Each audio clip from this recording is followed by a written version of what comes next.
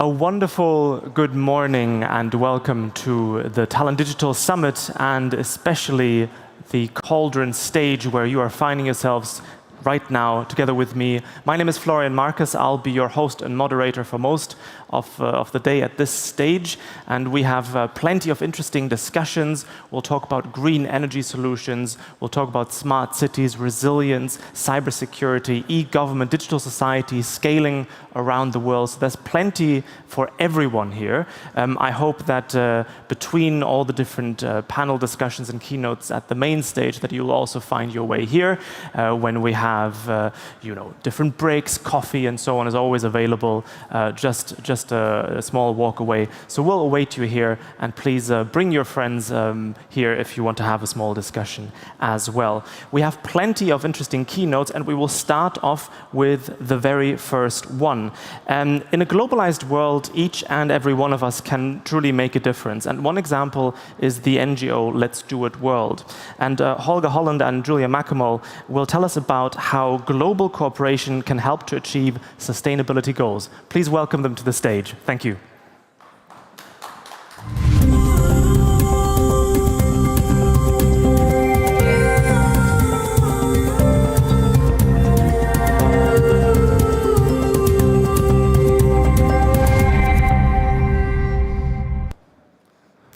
Hello, everyone. It's a pleasure to opening up this stage today. In 2015, is the presentation? It started. Oh, yeah, Presentation started. In 2015, the United Nations provided us with a universal call to action through 17 Sustainable Development Goals called SDGs. They serve as 17 interconnected pillars that uphold the architecture of a sustainable and prosperous future for all. We want to guide through a couple of them and interconnect them with Let's Do It World. Let's Do It World is the largest bottom-up civic movement in the world, connecting millions of people, and since its beginning, it's connected like 70 million people over the world in more than 190 countries. And with its latest project, the Digital Cleanup Day, it arrived at more than 190% average growth since its beginning in 2020. And because no one can really imagine what these figures mean, so 830,000 gigabyte unnecessary data deleted is about, if you compare it to emails, 11 billion average emails. And to go to the other figure, the 208 kilotons of CO2, this is something that you can hardly imagine as well. This is, if you compare it to the electricity of a household, it is 364 billion average households served in an hour. So these figures are quite big.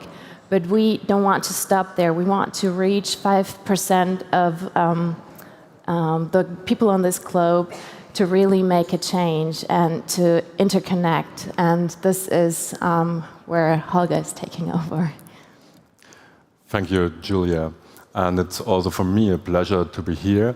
And as the Prime Minister in the morning speech mentioned, World Cleanup Day as the biggest worldwide movement. It's founded here in Tallinn, in Estonia, in 2008, and since then we reached this incredible approach and impact worldwide.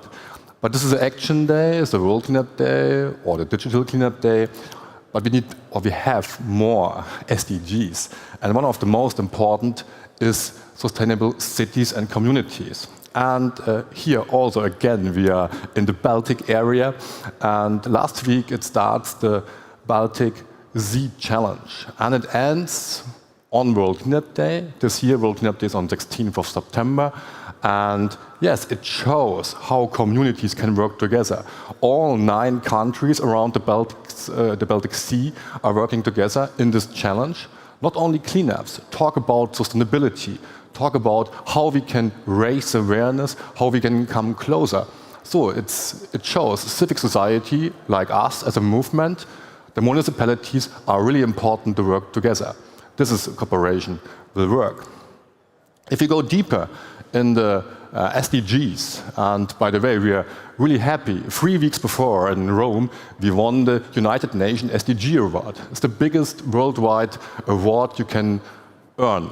And remember, the Let's Do It World and the World Cleanup Day was founded exactly here. It grows from Tallinn over Europe, worldwide. And the SDG number 12, responsible consumption and production. This is why we are also here, because we have to talk with the corporates. And what we are doing in that way is that we, like our partner Fujitsu, with 180,000 employees worldwide, we started a cooperation. We are going to educate employees together, and it shows also here that not the real World Cleanup Day, also the digital Cleanup Day. So we have 2 worlds, but they compare. And we work together with the corporates. And this shows, by the end of the day, the triple bottom line. And the triple bottom line is how we can work together between civic society, between corporates, and between municipalities. And together, it's possible to change. And we see it in our projects, in the educational projects, in the action days, that it is possible. And this is the SDG number 17, and it's really, by the end, the last. But the last is not, isn't the last, because it's one of the most important. Work together. And I hope also for the next hours here in Tallinn, we have the chance to come and touch and see how we can cooperate together. Julia? Yeah, so basically the last SDG was wrapping it all up. It is important that we will all work together on just saving our planet and living sustainably. We can only get there through collaboration and global collective action. So we want to ask you to join us on the 16th of September and join forces and take action and work on the United Global Sustainability Goals. And welcome. I hope to see you there. Thank you. Yes. And once more, on 16th of March in 2024, we can also work together on the Digital Cleanup Day, because this is exactly the same. And it's a much more technology or tech-orientated project. And I think we can figure out these days some good partnerships, how we can work together in our educational projects, in the Action Day, where we can work together. It would be a pleasure to come in touch with you. And now some good keynotes and also some good dialogues, meanwhile, of this great conference here in Tallinn. Thank you. Thank you.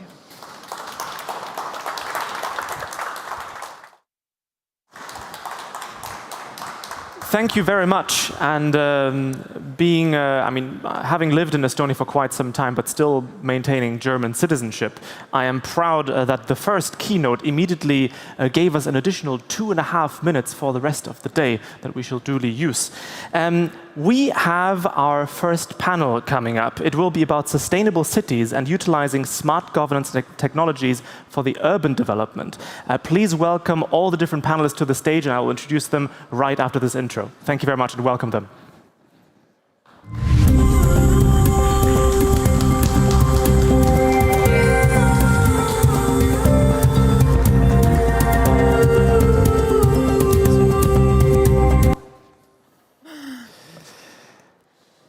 Please take a seat. Nice and comfy. To maybe do a quick introduction round, first of all, on your very left, on my very right, we've got Kristen Michal, who is the Minister of Climate and of the Republic of Estonia. We have Dr. Einari Kiser. Wait, that's slightly mixed up, that's fine, who is the head of partnerships and strategy at the Finesse Center for Smart Cities, which is part of Taltech, so Tallinn University of Technology, a research and development center to create smart, human-centric and resilient cities. We have Madle Lipus next to me, the deputy mayor of the city of Tallinn, which also received the European Green Capital Award of 2023 and wants to build a more sustainable, adaptable and inclusive Estonian capital. And lastly, second from the left to you, from your side, is Markus Häär, who is the CEO of Wolfscape, which is combining technology and academic research to create new city environments. For example, an industrial seaside area in Tallinn that is being turned into Estonia's first climate-neutral neighborhood. Thank you very much, ladies and gentlemen, for joining me on the stage. I'm trying to keep these panels as general questions, directions as possible, so I would like you all to answer the same questions. For the first round, perhaps we can go from left to right. From your various perspectives, how would you assess the current state of smart governance and technologies in urban development, and what exactly is your contribution from your different perspectives? Welcome, everybody.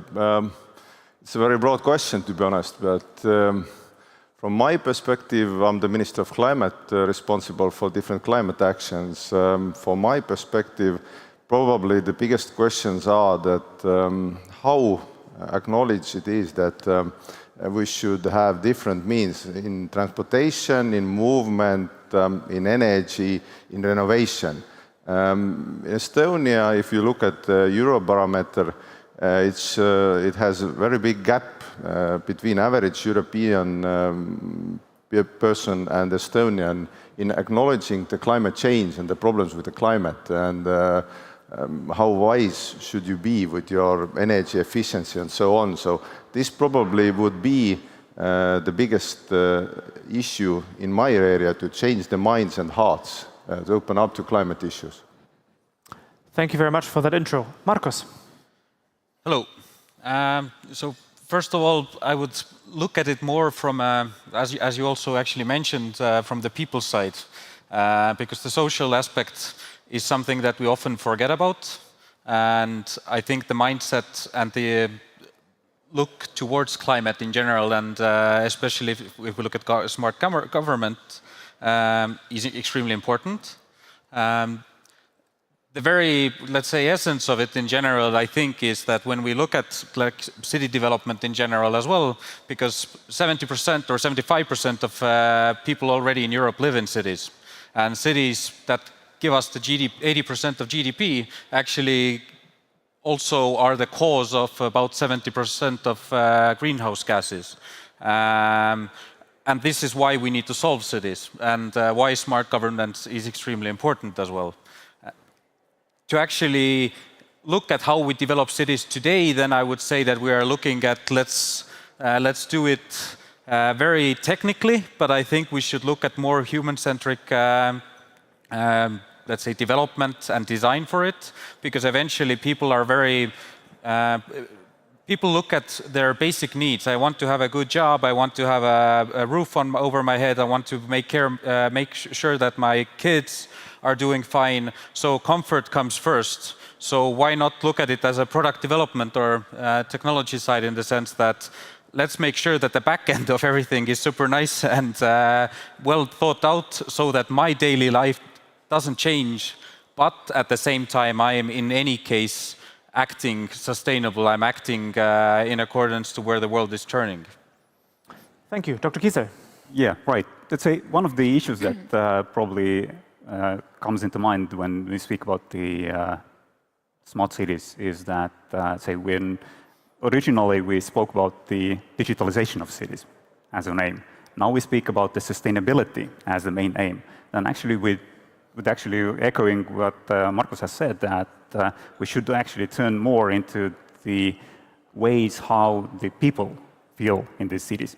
So the well-being of people should be in the core there, but the sustainability and the digitalization should support these aims in both sides.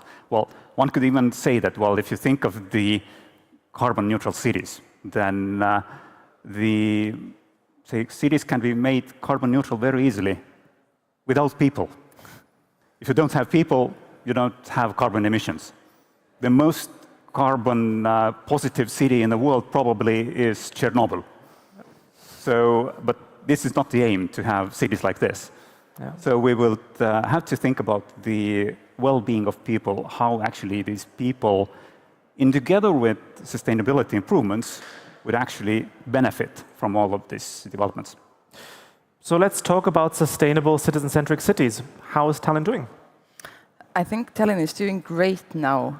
The basis of Tallinn planning policy, it's a 15-minute city. And it's not just numbers when we talk about 15-minute city, that everything has to be close when walking. But actually, I really agree with previous speakers that what's in the center there, or has to be, are the people living in the city. Because actually the goal is to provide a nice and convenient living space for the people. So in my opinion, the goal or the challenge and the answer, they both lie in better urban planning. Because the case in Tallinn, where the situation in Tallinn hasn't been so good, previously, because Tallinn has been planned really car-centric. And that is the problem from two sides, or that creates a really huge transportation emissions, and people have to travel really long distances. So our main goals are to deal with this car-centric city and turn it into a people-centered city, where everything you need daily are really close to people living there. But one issue we also have to tackle is the building quality, or like the housing development quality. Because what we see now is that much of Tallinn's CO2 emissions are coming from housing, and actually just the poor quality of housing, which we are now about to start to renovate. I think urban developments are such a fascinating topic for modernization because, as you just pointed out, there's plenty of legacy. There's good legacy. People love the old town. I think all the visitors here in this room today, they're glad that the young Estonian government back in 1918 did not decide to burn it to the ground and do something new. I'm very happy today. But then also we've got legacy like, if I'm thinking of Pirita Beach, which in most Western countries would probably have been turned into a seaside resort kind of thing. And the Soviet Union said, no, we're going to put a big motorway there. So there's different kinds of priorities for different kinds of systems of governance. And I'm so happy that we've got the national government, the local city government, academia, and the private sector represented. How do we feel about the job that we are doing in Tallinn, in Estonia, in the world, in getting all the different stakeholders together to the table? Is there one stakeholder that perhaps is criminally undervalued or underused, under-relied upon right now? I can see some fingers twitching from academia already. No, but just curious how you view that balance and where we should move to have a constructive conversation about our urban developments. Maybe we'll start from left to right again. Okay. First of all, I would say that even though I'm not in the same party with Madle, but we'll not talk about that right now. But she has fresh ideas, I must say. Not as the mayor of Tallinn, but this is my personal opinion, to be honest. Because everybody who's in Tallinn right now can see all the streets are dug up and nothing is happening. But the problem, if you look at let's say one city level, in Tallinn level, it's capital of Estonia, not too big, but it's a capital of Estonia. The issue is that it's not going any denser because you don't have any plannings in Tallinn. You have, to be honest, it had 8 detailed plannings passed last year. 8. We have 12 months per year. 8. So you can imagine how hard they are working or hardly working in the city government. That is still a debate, but this is not Madle's issue, but her colleague's issue, to be honest. And that causes another problem. We're talking about innovation, CO2 emissions, and so on. If we don't grow the cities denser and people cannot move there, use the transportation or go by bike or by foot and so on, then they will build all the houses around the city. And you will have this kind of belt you see around the Tallinn. Right now, everybody's moving there, and this is the density. You cannot use public transportation. You cannot build enough for this. So this is one simple problem you can solve with a different cooperation, even on the academics, on the entrepreneur side, with the city government. So this is one thing we must solve. I think we'll work ourselves from the national level to the local level, and then we'll go to private sector and academia. Your thoughts, Madle? Yeah, I have to partly agree with Kristen that that really we didn't pass or accept too many detailed plans last year, but it was exactly because we are like totally turning the way we are thinking about planning in Tallinn, and like unfortunately or fortunately it takes some time. And the reason for turning it is exactly, or the key is actually in cooperation, because previously the cooperation between different parties, not like political parties, but the stakeholders, it was quite scarce.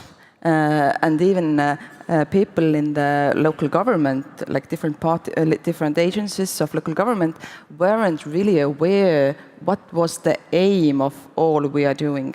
Now what we are really trying to build the new type of city government or the governance is that we first set the target, the aim, and I totally agree that we have to concentrate all this urban planning in the center or in the sub-centers in order to make the city more denser, to make the car usage less daily usage less necessary. But making this turn, it's just quite a big effort. But in my opinion, it's the only way we actually can make our cities and also Tallinn more sustainable. And of course, smart city solutions and data, it plays a really important role in it, just because till now we have had, or how planning typically works is that we have this architect's idea and we have big general plans.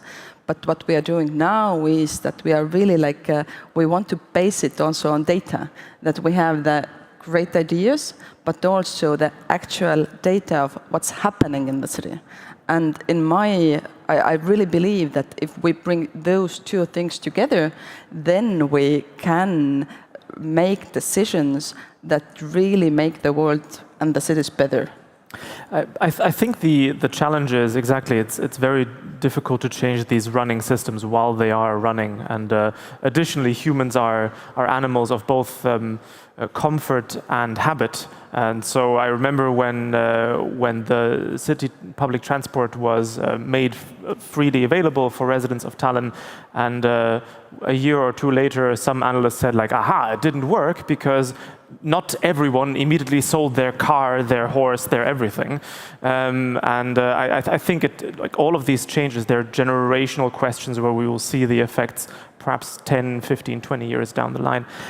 If we turn to the side of academia, do you feel like you are being sufficiently included in these discussions? If you are not, is this an Estonian question because Estonians are notoriously quiet and less chatty, or is this probably a global phenomenon that's just humans not interacting as often as they should? Well, if you expect that I would say that academia is left out from this discussion, then actually you're pretty wrong. Because awesome, actually, perfect. In our case, we see that our center is actually very much as a centerpiece for new innovations in cities. And actually, just a small pitch there that actually we have just launched our second round of pilot projects for the cities. And what we do there is that we gather the challenges they have and then put the researchers, scientists to work on these. And usually it takes a year and one to get them through in order to come up with the very new solutions to the cities that can be used. Of course, we identify oftentimes also some, say, regulatory hurdles or the data privacy issues, for example. But anyhow, this kind of new solutions actually put academia into a very good position. Of course, the financing in this case is coming mainly from European Regional Development Fund and the Ministry of Education and Research. And with this financing, we actually can engage also cities in the process. And this is something that makes it a bit different. Usually when cities would like to get some new ideas, new innovations, they have to make a tender and get it done. But we turn it vice versa. We have the financing ready for the cities as well. Sort of proactively pushing these things. To be part of it. And then the companies would be open to come and take also these solutions to the markets. So this is kind of collaboration that actually can provide a very good framework for the say, new developments and support also engagement of academia. Awesome. Markus, can you obviously share your opinion on this topic and also perhaps tell us a bit more about the project that I mentioned in the introduction about the carbon neutral neighborhood? Yes. So I will start from the slightly higher picture. I think the difficult part in Estonia also is that because most land is privately owned. In a lot of countries in Europe, the developable land is owned by municipalities. So it's, I guess, slightly easier to plan it. So I think that's why in Estonia, the collaboration between academia, municipalities and private companies and the citizens is extremely important to actually move this big ship to the right direction again. So what we started doing for this is that we took the academia, we took the government, so the enterprise Estonia, together we have invested around 1 million euros today to build the digital twin. And this digital twin is used to see how each square meter affects the square meter next to it. To understand not only, let's take one building and look at the life cycle analysis of it, but we started looking at how winds affect it, how sun cycles affect it, how people movements affect it, how the environment around it is being affected when you actually change brownfield into a 45-hectare new cityscape. And this is not to only look at the, let's say, this one point where you change it, the area around it, but also how it affects the whole city, because polycentric cities is something that helps cities become more carbon neutral, that make different parts of the city more accessible for everybody. So this means that when you look at it from a holistic view, then you can actually address all the sustainability issues, which is environmental, which is economic, and which is social, because they all affect each other.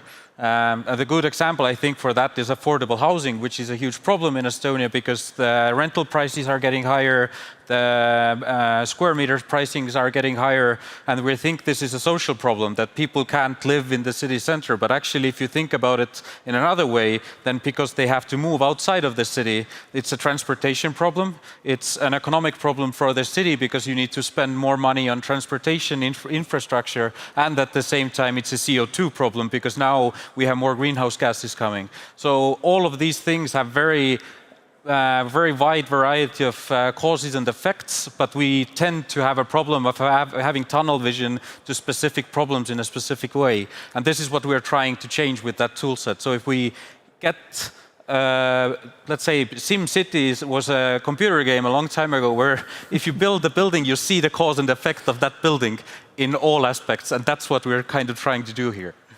That sounds good. On your previous point, a wise colleague of mine once said that there are no solutions, only trade-offs. And I think this is also true in the planning of urban development, because exactly as you said, if you have them in the city, that's one kind of problem. If you have them outside of the city, I'm living 10 kilometers outside of the city, it's a very different problem, but you know, it's all trade-offs. So certainly something to be considered. If we can perhaps go from the national level down to the local and to the academic and private sector side.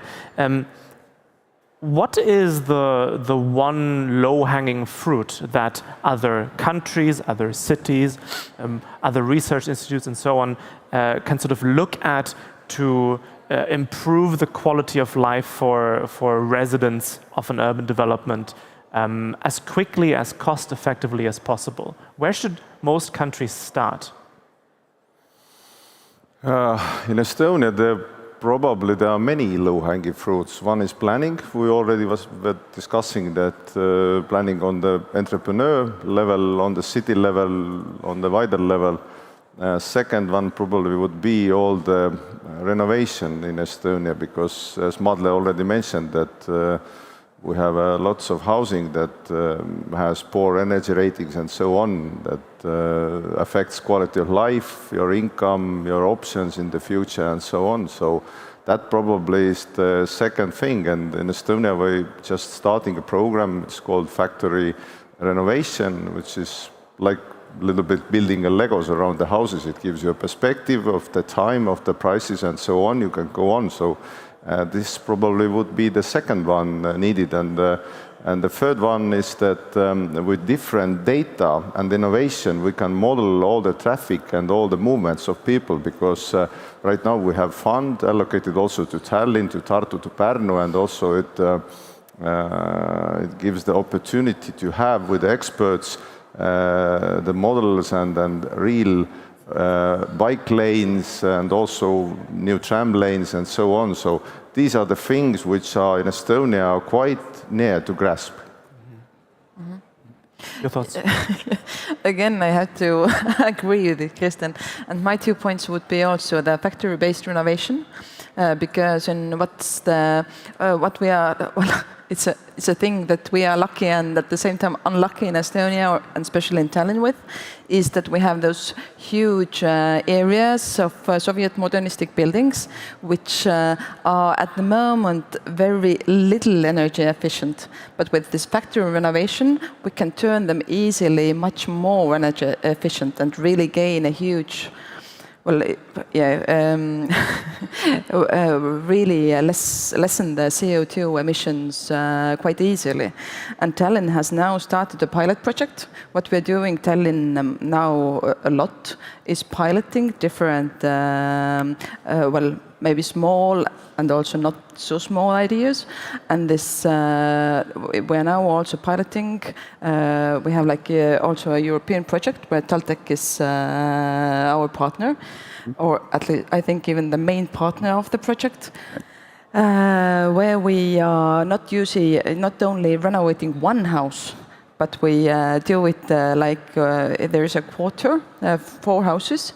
And what is really important with this factory-based renovation or renovation in general is that we take into account also the social aspect.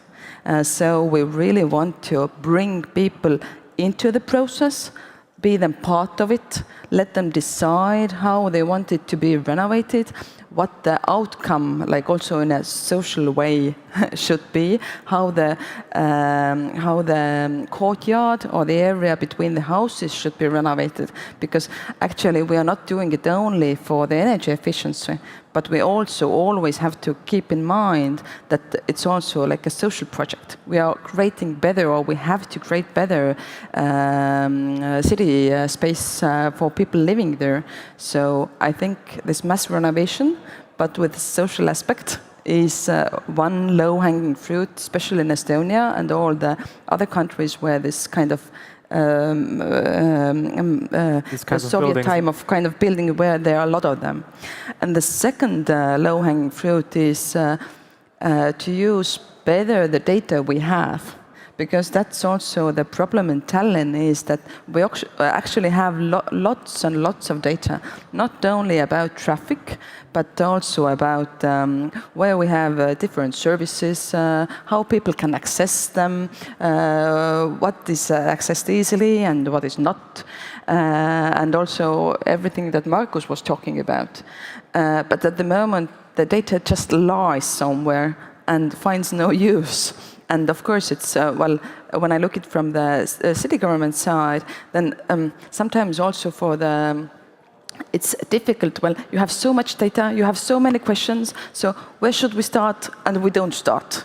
But what we are doing now is that we are focusing on small pilots, simple topics, but we do it in a way so later on we can just layer up and have a more complicated model in the end. Because, for example, now we are focusing on kindergartens, on schools, how people access them, whether we need more schools, and I think it's a really, really nice pilot that we can build up to be a really inclusive and larger database city planning project. I think on your first point, the structural approach is really important because you mentioned the sort of post-Soviet sphere, all these buildings, the Khrushchevkas and so on, that have been built not just in Estonia, but the Baltic states, Poland, down to Central Asia, which is an industry that you can effectively expand because they're very similar buildings in type and style. And if different countries strive for these kinds of energy efficiencies and so on, it's an open market to capture. From the academic side, how do you see these developments? Yeah, well, actually, to go beyond these points that actually Madle and Kristen have already put forward, let's say, yes, the energy efficiency of buildings is a key question actually for, say, moving towards sustainable cities. But even if you do such kind of projects, you will encounter unbelievable issues. Let's say, if we speak about the data, for example, that would be available about the buildings, well, if you look at the quality of this data that is available in public databases, then actually this is below any kind of limits, because say it's outdated, it's faulty, it's wrong, so it's missing. Let's say you cannot actually rely quite a lot on this data there. The other thing that I would like where does the problem lie there? Is it data collection? Usually this information about the buildings should be provided by the house owner to the municipalities who enter then the information there. But if the house owner doesn't provide the information, or if usually it's oftentimes also the question that the municipality asks for full set of information about the building, and this kind of information can only be delivered, for example, in 5 years or 3 years, 5 years' time. So there is a lag, basically, in this information that is available. The other question that I would like to highlight is that, well, yes, there are quite nice solutions that we can use in cities like Tallinn or Tartu, but we have also smaller cities. And Tallinn and Tartu are small enough already on the global scale. But even smaller. Well, so the issue there is that they are not capable of doing all of that we can do in Tallinn and Tartu. And we have to raise somehow the capabilities of these cities as well, and to address their issues in the same level as we do it in bigger cities. To quickly pick up on this from another angle, our team that I work with has done an analysis for the Estonian Association of Municipalities and so on, and the IT, the tech stack that all the different municipalities have at their disposal is extremely fragmented at crazy different levels of readiness, of capacity, and capability. So perhaps a more unified approach there might be useful as well. And there is one positive side there. Usually in the smaller cities, it's much easier to do things. It's a test bed, absolutely, yes. And if everybody knows the mayor because the quote-unquote city has a population of 5,000, then it's a bit more straightforward.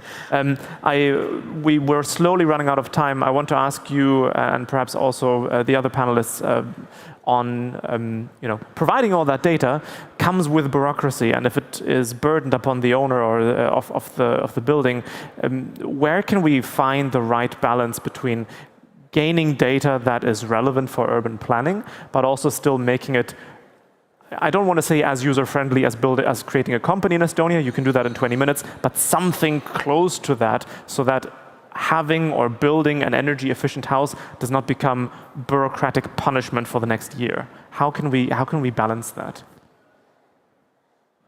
Yeah, this is a very important question because we have lots of questions like that.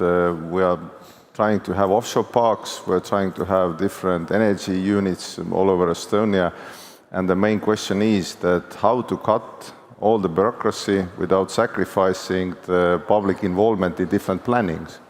And also the housing has the same question, but as already mentioned, we have the data available. We have also different sets of programs that can be used with the data we already know, because you mentioned Hrushchevkas. These are in Tartu, they are called already smartovkas because they are very smart buildings and so on. But this factory-based renovation is among one thing that you don't need too much data, because it's like unified to all the housing which has the poorest energy ratings and efficiency ratings. So this is the lowest hanging fruit you can grasp right away.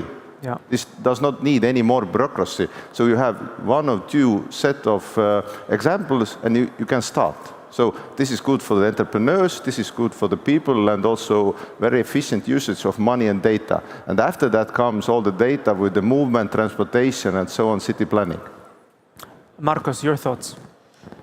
Well, there are, I guess, two things. First of all is when we use data, then it's very important to realize that we shouldn't only look at the past data for future scenarios, because we're trying to change the mindset and the way we work. So getting to future results with past data sometimes can actually also be breaking the advances in general.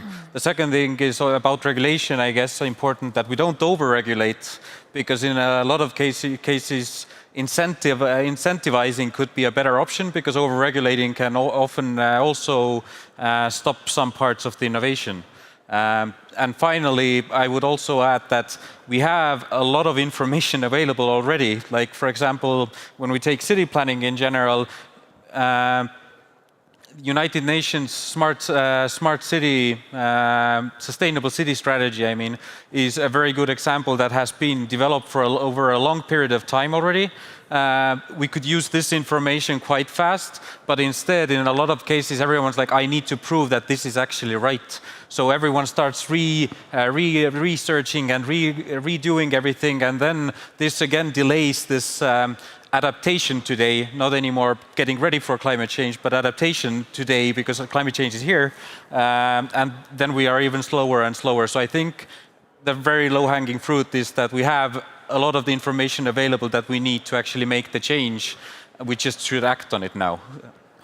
In 30 seconds each, Einari and Madle. Right. Well, I think the key there is that we have to review the whole legislation as well, that how actually this building renovation should be done. And I'm very glad that the ministry has put forward some actions on that. But the question there is not only about the Estonian regulation, it's also about the European Union regulations. And this is something that the ministry has to put forward in the EU level as well. Yes, I now come to, as a deputy mayor, I now come to a really local level.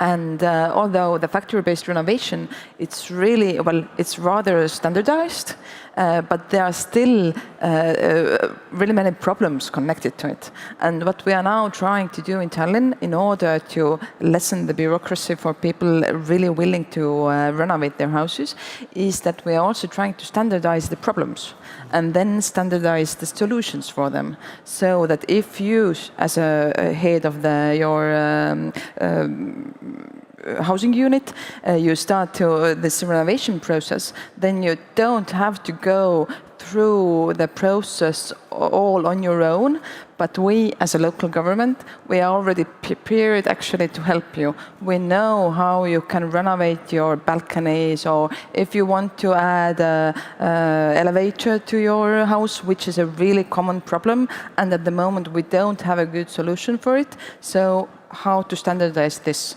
So that's, well, I think that's our good and really necessary solution for this problem. We're all standard humans. We all have standard problems in housing and elsewhere. Thank you so much. Please join me in thanking our panelists for this very interesting discussion. Thank you very much. Thank you. Thank you.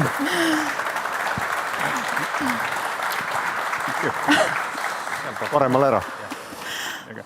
Thank you so much for this. God, I think tomorrow when the summit is over, I will start installing SimCity and think about what every single city in the world will need. We are slowly but surely heading over to our next panel. I will be moderating 8 today, so there's plenty of different topics that you get to enjoy together with me. We will be talking about clean technologies and driving the transition to a green economy. We will have Siim Täkker, Tarvo Õng, Robin Saluoks, and Kari Ristkok, all of them very Estonian names. Please welcome them all to the stage so that we can have a lovely panel discussion about green economy and the transition there. Thank you very much. Let's welcome them.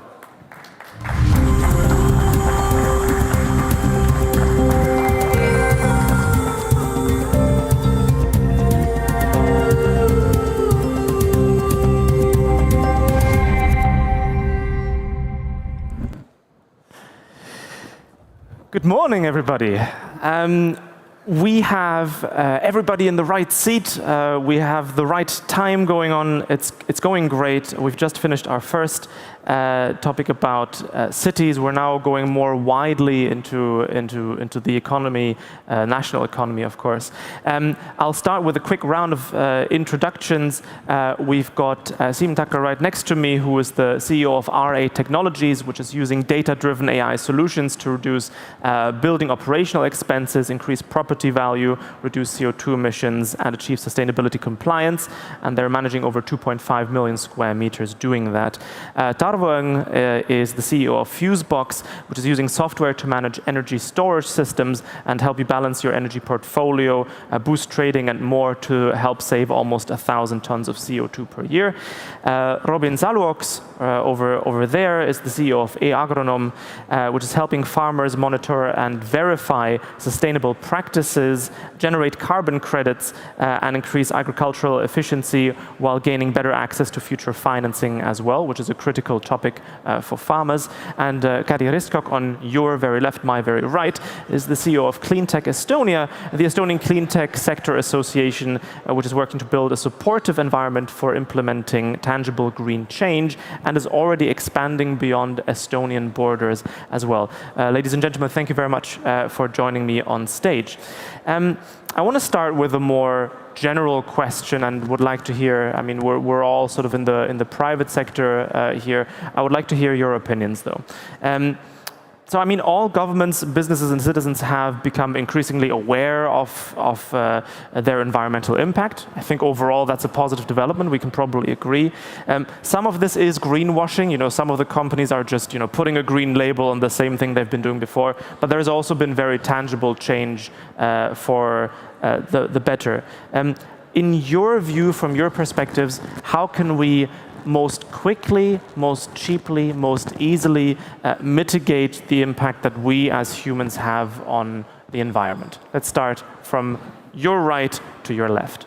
Siim. Yeah, hello everybody, nice to be here. So, I look at from that side that real estate actually accounts for 40% of carbon CO2 or CO2 emissions globally. So there's a lot that needs to be made in that sector in order to achieve the Paris climate deal and goals, and also drive towards carbon neutrality.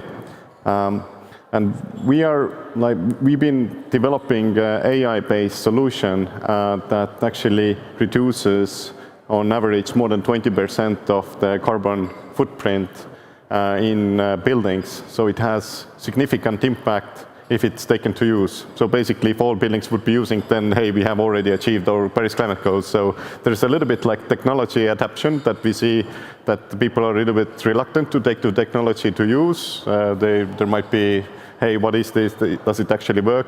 But it is an already proven solution, so it's more like let's take actually the technology use and let's achieve these climate goals. I'm going to jump in on that immediately, and I would like to combine these two questions for everyone else on stage as well. You mentioned it so nicely, very nice segue for me. People's reactions, the culture towards these green developments. You are mostly working in, let's say, traditional industries. What is the reaction to the kind of things that you're providing?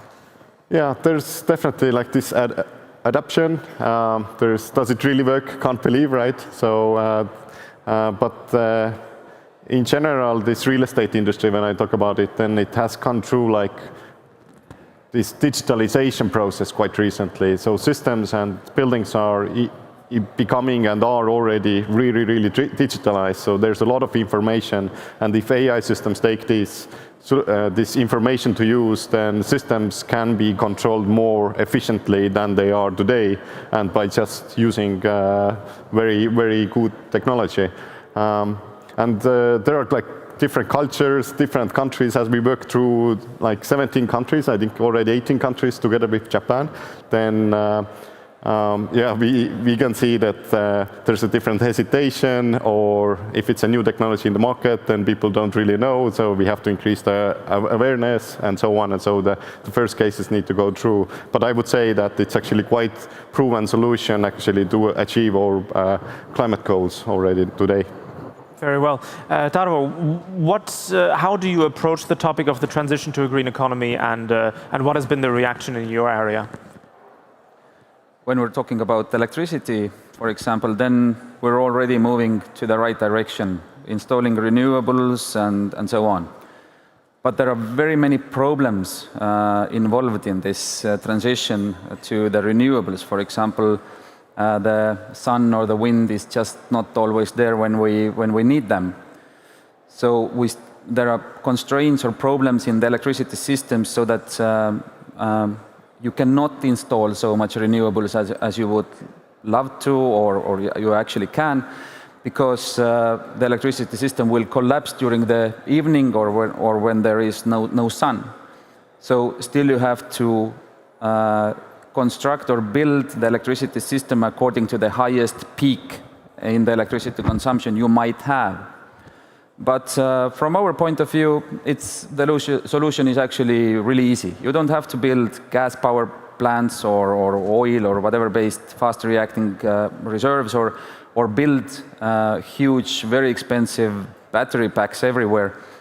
Actually, we have the solution that everybody consumes electricity at home. Is it fridge? Is it a heat pump or whatever? When we're talking about buildings or industrial sites, there is everywhere some kind of flexibility in your electricity consumption.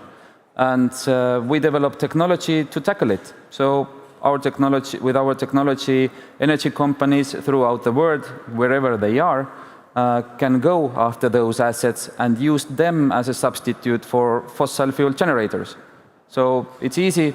We just need to look around us, and for example, if you're buying a heat pump, then you must ask, is it smart grid ready? Is it flexible? Can we use it not only for heating my water or house, but also can this device participate in the electricity system, bringing me in money and savings as well? So we have to keep in mind that there must be a business or benefits for the consumers as well to participate and take this risk.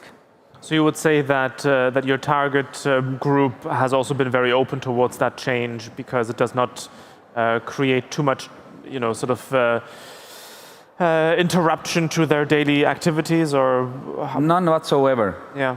The person or the company who has this flexibility in their electricity consumption cannot feel or understand in any ways that they are participating. Their life must go on. People are lazy and too comfortable to bear any kind of discomfort, I would say.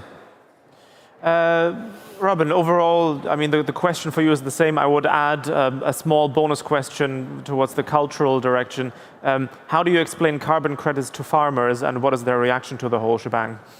Yeah, well, I would start from this, that in general, I think European Union ETS system is working quite well. Can you tell everybody in the audience what that is exactly? So EU ETS system, it's an emission trading system that big polluters have to pay quotas if they're emitting, and there is limited amount of quotas, emission licenses basically, and you reduce them every year until you reach to zero. So, and then market can play it out in which, like for one company it's more efficient to reduce emissions, for another company it's more, today still more efficient to buy those quotas, but this obviously has to expand to more sectors. Today it's only the big emitters. It's going to transportation sector in 2027 or 8, and eventually, hopefully, to all other sectors as well. Now, more specifically about farming, profitable business model should be around promoting those sustainable practices. Farming will be carbon neutral. There's no question about that. The practices make sense for farmers anyways, but there has to be a profitable business model around promoting these practices. Well, it has to be as profitable as selling more fertilizers or chemicals and so on. But, and for this, we need three main things. Well, one is new know-how to farmers, so they need new knowledge. Second is some financial incentives. This is something that they are already there. So we are working with well, food companies who are incentivizing farmers in their value chain to lower their emissions. We are working with some banks and airlines who want to offset their emissions and are ready to pay farmers to store carbon in the soil.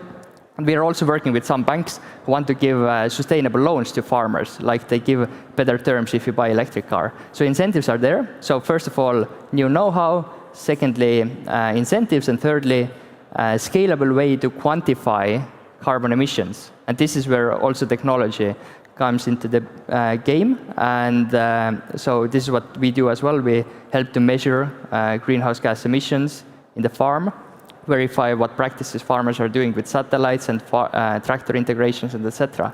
Now, coming back to your question about how do we bring this message to farmers, it's quite easy actually. We are not talking about carbon credits that much. We are talking about improving their soils. And improving soils in farm is a profitable thing anyways. So I'm coming from the farming family. Way before the carbon kind of industry, way before e-agronom got into carbon business, we had positive humus balance and carbon neutral farm because we thought in the long run it's good for our farm anyways. Just there is not that much, historically there hasn't been that much promotion around these practices, cover cropping, reducing cultivations, crop rotations and so on.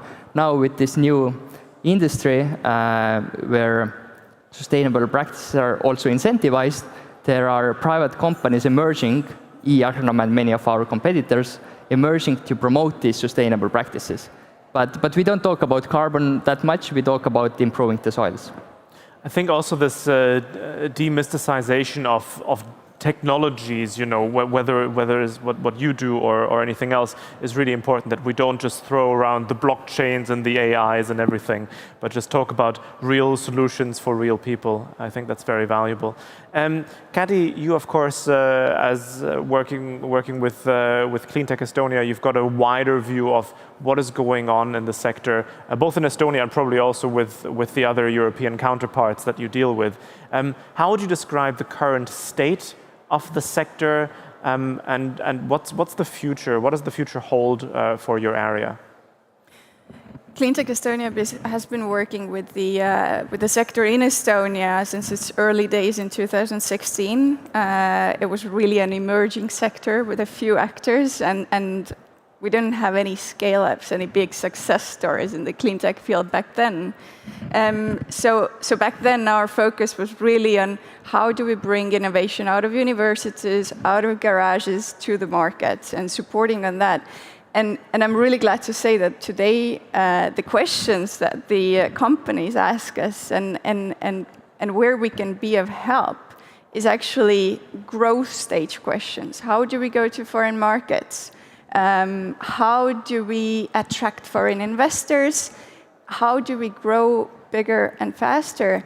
And in that, to come to the main topic of today, the digital, it's also very central actually, and I'm glad to see that digital is really empowering that sector. But maybe to come back to what my previous speakers said, I think what's very important in the green transition is the collaboration. It's the synergy that we can create between the innovators who bring the solutions and the bigger actors, the historical sectors that need to start using those innovations. And once we get that symbiosis going, the investors are definitely coming behind that, because that creates the security of sustainable growth for this sector. And I would say that to bring together bigger actors with the new innovators, it's very important. And in the EU, we're especially strong in that.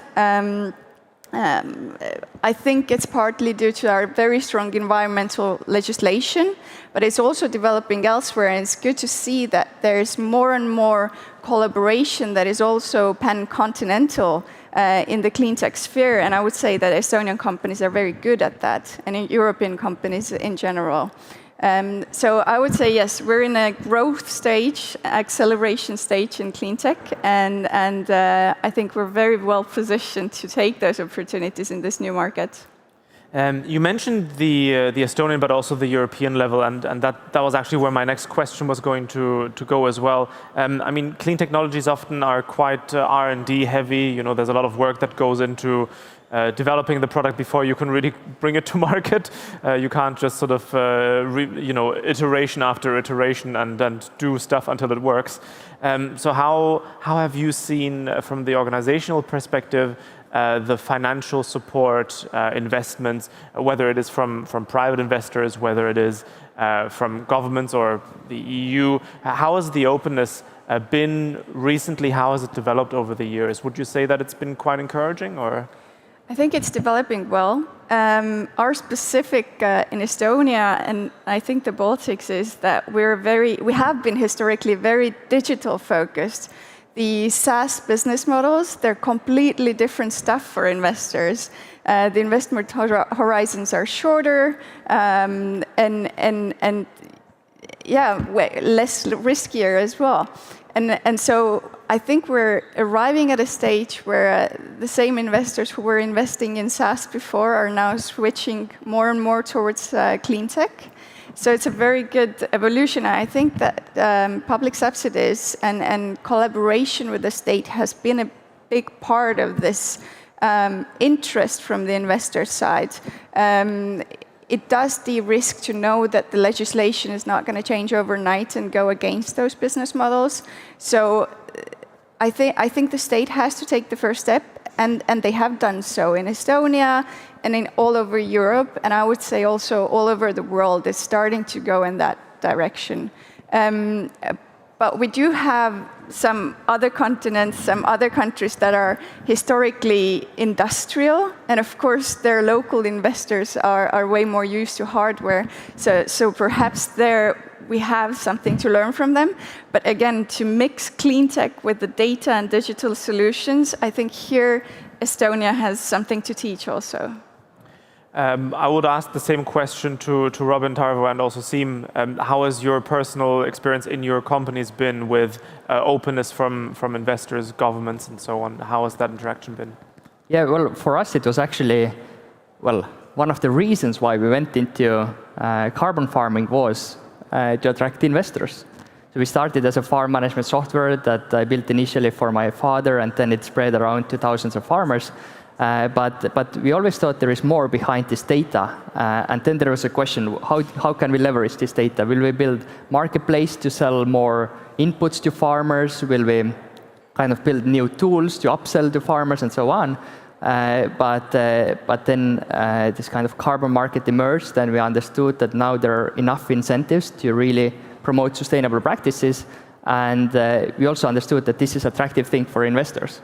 Now, if we speak with VCs right now, then around 50% don't understand at all about the carbon market, and to them we send some information to read about it and so on. But the other half, they are really interested in understanding this. I think now we're already in this stage that they also understand some of the challenges that come on board with this and so on. But still, it's well, I think even though in general the VC investments have been declining, in the climate sector it has been increasing. So that shows as well that the trend is well, beneficial actually to startups. I would say it's a statement of intent towards the green economy development. So that's good to hear. Tarvo. I would say that there are huge problems in energy. There are very many people looking for solutions, but there are only few companies who can provide solutions.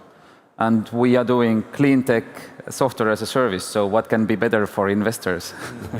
Yeah. So it's an easy fit, you would say. Yeah, we had to do an investment round last year, and we really had sorry. Full after one day. Pretty much, we had the possibility to really handpick the investors that we wanted to have in our cap table, leaving out those who had money only, let's say, and going on with those guys with whom we can grow and who can contribute and give our team new thoughts, new understanding, and so on. Awesome. That's really good to hear, actually. Siim. Yeah, I would also echo that this clean tech sector is definitely like a sector that the investors are looking into right now, even though it's like low season in general related to venture capital.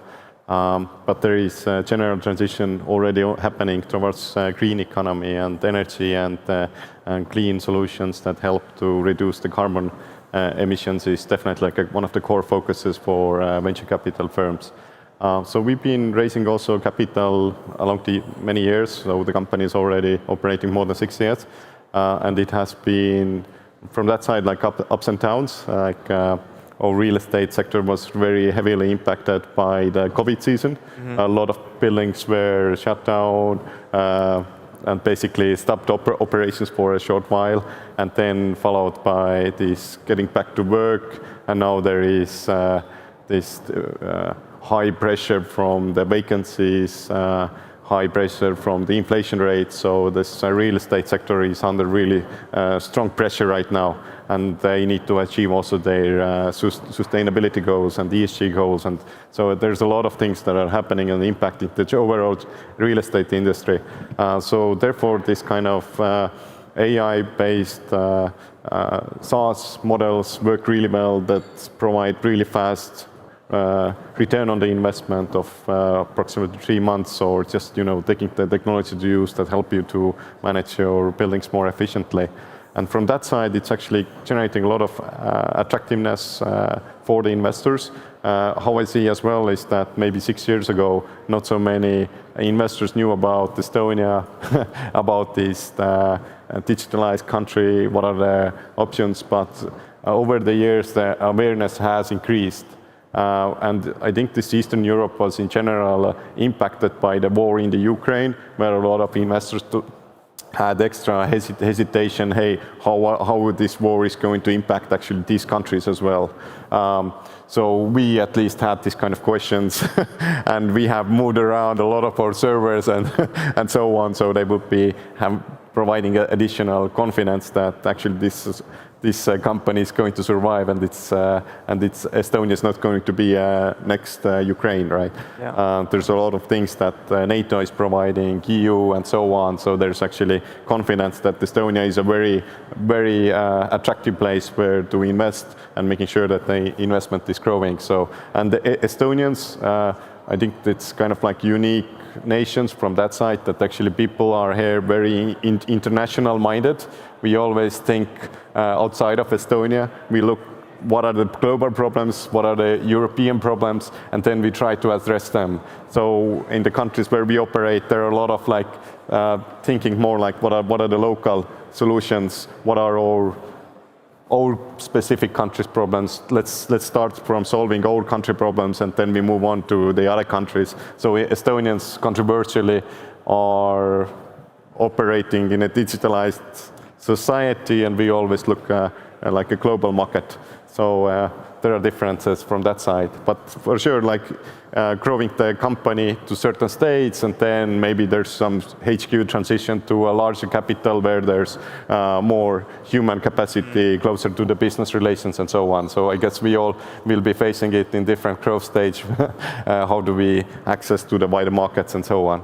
But it's funny you mentioned one of the. I guess every country has its own luxuries in that way. You know, if I think about a country like Germany or India that just has such a huge industrial base that they can say, you know what, screw it, let's build cars. You know, we have 100,000 people that we can just throw at this problem until it works in one way or another. In Estonia, of course, you know, people know each other more closely because it's a bit of a village with 1.3 million people, and I guess the luxury is that whatever solution you're thinking about, Estonia cannot be your only market. It just can't be, you know. So you're forced to look at other countries immediately. And this brings me to my last question, where I would like to give you each 1 minute to sort of think and answer that point. If you could. It all sounds pretty rosy overall. Like it seems like a good time for green tech in general. What's the main hurdle that you do face, and how would you ideally want to have it solved? You're looking at me. With you. Yeah. So I wish for people taking technology to use faster, and I don't know exactly how to do it. There should be some incentivized, some regulations that support it. But yeah, I wish people would be more technology-minded. A first mover incentive policy. Yes. All right. Yes, because we have to meet our sustainability goals in order to meet climate warming of 1.5 degrees, right? And we have to work towards it today. We have to take decisions now. We have to make things happen, and technology is one of the things that can help. And it's the fastest thing that can be implemented that provides really fast already results. Well, we just had the Minister of Climate on the stage, so just talk to him about your proposal, and maybe we're going to make it a law very soon. Tarvo?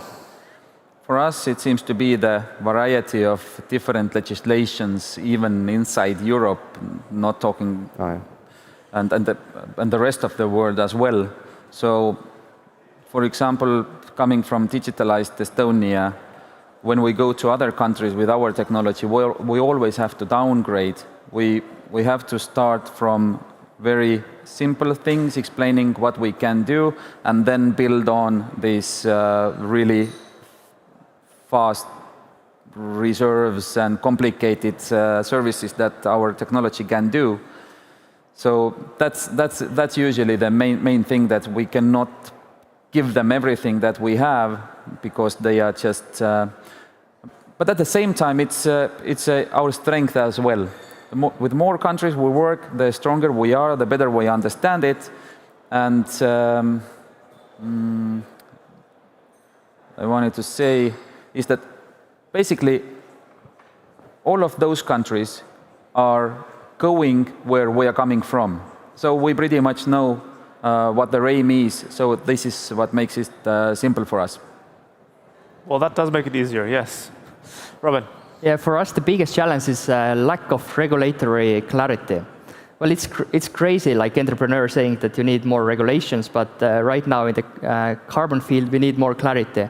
Let's say there are two companies, both are doing carbon credits. They might be doing extremely different things, and both say that these are carbon credits. But today there's no standard or clarity yet on the definitions. How is that possible?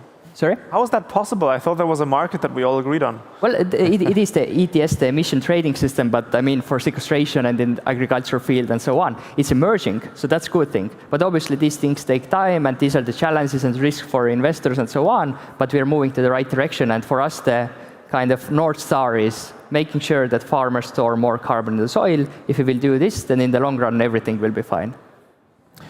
Some famous last words, Kadi. Well, it's clear that the key word here is regulation and public-private partnership here. I know that regulation is supposed to move slowly to create stability in our societies. But our strength in the clean tech sector is to be agile, to move fast, and to propose new solutions. So we have to find new ways to work together between the public sector and the private sector in order to create the market for the emerging clean tech as soon as possible, to make sure that they're allowed on the market in the first place, because it's true that oftentimes the regulation or the measurements or whatever is needed to come to market does not exist, so we need it fast. We don't want to have innovation in clean tech sphere staying in the laboratories because we're not allowed them on the market. So yes, I think it would be good to conclude by saying that we need to increase collaboration between bigger companies who should be adopting and deploying clean tech, the clean tech innovators themselves, of course, the investors and the public sector.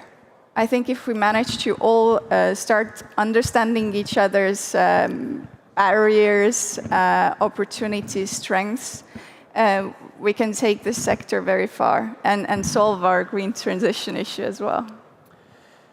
That was a lovely wish list, very easy to implement. We'll get right on it after this panel discussion. Ladies and gentlemen, dear audience, please join me in thanking our panelists for this lovely discussion. Thank you very much. Thank you. Thank you.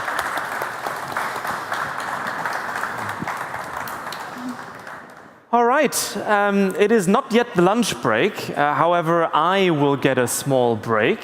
You don't. Of course, you can go away, but you can also stay with us. But the next panel will not be moderated by me, but a good colleague of mine. In the next panel, public and private sector leaders will discuss the EU's Global Gateway. Please welcome to the stage the head of division at the European External Action Service and your moderator for the panel, who will also invite to the stage the panelists, Mr. David Ringrose. Welcome to the stage.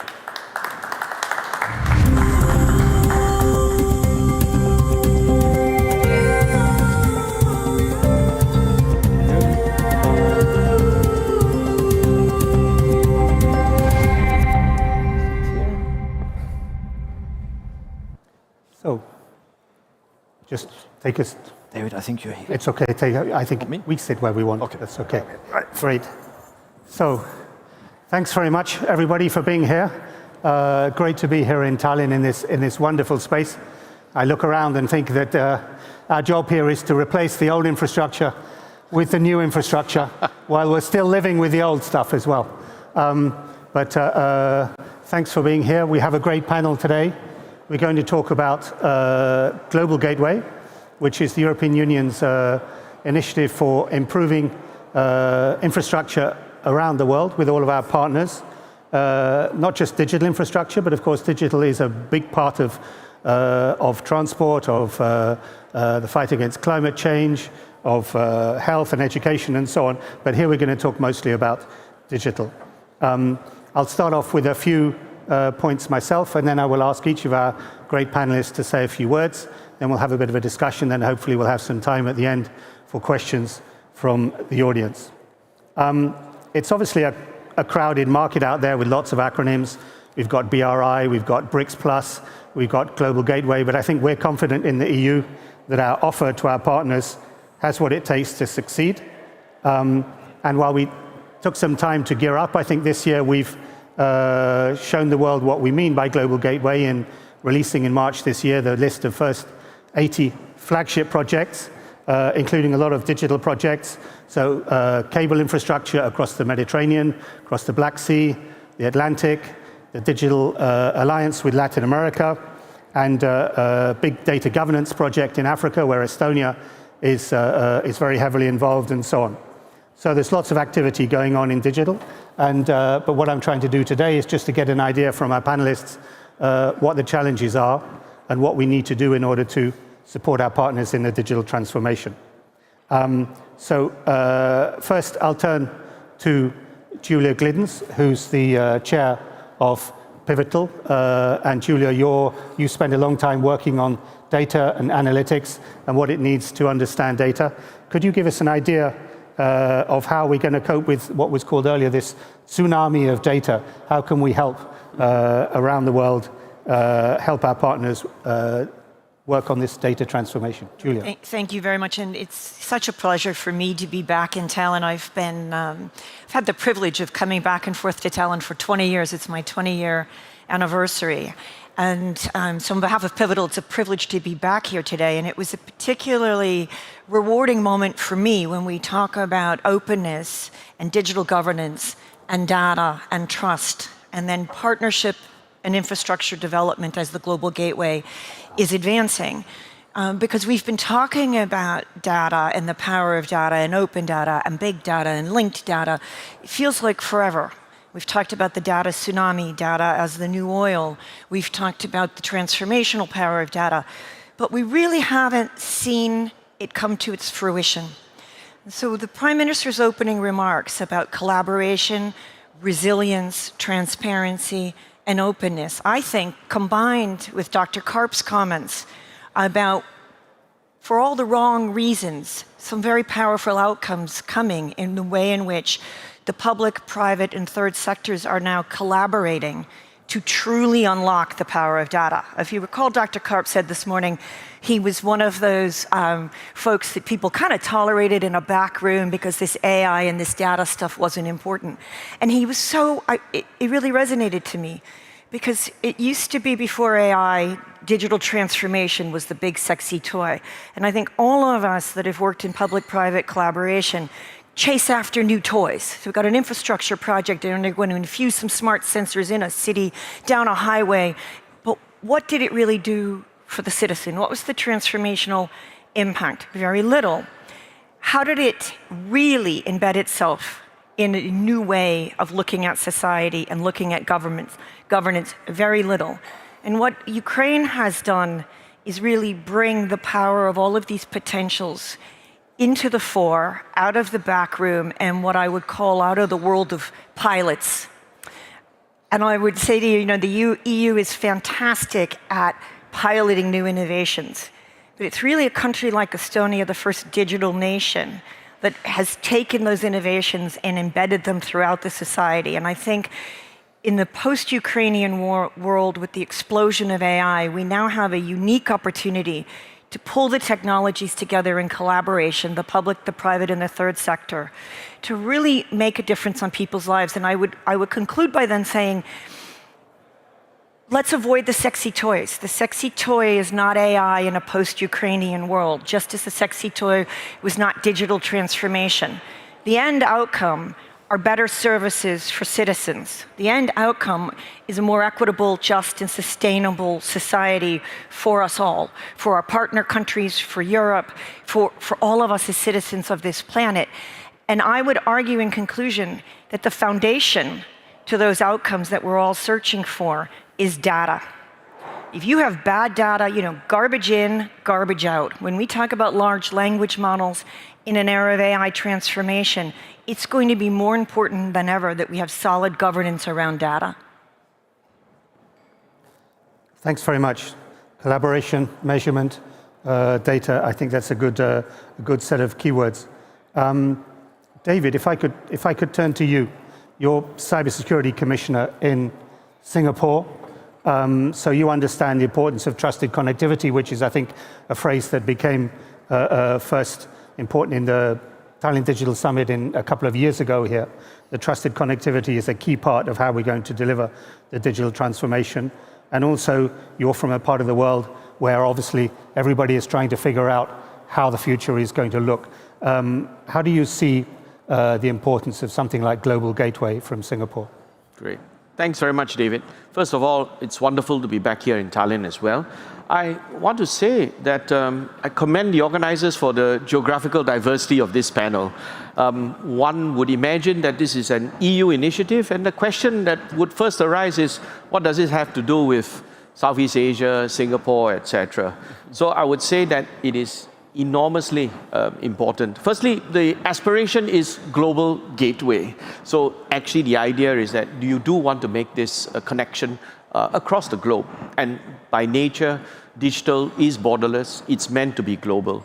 I would say that the global gateway is important to a small country like Singapore and Estonia and Cape Verde for several reasons. Firstly, it allows us to connect across diverse regions, allows us to engage one another. For a small country that's open like Singapore, it allows us to expand our digital economy, markets, gives us access to new technologies, ideas, and it's through engagement with international partners from diverse regions with different viewpoints that we can actually benefit, engender cooperation, etc. Second, I would say that it raises the overall level of digital awareness and hygiene, promotes resilience, and it helps to bridge the digital divide, both within countries and across countries. Geographically distant locations can potentially benefit from sharing ideas, and we also need to understand that the way that the digital world is built, things that happen in one geography can actually have unintended consequences in another place. So it is important for us to understand the connections and the potential knock-on effects that we have. Third, and I think most important, is that initiatives such as this can actually push towards greater global interoperability for our infrastructure and systems. And I think this is essential. The whole idea of having internet, connectivity, etc., is to reap the benefits of the digital transformation. And in order for us to do this, we need to have systems which are interoperable. We can't afford to have splinter nets, we can't afford to have enclaves, etc. So initiatives like this allow us to achieve interoperability, which I think makes for a better world, better for our citizens, better for our societies. In Singapore, we strongly support initiatives like the Global Gateway. We're currently working with the EU on multiple initiatives. One of them is the EU-Singapore Digital Partnership, which hopes to shape digital rules and standards, etc. I want to come back to one of the points that was made, and that was that the foundation the objective of the exercise is to provide better services for our citizens. And the foundation of this is data. I think I would add another element of it. We need to have a way to have secure and safe exchanges of data. It's no use for us keeping our own data. Actually, implied in having the data that is good data is that we can exchange it. And in order to do this, we need to have safe and secure methods of exchange. And I think that's where my interest comes in. We need to have trusted connectivity. Thank you. Thanks very much. I think I couldn't agree more, and thanks for the shout out for the digital partnership with Singapore, which I think is an extremely important part of our work in the Indo-Pacific in the past couple of years. Maybe we can come back to that later. David mentioned the importance of Global Gateway for smaller countries, but you're from a huge country that we learned this morning is the size of Texas, Pedro. It's just that 90% of the territory is water. But that I think your Prime Minister underlined the importance of digital as an accelerator of reform across all sectors of the economy and society, and also, as we can see in Estonia, a multiplier of influence as well. Could you say a few words about how you would see in Cape Verde the importance of digital transformation and anything more that you need from your partners? Thank you so much. First of all, let me say that it's an opportunity, a great opportunity for us to be here today.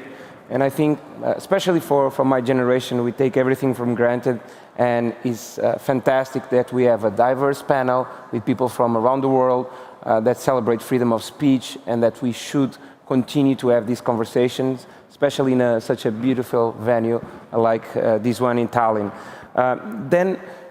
Regarding Global Gateway, Cabo Verde is eligible for projects of Global Gateway. We recently invested as well in a state-of-art sea submarine cable, Link, that will connect South America and Europe, and the sea submarine cables that will pass through Cabo Verde. So we are a small island state in West Africa, a very small country, but with big goals. We believe that size doesn't matter anymore. We believe that our geographical position, because to understand the history of Cabo Verde, we have to follow the route of enslaved people.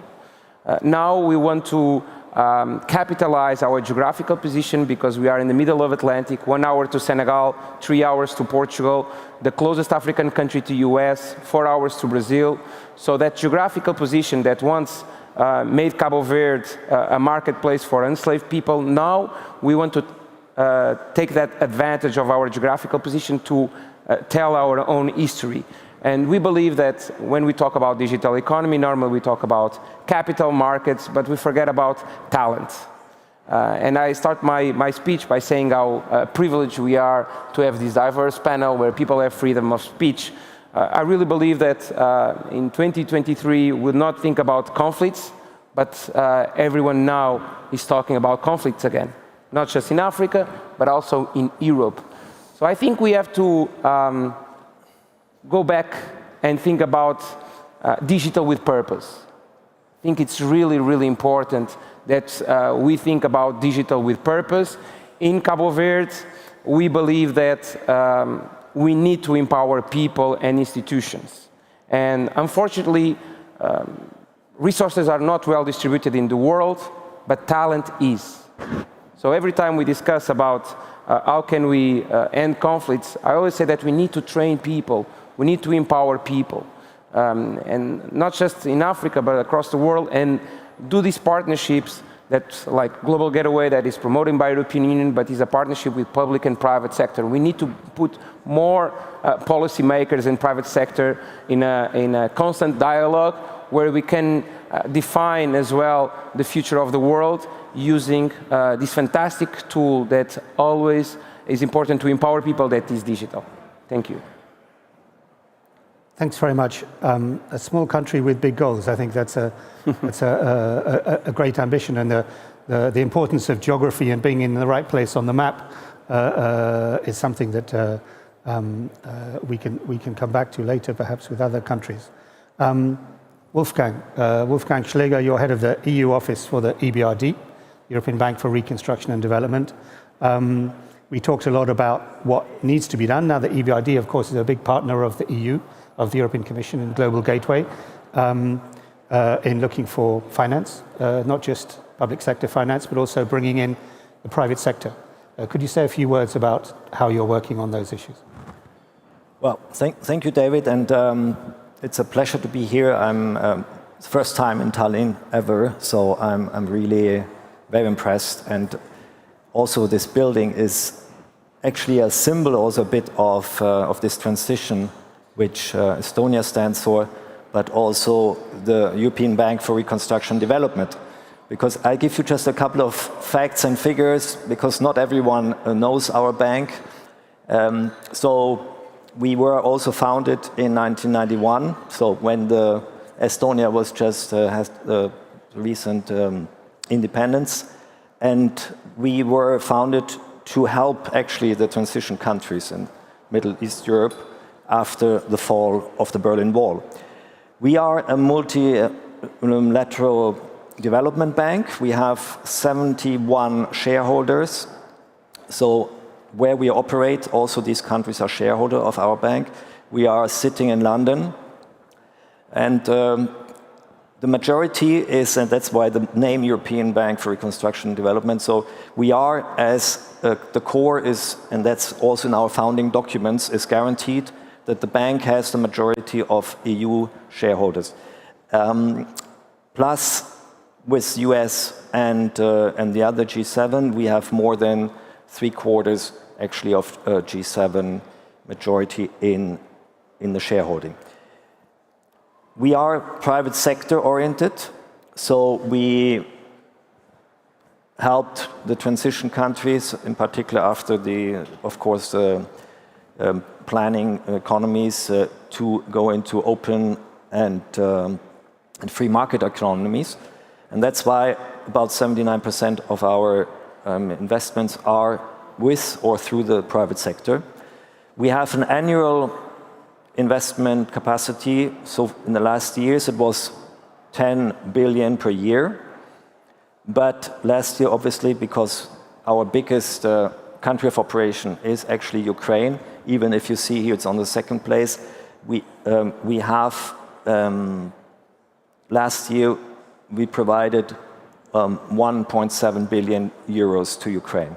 And just a word on Ukraine, because given the geographic situation here, and we have been the biggest investor in Ukraine. We had, many don't know that we are actually being the ones dealing and managing the Chernobyl shelter and the fund which is keeping it functioning. And we had last year really invested a lot into the energy, into the gas, into the railways, and to keep the business running in the country. And we will further do that. And we had just had in our annual meeting in Samarkand this year in Uzbekistan, we had a decision, two very important decisions. One was to have a capital increase in order to continue doing what we were doing. And secondly, and this is, it's not coming to Cape Verde yet, but we are also having a decision that we will expand further to Sub-Saharan Africa. And I show you as a last slide, and then I stop, where we are actually active. So we are in the 12 EU countries and in 26 outside the EU, from Morocco to Mongolia. So, and this is where, as just my last point, and then where we are coming in the global gateway. The global gateway it's a bit like Cape Verde. I think it's now a concept where you see so far very little maybe on the surface, but there's so much underneath, because this has already happened. The EU was doing connectivity projects for many, many years, but I think it's the first time when it really brings everything together under a common strategy and a common communication, and to give really the partner countries a choice of transparent, sustainable, and also a long-term financing. And I think we as a bank, we work together with the EU, with the member states, with the European Investment Bank and national development banks in order really to push forward this agenda. We are proud to be part of it. We bring in all our experience in terms of private sector, but also public, and it's also a combination. It's not just, we're not just financier, but we also give governments the opportunity for policy reform, which is linked, very important for investments, and also to businesses. We give support to support business individually on their way. And of course, the digital agenda is getting bigger and bigger. Thank you. Thanks very much, Wolfgang. I'd like to come back to a point you started with, Julia, which is about data. Now, obviously, data, I think there's a lot of talk about critical raw materials, about lithium and cobalt and so on, but I think increasingly people realize that data is a critical raw material as well. And it's a raw material that is subject to different treatment. Different people want different things from it. There's a lot of offers out there. I think what the EU is trying to arrive at in its work on critical raw materials with its partners is to move away from an extractive model and to figure out how we can help people add value to their own data. You've spent a lot of time working in the private and working with the public sector and so on. How do you think we could best push a sort of a non-extractive, collaborative, pro-innovation model for data with our partners around the world? Well, if you get it right, then you've transformed the digital transformation conundrum of the last 25 years. And I don't say that disrespectfully, but that is the $25 million. That is the $25 million question. A very simple answer is you show impact and you show it quickly. I think, you know, if we look back at old waterfall contracts that were written in stone, and by the time the ink dried, the technology was outdated. We have a lot of that going on now when we talk about data and we talk about infrastructure development. Again, we've been talking about open data and linked data and big data for 15 years now. But what have I as a citizen really seen as an impact? What have you as a minister, as a government official, really been able to do with data to make the lives of your people better? And until we can quickly answer that and have models that encourage that. And then that means we've got to get over the public sector, things happened so quickly during COVID because for the first time, the risk of doing nothing was bigger than the risk of doing something. Because for all kinds of very good reasons, the public sector is risk averse. People's lives are at stake. I respect the risk aversion, but to get to that from extraction to value add, analytics, and then the ethical, responsible use of an AI that is infused with solid, good, reliable data that protects my privacy, does not surveil me, as Dr. Karp said today, is a hard slog. And you have to invest in getting the data right, but then agilely and quickly apply the analytic levels to outcomes that actually have tangible, real value, whether you're a decision maker, a policy maker, a partner of the private sector, but most importantly, a citizen. So in summary, I would say go for quick hits based on really long-term investments in strong foundations of data. Thanks a lot. Pedro, a lot of people look at the regulatory framework for data in Europe and say, oh, that's fine for Europe, but of course, many other parts of the world, it's too sophisticated, it's not appropriate, and so on. With Cape Verde, you're looking at data in terms of the infrastructure. How do we get cables, data centers, e-government, and so on? Do you have a particular approach to this in terms of how you can deliver for your citizens? As Estonia was talking about, the individual state, giving the individual power over their own data and so on. Do you have a particular approach for that you think is appropriate? Well, in Cabo Verde, we believe in power of people. So we think that data should be accessible to everyone, should be transparent, and we should use data to change people's lives. That is really, for us, something that is very clear. We have a platform that, with the government, puts accessible data, and we want to make more data accessible to companies to change people's lives. We believe that decision can be made in a better way with data. In order to do that, we need to partnership with the private sector as well, but to know that it's not, data doesn't belong to governments. Data is from people. The governments, they should create a framework that protects people's data, but data should be accessible to everyone because it belongs to everyone. So it's our responsibility to make sure that we change people's lives with this tool that allows us to take decisions based on data. And I think that is a good principle. And sometimes governments are very conservative about that, but we want to change that. And that's why in Cabo Verde we are small, but we are also flexible. And we want to use technology to go faster, respecting, of course, like I said, people's privacy, but at the same time making use of technology to change their lives. David, in Southeast Asia, obviously there's a lot of different pressures on the region right now. A lot of people looking for growth and so on.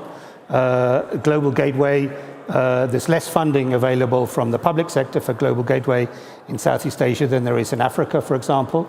But nevertheless, we've got a lot of ideas about connectivity and so on, where we need to invest, the legal framework and so on. You talked about the importance of maintaining an interoperable data space, for example. Where do you think we need to look closely in Southeast Asia in order to ensure that we can promote a human-centric digital transformation? Right. Thanks very much, David. Before I go there, actually, let me pick up the conversation on data.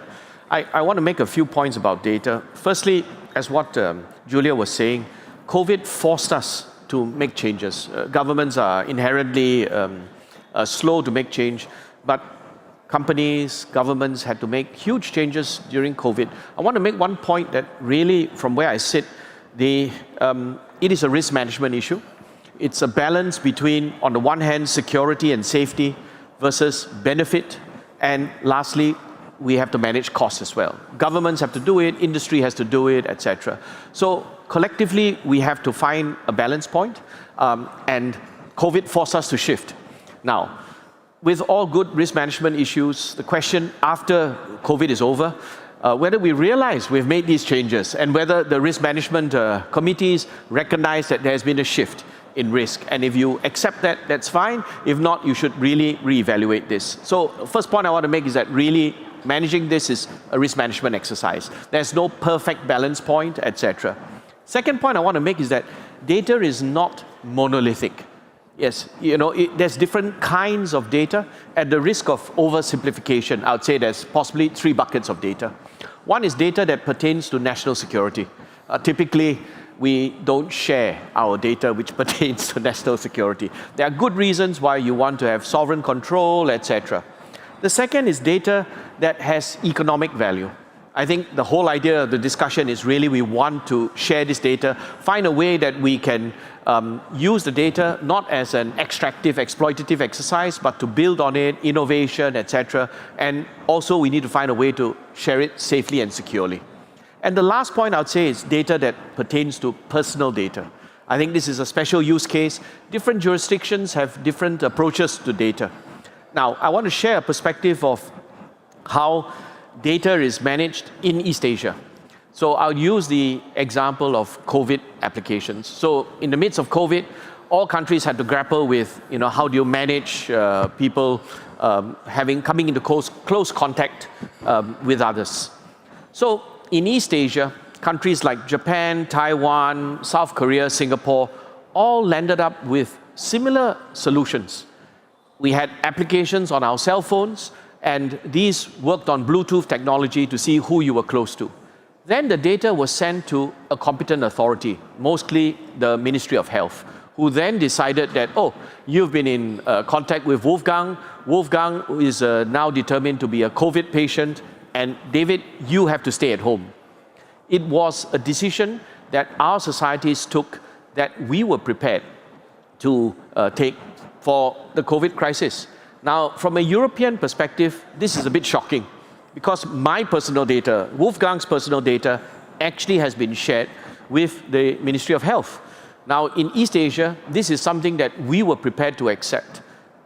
Governments were transparent about it, but the society was willing to accept it because there is a recognition that, yes, one has personal rights, but we, collectively, for a variety of reasons, are willing to give up some of that personal right for the community good, for the societal good, especially in the case of COVID, because lives were at stake.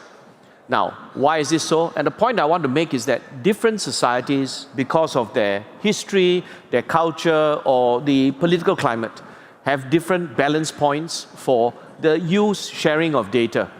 Now, the example I give would not be possible in the EU because of GDPR. I understand completely. But the point I want to make is that there's perhaps in the use of data not a one-size-fits-all perspective. And the example I give is one which countries, Japan, South Korea, Singapore, Taiwan, collectively, independently arrived at, perhaps because we have similar culture, similar political climate, etc.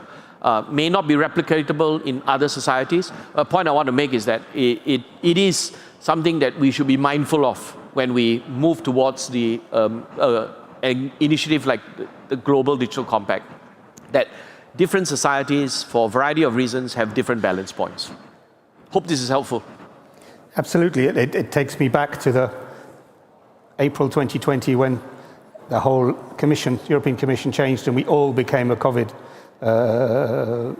administration. And I was actually spending my time phoning up colleagues in Taiwan, in Seoul, in Singapore, asking, what are you doing? How are you using digital to do this? And so on, so that we could develop our own solutions. And now I think the COVID app that we developed within the EU is now used by about 50 countries around the world to promote interoperability, which is an important point you made early on, David, between different solutions.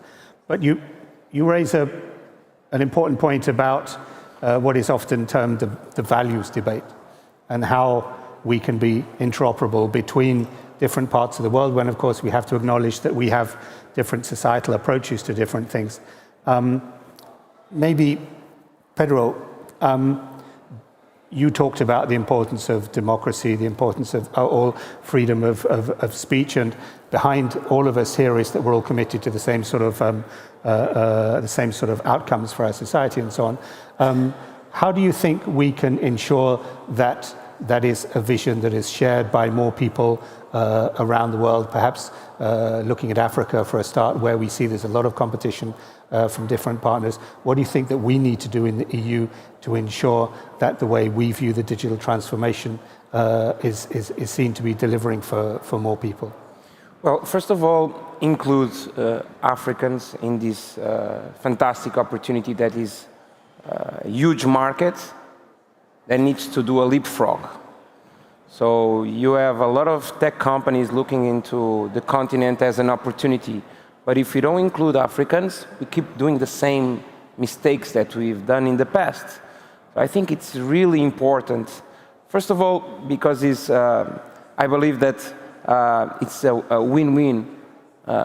Europeans, they have expertise, but Africans, they have a lot of ambition, and I believe, well, Africa is the continent of the future, especially because we have a lot of young people, and also because there is a big wheel of transformation. And in order to do that leapfrog, like I said, you need innovation, you need technology.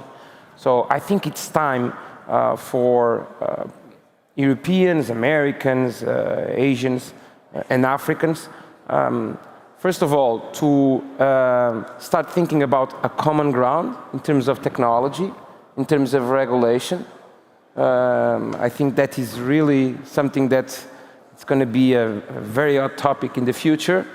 Can we, as the world, having a common view about protecting people's rights in the digital sphere?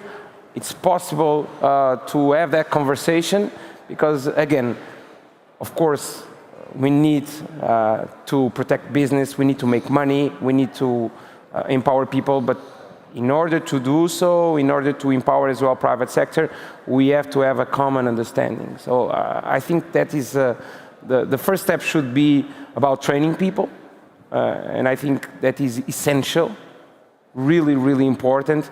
And scarcity of labor here in Europe, I know that is a problem. I travel in Europe and I see that European Union is in need of people of young age that are able to work. Well, in Africa you have a lot of young people. In Cabo Verde we want them to work remotely from Cabo Verde. We don't want them to leave. Actually, we are telling our brains that it's time to return.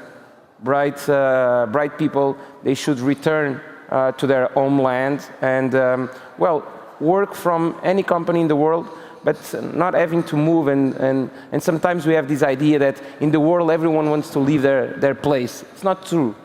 In my country, we have 29 degrees the entire year, beautiful beaches, no traffic at all. Democracy and democratic values are part of our history. But people leave because scarcity of water, because they need better jobs.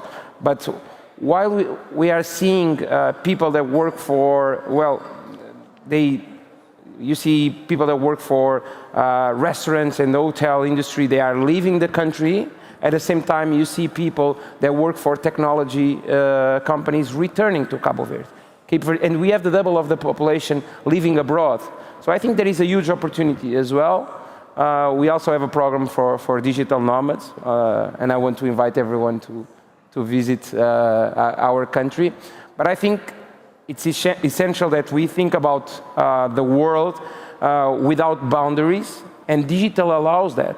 So why someone in the village of Sant Antão, the small island of Cabo Verde, cannot have the same training as a young person here in Estonia, Tallinn? With technology, everything is possible. So we need to take advantage of that. We need to make sure that, okay, if people immigrate from Africa to Europe, if they do it with IT skills, it will be less of a problem. And immigration, we are discussing again, immigration. Imagine talent being able to flew from one country to the other with skills would not be a problem for anyone, because people can add value. And I think that is really important, again, to think about how can we train people and understand that, like I said before, resources are not well distributed, but luckily, talent is. Great, so we can look forward to an e-residency visa system in Cabo Verde very soon, I guess. Huh? So we talked about collaboration, we talked about data, and you pointed to the importance of bringing all stakeholders into the discussion. No? Wolfgang, the EBRD has a long experience of working in Central and Eastern Europe and so on, and now expanding the mandate. Could you say a few words about how you see the role of all of the various stakeholders in this? We talked about the private sector, but obviously, of course, investing in this, as Pedro said, if we're going to make the right investments, we need to ensure that this is a priority for society as a whole. How do you in EBRD work with all the various stakeholders in figuring out how you're going to be investing? Well, first of all, something which I wanted to underline at the beginning, which I have forgotten, but one of the key advantages of the EBRD is that we are working on the ground. So we have we have 3,000 people working for the bank, and 1/3, so 1,000, are really in those countries which I have showed, and that is very important. So when you ask me for the including stakeholders in now Global Gateway, I think it's, first of all, predominantly important that you are in the countries, in the partner countries, that you know the business, that you know the administration, you know the shortcomings, you know the economy, and that is what we are doing. So this kind of combination is between public-private partnerships. So looking at the regulatory aspects, that's where we are starting to work with governments on to put the provisions, the regulations, the rules into place, which are then needed for the investments. And then, of course, the private sector, when we are going in countries like we are moving to Sub-Saharan Africa, probably in 2025, we are starting first also with small scale, with working with the business community, with the business associations, in order to prepare the ground for the enabling environment. And of course, and I think that's what I heard a couple of times now, what is important, the people, you know. So one thing which is important, and also with our approaches with this digital divide, must not happen. You know, there are so many people in the countries where we're working, be it in Africa, be it in Central Asia, who have so far a lack of access to the internet. And it starts with that. So we are working, of course, on the accessibility. Central Asia, you know, is landlocked, so it's a huge thing. 50% don't have access there.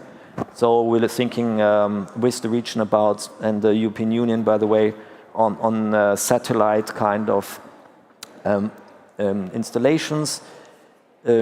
Also important, it's of course a lot about safe and secure data, and that was a lot mentioned already. And I think what's also important is that people know what's happening with the data, but also how to use this new technology. So, I mean, leapfrogging is good, but when you consider that, I mean, we grew up with mobile phones.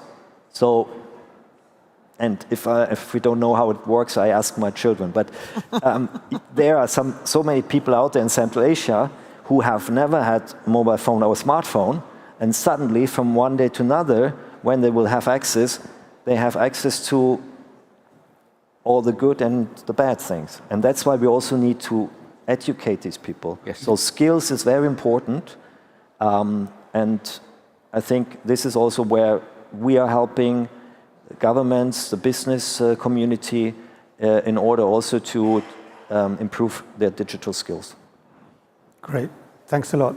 Well, we've talked a lot up here, but as I said at the beginning, I think in order to thank you for listening to all of us, we can give you the opportunity to ask any questions that you have. So the lights are kind of in my eyes, but I can more or less see. Do we have some questions from the audience to any of our panelists, or any observations on Global Gateway and what we need to do in this area? Questions? Yes, please. And maybe if you could introduce yourself when you ask the question, please. Thank you. Thank you very much. Federica Bicchi from the London School of Economics. And it's actually a question for the EAS. What should we be looking for as a next step? What will be the next milestone in the Global Gateway? Because, as you say, there has been a lot of talking about it, but as it has been mentioned by our panelists, not much comes out, actually. So what should we be looking for as the next step, please? Thank you. Well, I guess I can take that question. Apart from lots more investments by the EBRD, by the EIB and so on, what's actually happening? And I think you're quite right that the first year or so was spent in preparation, putting together projects in this area takes a long time. And one important point is that while a lot of people say the Belt and Road was quick and so on, of course the first 3 years of the Belt and Road, it was just recycling of old projects. And one thing that we said to ourselves in the EU is we said, Global Gateway, it's a new investment, a new initiative. It will be based on new money. So therefore, when we announced all of the 78 flagship projects in March this year, every single one of those involved new money from the new budget. So it wasn't something we invented 5 years ago and we're sticking a new label on it. So we're, in this sense, we're trying to be quite coherent and saying, which is why things take a while. But I mean, I think that announcement of the first set of projects in March was quite illustrative, and it made it a lot easier for me when I'm talking to people about Global Gateway, not to talk about intentions and aims and ambitions and aspirations, but actually say, look, the Rogun Dam in Tajikistan, the Medusa cable across the Mediterranean, the digital alliance in Latin America and so on. These are much more tangible, and these are projects that are all ongoing. You'll be able to figure out how they're going in the next milestone, which is on 25th, 26th of October, when we'll be holding the first Global Gateway Forum in Brussels. President von der Leyen is inviting heads of state of government from many partners around the world, and private sector and civil society to come to Brussels and to talk about how Global Gateway is going. I'm sure she will talk about that in the State of the Union on the 13th of September. So that's milestone number 1 for everybody in the EU, State of the Union. Next one, Global Gateway Forum at the end of October. And there we'll be looking at the progress that we made, what we need to do in all of the various sectors. So things like the joint, the Just Energy Transition Partnership that we're doing with South Africa, Indonesia, Vietnam, and so on. All of these things, the critical raw materials partnerships and things, how we're doing. And then the next milestone is the Global Gateway Board at the end of the year, which is not so much a big general public type of event bringing in partners. It's the governance facility. This will be the second meeting where President von der Leyen will be discussing with the ministers of foreign affairs of the member states and saying, okay, how do you think it's going? Are you satisfied? But also, this is a Team Europe project. It's not just the Commission's money, it's all of the member states as well. And I think that's one of the interesting things we were talking about, bringing in all of the various financing arms. And I think that's something that the EU has not been able to do as well in the past that we're trying to do with Global Gateway, which is to bring in EU funding, grants, blended finance, loans, private sector, but also export credit finance, for example. How do we combine export credits with Indici Global Europe Commission funding and so on in order to have better examples? So we'll be talking about all of those at the end of December. So 13th of September, 25th of October, and then mid-December. Those are the next milestones. And at the Global Gateway Board at the end of the year, we'll probably also be releasing sort of the list of flagship projects for next year. So that's another big bunch of projects that we're finalizing now, including, we hope, a lot of projects in digital and in energy and climate. Thanks. So, other questions? Please. Hi, just maybe a suggestion. So my name is Morten. I'm from the UN University looking at policy-driven electronic governance. And what we find in terms of data, and the personal data in particular, is twofold. Yes, we want to put the user in the driver's seat of what data government has on us and when it's used. But we also want to do less administrative bureaucratic service delivery, more proactive personalized service delivery. So the conundrum really is twofold. Do we give people the choice of opting out of proactive personalized service delivery if they want to keep the right of being forgotten, as in the GDPR? But with the caveat that this means that I must fill out the form and provide the data every time I interact with government. Yeah? So this is a model that can actually work in a legal and regulatory sense. But it does have some caveats around treating people the same. The other thing is maybe around the digital gateway. So one of the things we see is in social security. So the International Social Security Association in Geneva actually have a number of pilots on cross-border data exchange. So Spain and Uruguay is working on a pilot of exchanging social security data for people that work and retire in both countries. So this is maybe a partner that you may want to consider, because social security is again this dilemma of the weakest in society facing the most administrative burdens. And it's one that also links to the SDGs, the Global Digital Compact coming up, etc. And it's a high volume, high frequency service for both businesses and employers. So maybe it's worth considering. Thanks. Thanks a lot. I don't know, Julia, do you have some, and David, maybe, do you have some First of all, ideas on that? It's always wonderful to hear from Morten. He's been dedicating his life and his career to studying these issues, and it is spot on, right? Denmark, where Morten is from, was the first country to embrace digital by default, and it's easy for us to forget how controversial that was, because it had a risk of leaving people behind, but it also gave people the choice to opt in. And Morten, I think your comments, they tie to the heart of where we're going with AI and data and cloud that I've been talking about, because we finally have the holy grail of personalized services within our grasp. But we all have also, with the last 6 months of concerns and brow knitting around AI and ethics and surveillance, we also have a oh my gosh moment. Do we want these personalized services for all the reasons Morten has detailed? And I think it does come back to opting in and opting out. I think at the end of the day, it comes back to David's comments about different cultures and different societies will accept things to differing levels. I recently did a little tour of AI regulations and approaches to regulation. And on the one hand, you had a kind of China model of promoting state businesses and companies through AI regulation. On the other hand, you had the US and now UK. I'm someone with UK citizenship, very sad that the UK is not part of the EU anymore, but Wild West. Anything goes because innovation has to explode and money needs to be made and the world's going to be better. And I've really come to respect the EU's sort of risk-based approach based on use cases. And I think that that's where it comes back to your question, Mort. Risk-based, personal choice, the ability to opt in and opt out. But then, Pedro, it also comes back to people having the skills and the human capital development to know what they are opting in and out, and that we don't just have people that are most at risk and most in need of the advances of digital services not doing it because it's too overwhelming, and so they just get burdened with paper and without the benefits. But it's a fascinating question, Morten. Yeah. Thank you.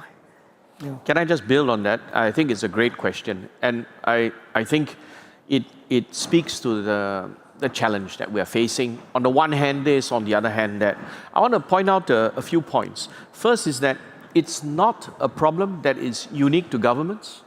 Personalized services are now something which governments are potentially able to do. But I want to say that actually, big tech has been doing this for a couple of years now. We don't quite realize this. Now, when it's done well, then you get information that's pushed to you just when you need it. When I go to a shopping center, I get a message which says that shop XYZ has a sale going on, right? It's wonderful for me to know, etc. But sometimes when it's not done well, it's a bit spooky. I have a conversation with my wife, maybe you want to think about a holiday, in the summer, and then suddenly, I have all kinds of advertisements on my feed, regardless of whether I'm interested or not. So sometimes it's done well, it can be a great service to the individual, but other times it can be a bit spooky. Now, the challenge for the consumer is whether A, I have a choice, B, this is actually aligned with what I'm comfortable with, and C, whether I know enough to make the choice. I put it that we have thrust into the 21st century, but many of us have still got 20th century instincts. We don't fully understand the technology. Where is it really possible for us to understand what is being used by my data? How others are making use of my data. Potentially someone is benefiting from my data without my full understanding. So that's the point I want to make. So governments are now potentially in the same space. It's strange also that citizens react to governments having our data in one way, but we perhaps don't react to big tech having the same kind of data, exploiting it in the same way. I find this a bit interesting, the behavior, because one could argue that in our countries, our governments are accountable because it's a democratic system. If I'm not happy what you do, I can make my feelings known at the ballot box. I'm not sure how I can express my views to big tech. They're not quite accountable, at least not to a small country, etc. So again, a bit of a conundrum. I'm not sure how to deal with this. I think that ultimately the experience suggests that when we try to roll out services in Singapore, it's not one size fits all. I don't think we can find a perfect answer that would meet everyone's needs. I think that's impossible. Society is a normal distribution. Wherever we fit, there'll be some people who fall on the left, some people who fall on the right. So perhaps we're leaning towards an outcome where it will be opt-out. I fully understand that if these people opt out, then they would then lose some of the convenience.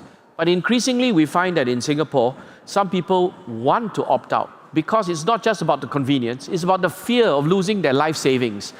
We have fraud scams which are taking place, and if my bank, my electronic banking accounts get compromised, I run potentially the risk of losing my life savings. And we have had some citizens at home who are now telling the banks, I wish to opt out of this, I wish to opt out of that e-service because I'm concerned about whether I would, in a moment of distraction, weakness, click on the wrong button and then run the risk of losing my life savings. So I think we're having to deal with some of these challenges. I think ultimately we have to take one that's an approach which is risk-based. I think it's something that has to be evolved over time as we build up our instincts. And lastly, I think we have to be agile as we move this. Yeah.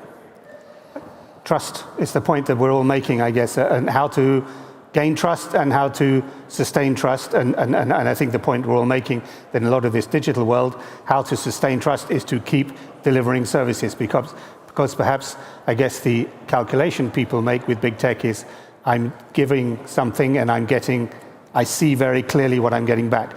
I'm getting digital outputs. Perhaps government is delivering a lot of analog outputs like roads, safety, health, and so on, but not enough digital outputs. And we heard from Estonia, you want to sustain trust in the digital economy, you have to deliver digital services.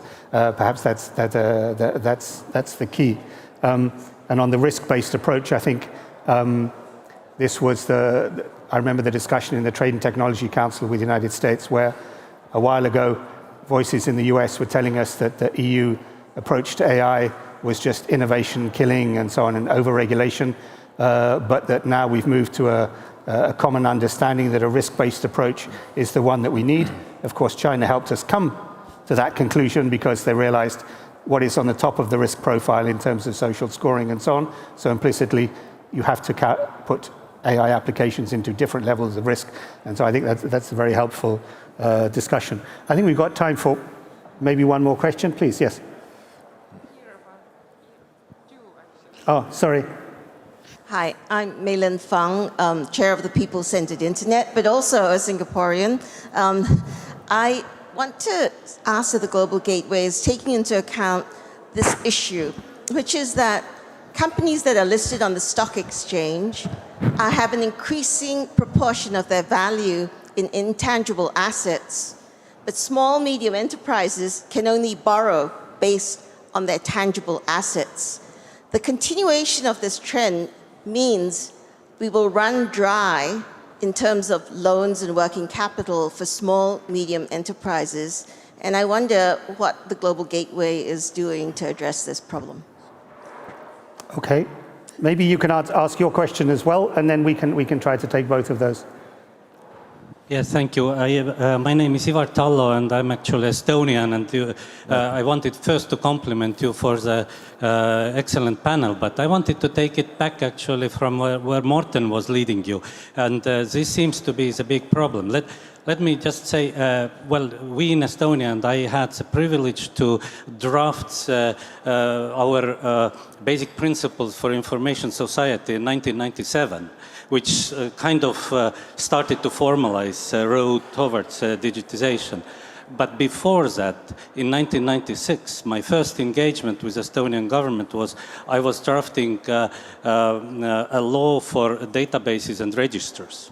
So what I want to say is really that in many cases this development has started or is kind of in the midway, whereas it should start from the data, the digital data itself. And you addressed it in the panel, but then, Julia, you were saying that, well, we need some quick solutions. But there are, I believe, no quick solutions really in this sense.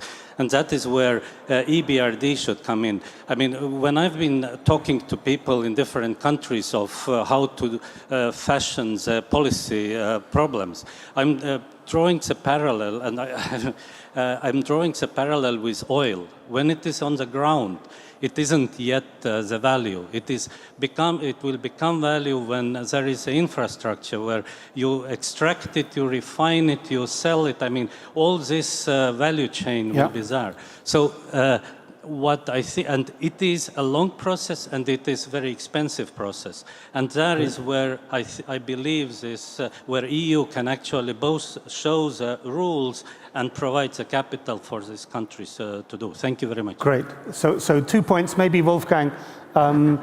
Finance. How do we? I can't address the specific question about borrowing capacity of SMEs, but how do we expand the envelope of possible financial tools that we have to support the objectives of Global Gateway? I think it's not just a problem of Global Gateway. I mean, the access to finance for SMEs, and that's where we go in very different sectors actually in and help with the cooperation in combination with the private banks in a certain country. By de-risking that, of course, startups, innovation, etc., has often the problem that collaterals are limited. So we have products for that. I think, in particular, on the innovation front, and which is, of course, then linked very much to the digital sphere. But in general terms, I think there also on the EU level, there needs to be some further thinking about venture capital and how that can be further improved compared to like countries for the United States, where it seems actually easier. And on the second question, I think I fully agree just what you have said. I mean, there needs to be both sides, regulatory aspect and the financing aspect, and it's a continuous process. Yeah? And we will see how it's going to go. I personally believe this Global Gateway overall, in all its facets, just to also come back to the colleague from the LSE, I think it will show actually a positive impact, which the EU, you know, in our current situation, the geopolitical situation, this is now a EU and a Commission which has been becoming much more a geopolitical institution and is pushing this agenda, and Global Gateway, with support of all the partners, member states, the financiers, will help to make a point, and I hope a positive one. Great. That sounds like a good conclusion to wrap up on, including, as you said, further thinking required. So I think we all have a lot of thinking to do. Thanks very much to the panelists for all of your points. Thanks very much to the audience for your questions, and sorry if you didn't have enough time to ask your question. I think we're now, we've talked about avoiding a fragmented world. We're now moving to the next keynote, which is from Anne-Marie Engtoft Meldegaard, the Danish tech ambassador, who will be talking about tech diplomacy in a fragmented world. Thanks very much for keeping the time, and see you again soon. Thank you.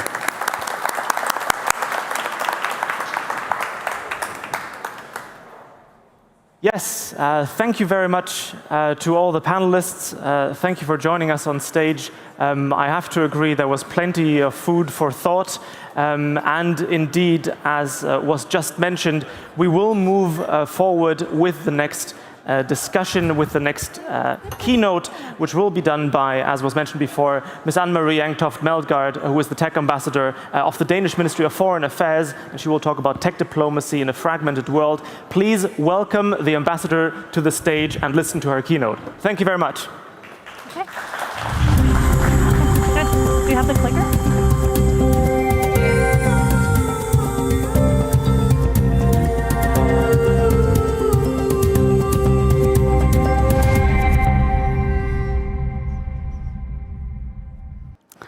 Hello, everyone. It is a distinct pleasure to be here. My name is Anne-Marie Engtoft Larsen, and I've had the honor and the privilege and the pleasure to be Denmark's tech ambassador for the past 3 years. And in diplomacy, 3 years is a very short time. I meet my colleagues who talk about what happened at the NATO summit in 1992, what about the treaty discussions we had in Brussels back in '84. But when it comes to tech diplomacy, navigating a digital era, 3 years is a very, very long time. And so today I am here to talk about how the world of tech diplomacy is changing and what it means for us, not only as tech diplomats, but you, whether you are in government or business or civil society, how I believe we need collectively to navigate this new fragmented world. Let me start with when I came to Silicon Valley. So I just moved back from California to Copenhagen. I moved to California when tech diplomacy was still somewhat in its infancy. I don't know how many of you watched the sitcom Silicon Valley. Have any of you ever watched it? A few of you. Those of you who haven't, if you have a long journey home from Tallinn, go watch it on Netflix. It is really this story of how I think we all expected technology to develop, and particularly Silicon Valley's role in the world to be. A little bit stereotypical. It is a group of young, slightly introvert, socially awkward guys sitting in underwear in their parents' basement, developing the new frontier technology that's really going to radically and dramatically change the way we understand technology and how it influences the world. And I think that the Silicon Valley I came to more than 3 years ago, it was still in that space. It was a technological revolution that had unprecedented scale, unprecedented speed and scope, and a recognition that what used to be the prerogative of governments, leading, designing, developing technologies, were now in the hands of private companies. And private companies that it was as if we didn't really recognize became incredibly powerful with incredibly power over not only how we're scrolling through social media, but our infrastructure, our democratic dialogue, the welfare and well-being of our citizens and children in particular. But when looking at then what does that mean for tech diplomats, first of all, it meant that we had to understand technology, we had to go and engage with these companies. There was also a change in how we thought about regulating them. This is a very famous picture. Some of you might remember this was a hearing in the US Congress. Mark Zuckerberg, the CEO of Facebook, now Meta, gets a very telling question from a senator who asks, "How do you make money?" And he very politely replies, "Senator, we run ads." And I think that was a moment that dawned on us, this is how these companies are working. This is how their business models are operating. This is how they become so profitable. And with that, we started recognizing some of the shadow sides. And I think that's when governments, not least in Europe, and as a European tech diplomat, it dawned on us there are opportunities for us to regulate this. That we can set the guardrails on how technology is impacting our societies. What are the opportunities for us to make sure that privacy, security, integrity, and trust are integrated part of how we are evolving as a technological society. So these questions of should we regulate tech was no longer really on the menu. We matured, I think, as tech diplomats, as governments, the European Union probably being the best examples with the Digital Services Act, Digital Markets Act, GDPR, Data Act, that yes, this is not only some far-flung technological revolutions taking place in Silicon Valley. This is about us and the societies that we're inhabiting. And I actually think we did a really good job. I think we started to wrestle with how to tackle tech giants, big tech in particular. But when I talk about a changed environment for us as tech diplomats, for my work in particular, this is changing. And it changed last year, February 24th. I actually think it changed somewhat before, but we realized it last year in February 24th. This is you've probably seen this photo before.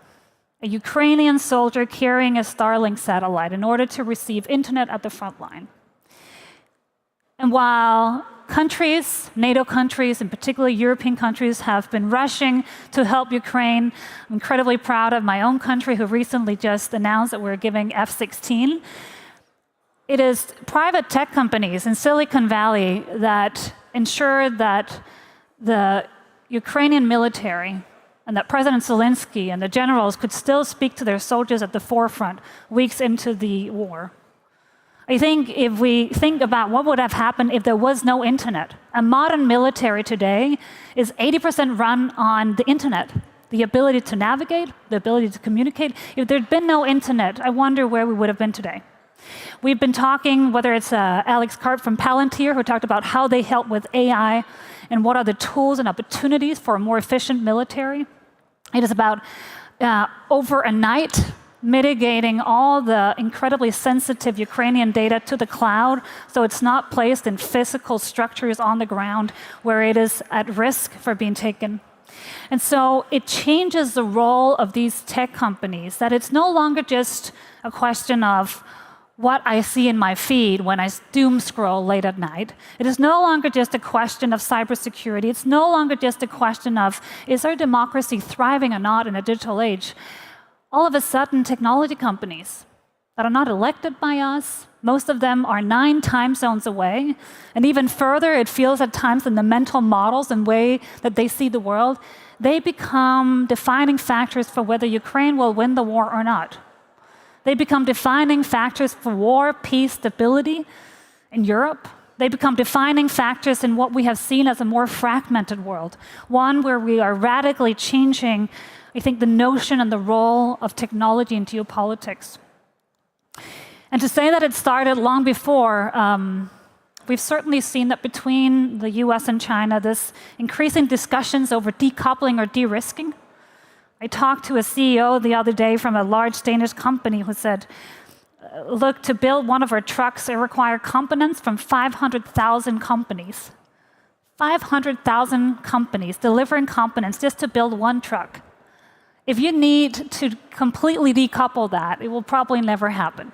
But when it comes to technology, quantum technology, artificial intelligence, these very advanced technologies, we're starting to see them in a new light, one that is around national security, economic competitiveness, and where decoupling is happening. And I think most evidently it's probably been in chips. 3 years ago, I did not wake up in the morning thinking about microchips. Today, I wake up, I mostly think about my son, who's 1.5 years, talking about breakfast, but then I think about microchips. We think about semiconductors. The CHIPS Act in the US, the CHIPS Act in Europe has really focused and I think honed us in the fact that these chips are not just something to be, another component. These are absolutely detrimental to our economic competitiveness, national security. our ability to create the necessary supercomputers, the GPUs that NVIDIA will talk about later today, powering AI models. And so it becomes a question of who we are and how we thrive as a society, our ability to innovate. And right now, there are 6 countries on this planet that are dominating and controlling a very, very sensitive value chain. And while we have with the CHIPS Act, both in the US and in Europe, I think strong ambitions to create more microchips and to make a place for itself in that value chain, it is complicated. And tech policy is complicated. And when you try to catch up with a technological revolution, maybe a little bit too late, it becomes even more complicated. So part of navigating a fragmented world is also navigating, one thing is where we want to be in 10 years, with the right investments, with the right policies, with the right people, with the right skills, with the right mindsets, the right collaborations. But 10 years is a long time. What's it going to take before we actually have up and running factories? What are the vulnerabilities and how do we address them as a society? And it's not only microchips. This is from a think tank led by Eric Schmidt, the former CEO of Google in the United States, who did a study on where is China leading and where is the US leading on most advanced technologies. And you will see the US is leading on synthetic biology, fusion energy, quantum computing, China on advanced batteries, on 5G, commercial drones, and then contested, who's leading on AI? Right now, and for a long time, we had this notion that China, they could only copy. So we were innovating, China copied. If you look at where the most research papers on artificial intelligence are coming out, the most patents are coming out, it is unfortunately not in the West. And then you might ask, where is Europe in this? And I saw someone very mean who on LinkedIn had created this picture, and then below there was a big blue circle that said EU. What is the EU leading in? Regulation. And that is true. And that is wonderful, and that is important. But there is a question whether the referee will win the game. I'm not a big sports fan, but I've never seen the referee win the game. You got to be able to play it. And how will you play into this? And so it gives me a question, I think a pause. Are we meeting this technopolar moment in time? One of the reasons that Denmark decided to have tech diplomacy was that we were recognizing that the large tech companies have an unprecedented impact on our lives. Turns out that over in Silicon Valley, they don't wake up every morning thinking, I wonder what Denmark would like. I wonder how we could design a technology based on Danish values, Danish history. So that's why they sent me and my team. But in a world where geopolitics increasingly is defined by the decisions they make in the boardrooms of the largest tech companies, we need to be ever more present. It goes beyond a discussion of Danish values when I meet with the big tech corporations. It is a conversation about the geopolitics. What are your decisions to operate in a market or pull out? And don't get me wrong, I think it was fairly easy with Russia. There was a clear bad guy and a clear good guy. So talking, and I remember the WhatsApp threats in Silicon Valley in the weeks after the war, talking about how do we mobilize money, how do we mobilize the cloud, how do we mobilize the technologies that are at our disposal to do this thing right. But then the world moves on. And while as a European, and I think all of us in this room still very, very much feel, there is no war fatigue in this room, there's starting to be war fatigue in Silicon Valley, other pressing issues. I spent the last 6 months talking all the time about generative AI. Ukraine is not top of the list anymore, nor is dual use. So thinking about how do we work with these tech companies who don't have the same legitimacy as countries? This is a manipulated picture, obviously.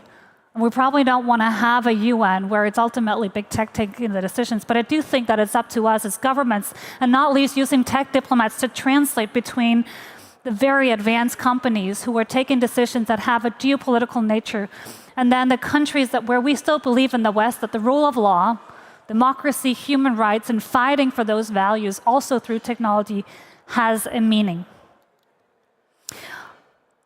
And because these numbers, they're from 2019. That's a long time ago. If I had actually updated these numbers, they would look even worse today. Democracy has been in a steady decline for more than a decade.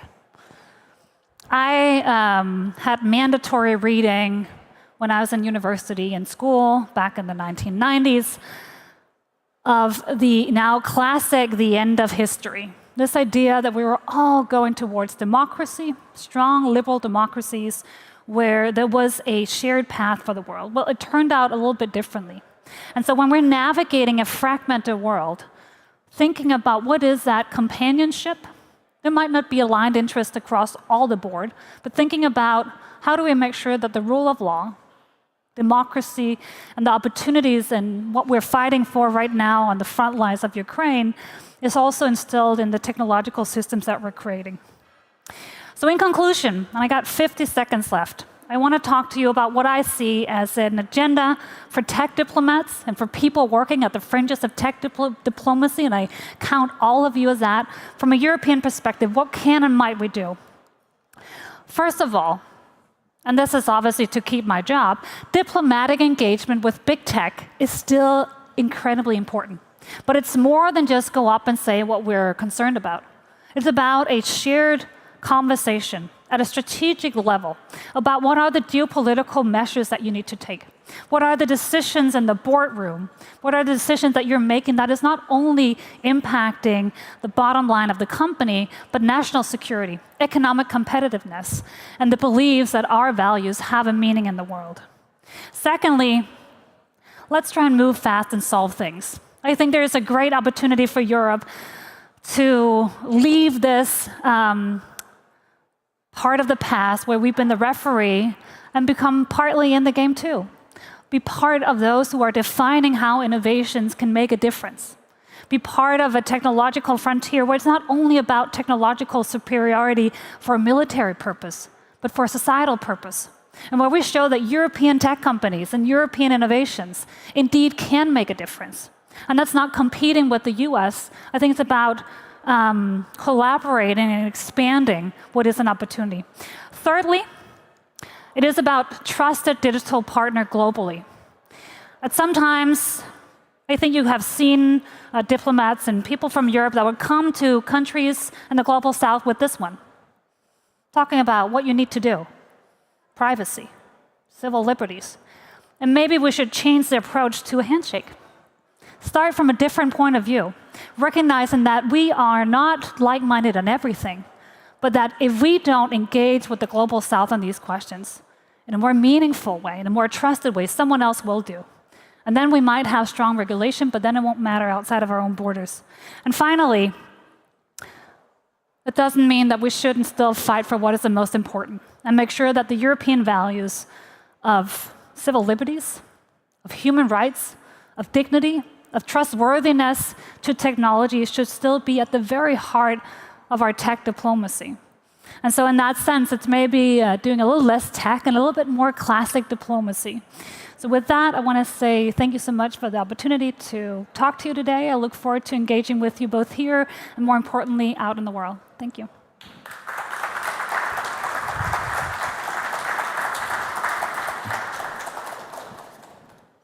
Thank you very much, dear Tech Ambassador, for joining your insights with us. I think especially to me, what stood out was the slide on the different areas of tech dominance and how these different competitors are dealing with each other in the different areas of production and innovation. We are quickly heading on to the next panel. I would say one of the most specialist panels, and I'm honored to share the stage with all of them. Please welcome to the stage Dr. Apostolos Malatras, Dan Bogdanov, Juras Ališauskas, and Jürgen Ern.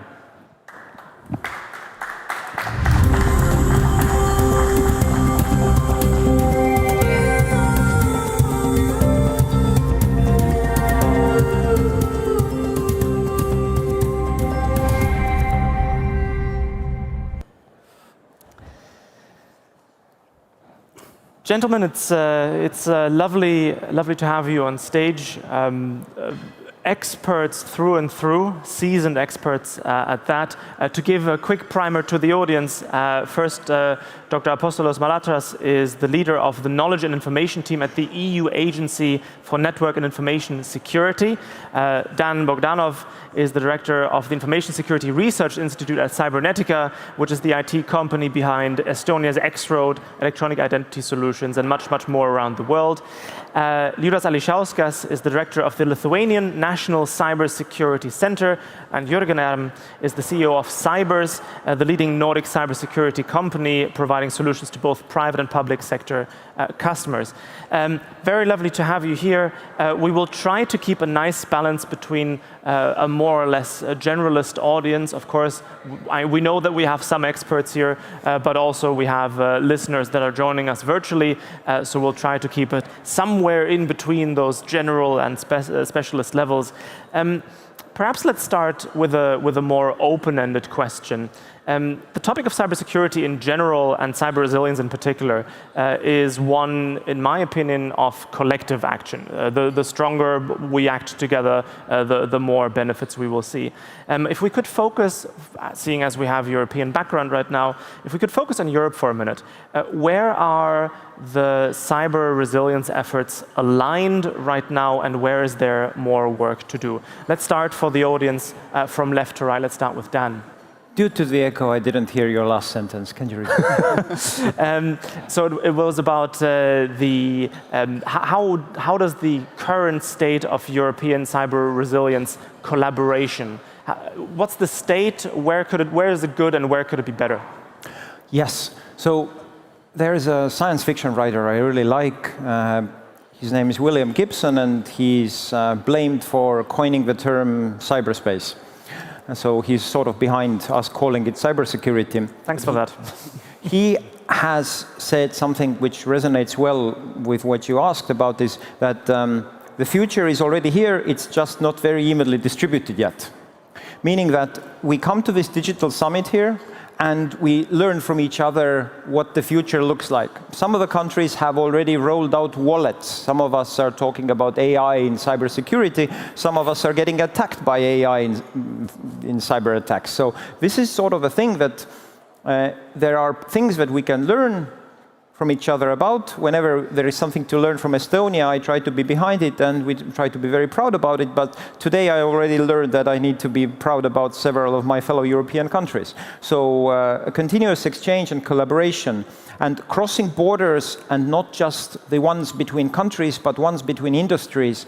Last year, because of the atrocious things happening, we saw how civilian technologies suddenly are making a move in defense. Drones, Starlink, suddenly technologies that haven't been designed to be military grade are making major waves in the military.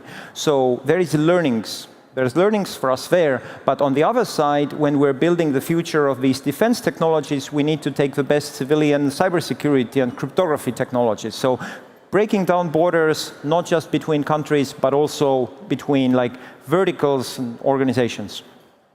Very well. Apostolos, what are your thoughts about this? Thank you for having me, first of all, and thank you for the interesting question. So, as a representative for the EU Agency for Cybersecurity, I wouldn't be right in saying that we haven't done a lot of efforts towards the direction of working together and collaborating to address the issues in cyberspace and cybersecurity in general. So, are we there yet? Are we 100% a united Europe when it comes to cybersecurity? Not yet, I would say. We have done a lot of steps. So, at the technical level, we have what we call, at the European level, the CSERT network, so the technical community of experts getting together to address such issues. At the operational level, we have the cybersecurity liaisons officer networks, the Cyclone network, where we take operational and strategic actions together for large-scale incidents. We have the NIA Network and Information Security Cooperation Group, so where we discuss issues at the policy level and what can be addressed at the EU level. So a lot of structures and a lot of fora have been introduced in order to bring together the countries to work together to address the issue of cybersecurity. And the reason for that is that there is such a need. We'll use the standard cliché that cybersecurity knows no borders. You know this, we have used it, we have abused it so many times actually. So the need to work together, to exchange information, to get collective intelligence for cyber threats, to understand what is coming down the road, or how somebody else has addressed the same issue, is there. Now, we are doing a lot of work in trying to bring these communities together and try to exchange and work better. And the main barrier towards that is the issue of trust. So we need more trust among the countries to be able to build these relationships of working together. Trust is not built in one day, clearly. It takes time to build and takes time you have to reap the benefits first, and then you invest yourself in it. And that is why it might seem to take some time, but at the European Union level, we are working towards that, yeah. Jürgen, I mean, being based primarily in the Nordics, but also dealing with other countries, how would you view the current landscape of collaboration and where it's heading? Yeah, also thank you from my side for having me. Also continuing on the collaboration side.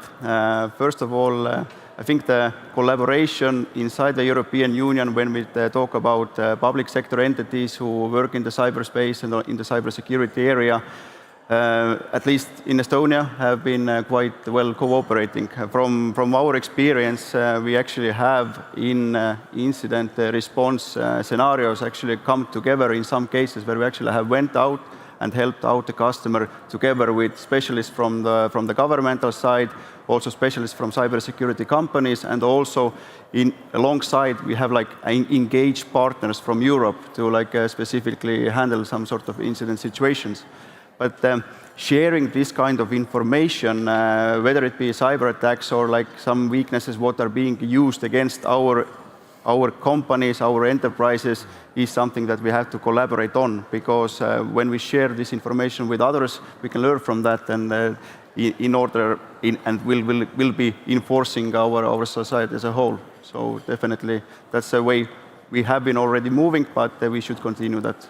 Absolutely. Liudas, your thoughts in general on this collaborative spirit, but also when we think about collaboration, is there a certain cultural understanding that means that, let's say, the Baltic, national cybersecurity agencies and so on, they work more closely, or is it a very widely spread net where the Estonians work happily with the Portuguese and back and forth, or how would you view this from your angle?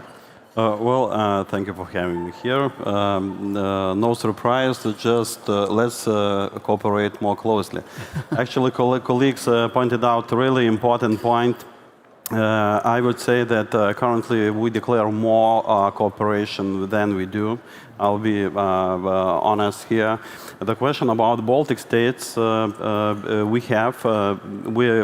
observe, we have relationship with the Baltic states, with Europe, with other countries, by each country bilaterally. So we still have place for improvement. And if we speak about security technologies that we develop, so this area shall be, it's natural for innovation, for improvement, making better solutions. Yes, we must, or businesses or companies, probably private companies, shall compete, but in the area for cyber defense, we must be as a risk one. And it is easier to say than to do. To share useful information, it takes quite a lot of resources and competences. So I'm pretty sure, as far as I'm informed, so our Baltic states, we do have competences. So going into cooperation, it shall be operative or fast channels for information exchange. We don't have every time to share a full picture of incident or lesson learned. That's why cooperative sharing steps in, and we can share just a piece of picture. Our colleagues can add something, and step by step we can draw a whole picture how adversaries operate, their techniques, their tactics, all that. We can know enemy better. That's why we come up with the opportunity to fight against adversaries effectively. Before I head to the next question, I would like to commend the very wise audience that has already moved to the lunch buffet. It smells excellent from stage. Please get your food and join us here for the discussion. The next question I would like to first give to Apostolos and Liudas, and then hand over to the private sector for answers. What are the big headaches when it comes to strengthening cyber resilience right now and addressing the evolving digital threat landscape? Apostolos, perhaps we can start with the European perspective. Yep. Thank you for this. Now, usually when you try to predict something and you try to think what is coming ahead, that's when you're usually off. At ENISA, what we have been doing for many years is what we call mapping the cyber threat landscape, trying to understand what are the threats that are currently more important and more prevalent, and what is coming down the horizon. And that we definitely do not use any crystal ball or anything like that.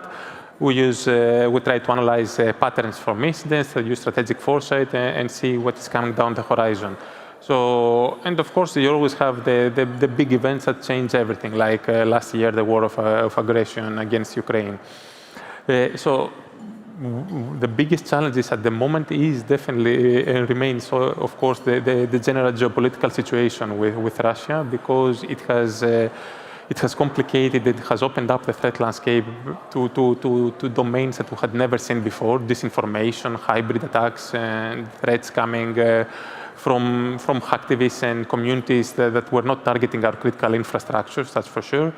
Then artificial intelligence has come into play, and that might seem like a boon to a lot of people, and it is a boon. I did my PhD on the topic, so I love it, so it's amazing, but at the same time, it has complicated, as cybersecurity professionals, our lives a lot, because it brought with it a lot of great potential also for adversaries, for potential attackers. So these kind of threats are quite prevalent, and we're still in the early stage of trying to understand how they evolve and how we can counter them and how we can even detect them. And of course, I mentioned before the issue of disinformation, this kind of information pollution in the cyberspace, which at the first glance might not seem like a cybersecurity problem, but when you think about that, in cybersecurity, we rely a lot of information on cyber threat intelligence to understand what is happening around us and to be able to exchange this information with others. If this information is polluted, then our responses will also be below par. So these, I would say, would be the main three elements that I see now being the most challenging. I greatly appreciate you referring to disinformation and so on as well. Later today, we will have a panel, among others, with the former president of Estonia, President Ilves, and the discussion will be about resilient digital societies from the cyber hygiene perspective, from information side as well. So definitely stay tuned for that one too. Liudas, what are your thoughts about this topic? I will take the opportunity to thank ENISA, wonderful organization, produce wonderful product. I guess we all use it. No need to reinvent researches and so on and so forth. So thank you. Just to add, in Lithuania we have put focus, effective cyber security, cyber defense system. It's not only technologies, not only competencies, but processes connect all that system, like a blood system. So everything starts from top level to cyber security experts. So this mechanism to work correctly, we emphasized, and starting next year, we'll kick off with training, cybersecurity training for C-level. Top managers. The training will not be about bytes, attack vectors, and so on, but it's about cyber threat risk management. What we observed that it could be an organization that has quite good capabilities in cyber defense, but it could not be financed enough. And the root cause for that is lack of education of decision makers, of top management, of C-level. So going that way, we expect to change decision makers to bring them knowledge that cyber threats, it's not scientific stories. Just for every person in organization to be on the same stage. So wrapping up, it's a system. And no matter if we have good competences, decision makers, all processes has to be like a Swiss watch to work correctly. So I think education management in cyber threat risk management topic is as well important, or even most important area that we are focusing to. To the private sector side of it all, where do we see the main hurdles right now? Are we all entirely satisfied with the situation? Perhaps we start with Jürgen. Yeah. Coming back to the threat landscape part of things, so definitely we see emerging threats, whether it's coming from AI or like some new techniques developed by the threat actors. But what we see also sometimes, or we're sometimes struggling with, is when we talk with organization leaders, business owners, then explaining the same threats to them sometimes can be overwhelming. And actually you have to like take time and explain what is the risk actually behind those kind of threats that are out there. And the organization doesn't like start changing or like start taking those risks seriously before the upper management and decision makers can understand what is at risk here. And once they do, then the organization actually like shifts. And our like primary goal as security professionals is to make sure that the audience, the receiving end of the information, what we can provide to companies, is something that they actually can understand. Dan, your insights. Yes, so as a somewhat of a pragmatically thinking researcher, but building on the things that we've done in Estonia at least, in the long term, we need to start designing organizations and systems to be secure, not being reactive. I think you started saying that cybersecurity is very reactive. So incident response, boom. At some point I read a Gartner study where CIOs said that their main priority with regard to GDPR, like the top one thing they need to get in place was how to act if there is a breach. So that's like, okay, so let's try to do it so that the house doesn't burn down, maybe. So let's build the house differently. So for me, but that's a long-term goal, and it builds on top of what Jürgen said, first getting the same management to understand that this is a concern, to, okay, I should invest a little bit more and build for the future. But the question is that it's like the three piggies and the big bad wolf. You can have a hay house, you can have a wooden house, you can have a stone house. Many organizations on their scale of maturity are still in the hay house phase, I would argue. Yeah. Thank you for that optimistic estimate. I'm actually going to piggyback, if you allow me that pun, on top of this, this last point of yours. We've had a time where more and more governments moved into government clouds. Then some of those governments said, actually, we're not that good at managing cloud infrastructure and so on. Let's go and talk to the local cloud providers. Some governments have said, you know what, Google, Amazon, and so on, they are the big players. They have they have more computational firepower than some countries. Let's talk to them. This reminds me personally of 2007, 2008, where banks have been too big to fail.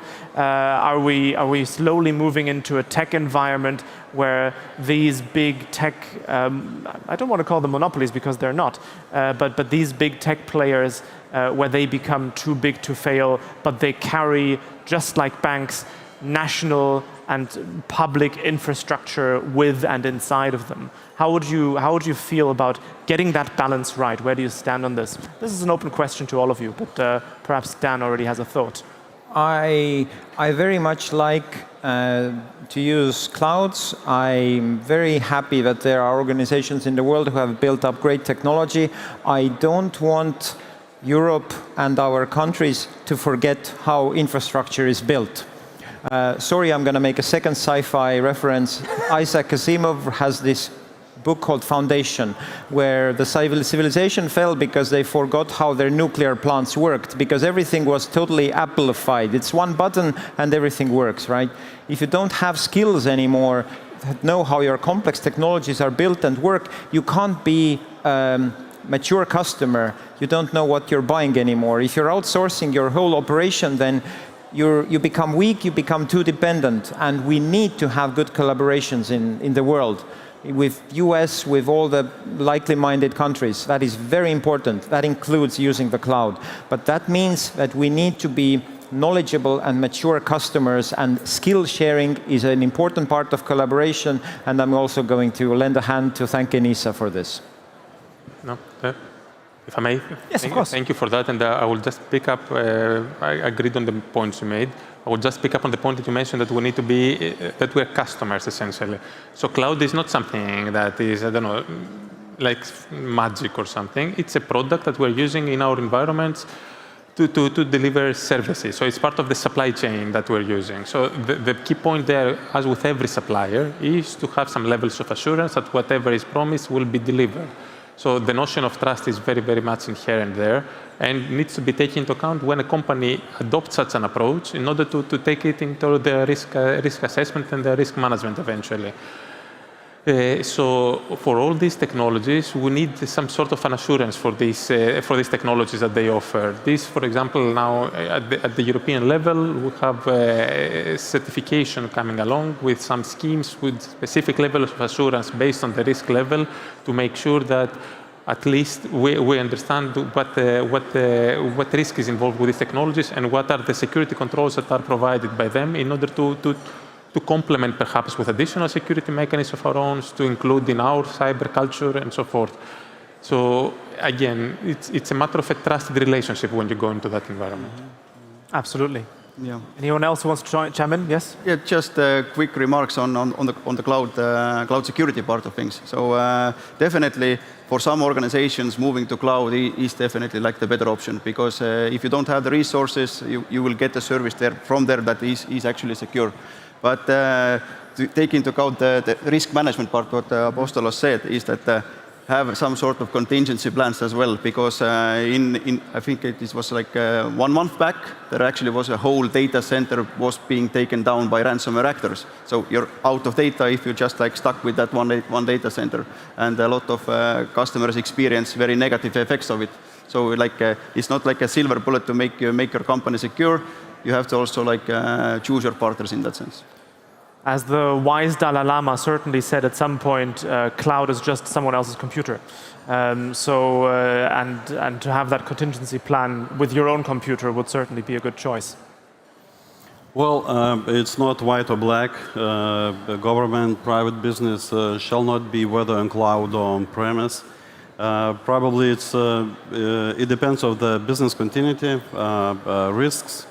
And going that way through the decision-making process, going that way in professional way, putting on your risks, making assessment, and making at the end of the day the best solution or technological solution, whether it should be just part of ecosystem, put on cloud, maybe backed up on premise. So probably that's it. And we in Europe, we have quite a wide spectrum. Some countries moved further.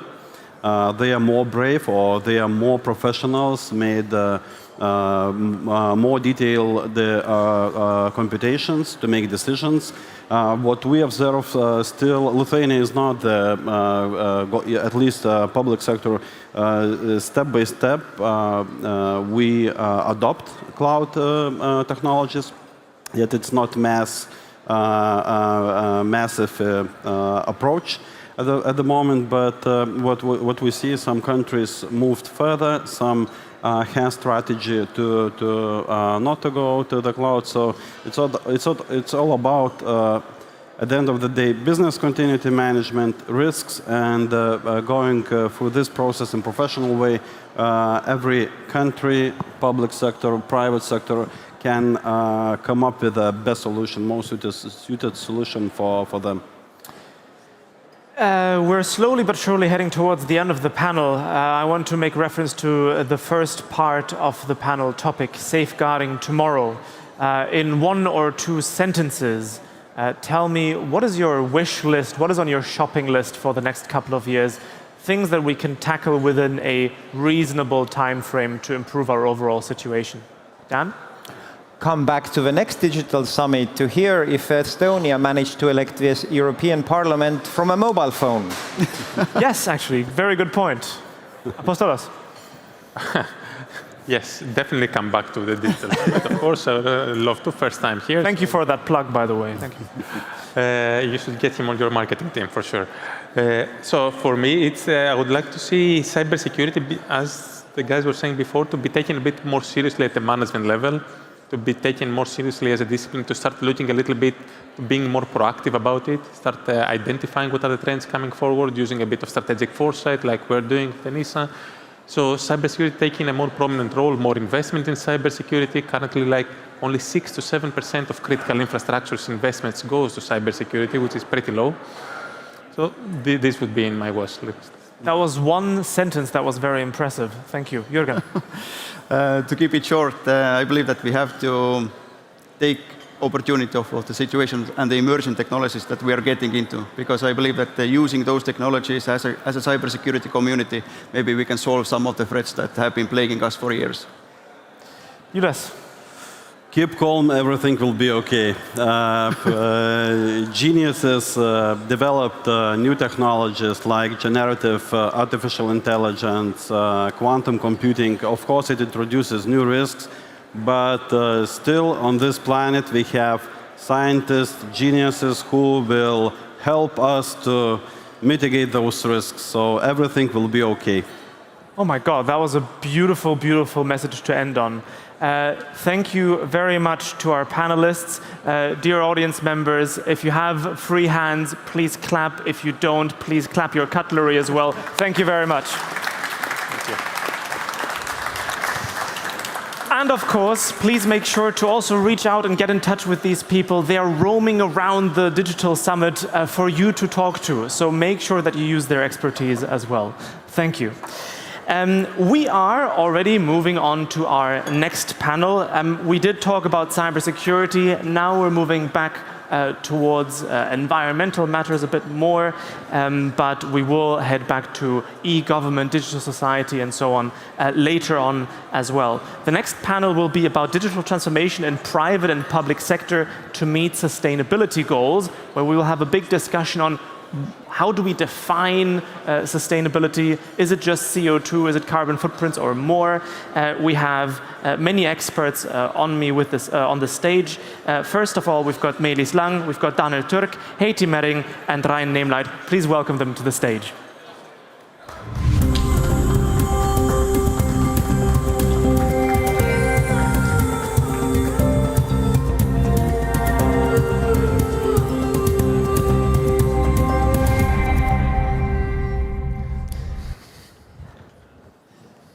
Thank you very much for being here.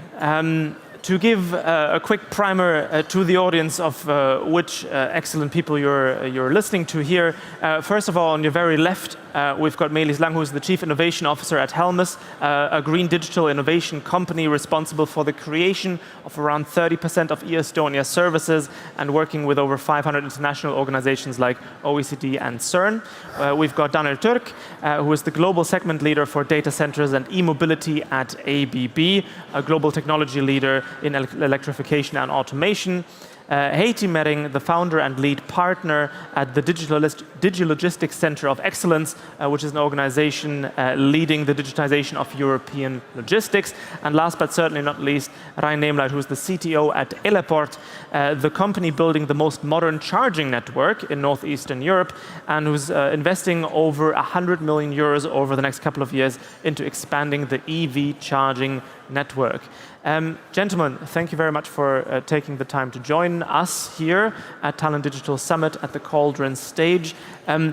As we've already heard from this introduction, you're covering quite a variety of different approaches to sustainability and reaching the goals that we have set ourselves in Paris and elsewhere. Perhaps in just a couple of minutes, can you explain to us how you address the topic of sustainability in your chosen sectors, and what are the main pitfalls that you have to deal with on your way to improving these sectors? Meelis, let's start with you. Okay. Thank you. So sustainability, as you said, is a really extensive, has a really extensive meaning. We from Helmes are working on software. So while in sustainability, there are a few main misconceptions that are the main kind of challenges that we have. Let's say the first one for many ICT leaders is many of the leaders believe that the sustainability footprint, the carbon footprint for ICT and digital is negligible or it's already optimized. They don't even know the numbers behind it, and both of those are incorrect. So just to understand the number of digital footprint, that is 5% of the global carbon production. So this is a really major number. Also, the second problem with the ICT leaders is they believe that when we go sustainable regarding software, that this will be more costly. They believe this will create more complexity and actually reduce the performance, which are also incorrect. So these are kind of the major challenges from the leadership side, and there are also cultural challenges regarding software engineering, ethics, and the engineers that come out of university. They don't even connect that the work they do, how it impacts the environment. So briefly, these are kind of the main misconceptions and challenges, and we can get into these later. I'm sure we're going to get back to the topic of, digital does not necessarily equal 100% green, and there are still efficiencies to be found. Ryan, what's your angle exactly on this topic? Right, hello. So Eleport is building a charger network for electric vehicles. And the main aim for us is actually rather simple. Each car that we can replace on the street, meaning each internal combustion engine vehicle that we replace, will reduce the CO2 roughly 4 times. So each car that we can replace will help us lessen the emissions. And this is quite simple physics.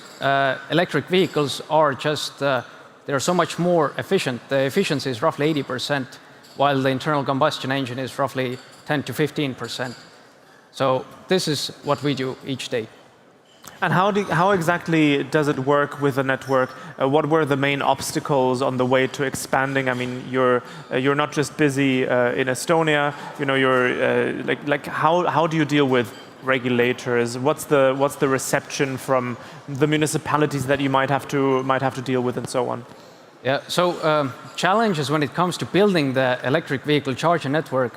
I mean the hardest thing is actually getting the electrical grid connections up and running. Sometimes in Poland, for example, we wait for 2 or 3 years just to install one charger. And if there's no charger, there's no car. If there's no car, then we have to use the internal combustion engine car. And most of these issues actually come from regulation, because we have to be very spot on exactly how do we build out the electrical grid. I'm pretty sure we could actually improve the speed of how do we actually build it, because in Estonia we can do it a bit faster. So if there are some Polish colleagues, let's build them faster, yeah? I know for a fact that there are some Polish members in the audience, so I hope that they will approach you after this panel discussion. Yeah. Heiti, what's your angle with the logistical side of things? Yeah, thank you. Well, it has been said that transportation sector has the biggest footstep regarding the environmental waste, and we have taken the leadership role in moving or pushing the logistical sector digital. It means that in one hand we would like to get rid of the 400 million paper-based waybills, which is annually in European Union, but and this can be multiplied 3 because each copy needs to be shared. But on the other hand, we understand that there is no option that one company can do it, because the logistics is there is always multiple parties. And regulation here is quite important part. Standardization, which comes with the regulations. And that's the reason why we are cooperating very heavily with the European Commission, with different governments to work out the rules, common rules for this sector. And this is the way we see that we will lead the strategic digitalization of the whole logistics sector. So we get rid of the papers from the transportation of goods, and logistics is basically everywhere. So every company needs something, and this is what we are doing. We've heard of the regulatory aspects. We've heard those mentioned before. What about the cultural aspect? I mean, when we talk about logistics, I would imagine that there might be some resistance from the end users, from the potential customers as well. How's your interaction with these different stakeholders going? Yeah, we have to keep the world open. It means that we have to take into account different cultural backgrounds, different technologies, different historical beliefs, everything. So it cannot be so that you must change your information One system. size fits all. Yeah, true. Dano, what's your side of things? Yeah, if we talk about the sustainability, we need to keep in mind it's not only about the CO2. We need to keep in mind, like we do in ABB, is that there is also social aspect. We need to keep all the different people involved in the different ages. The young people, we need to bring them to the business, to the industries to support the sustainability. When we develop new products, we also need to keep in mind that they are done considering the circular economy and what happens after the product life cycle is over, how you recycle, and also the business ethics as well. So if we talk about sustainability, it's wider. Everybody sees a different approach maybe, but we need to keep all different angles in mind. And bringing now all this to the digital, it will enable us to push it more further. To challenge also our sub-suppliers to go maybe start using electric vehicles and car chargers, electrical. So the digital will give another push that we can challenge ourselves in the future. When it comes to the differences in transforming a software-based enterprise or activity or a physical activity, whether it's logistics or charging networks, which are at the end of the day, as you experienced in Poland, there's still physical things that have to be agreed upon. What are the main challenges in these different areas in making sure that everybody's on board with these changes? How do you explain to potential customers that this is worth your time, it's worth your money, and it also helps the environment at large? Perhaps we start from left to right again. All right, so I think the numbers really speak, and the numbers are not well known. So again, as I mentioned, the digital footprint globally is 5%, and this is from last year's report, and it's estimated that the electrical power consumption by the end of this decade, by 2030, will be 10.3% of the global electricity consumption. So this is the digital footprint. And just to explain also what is digital, because this is like over-encompassing word as well, like sustainability. As we mentioned, it is the hardware, all the devices, the data centers, even electric chargers, all of them. But it is also at the same time software. So software runs on the hardware, determines the power consumption.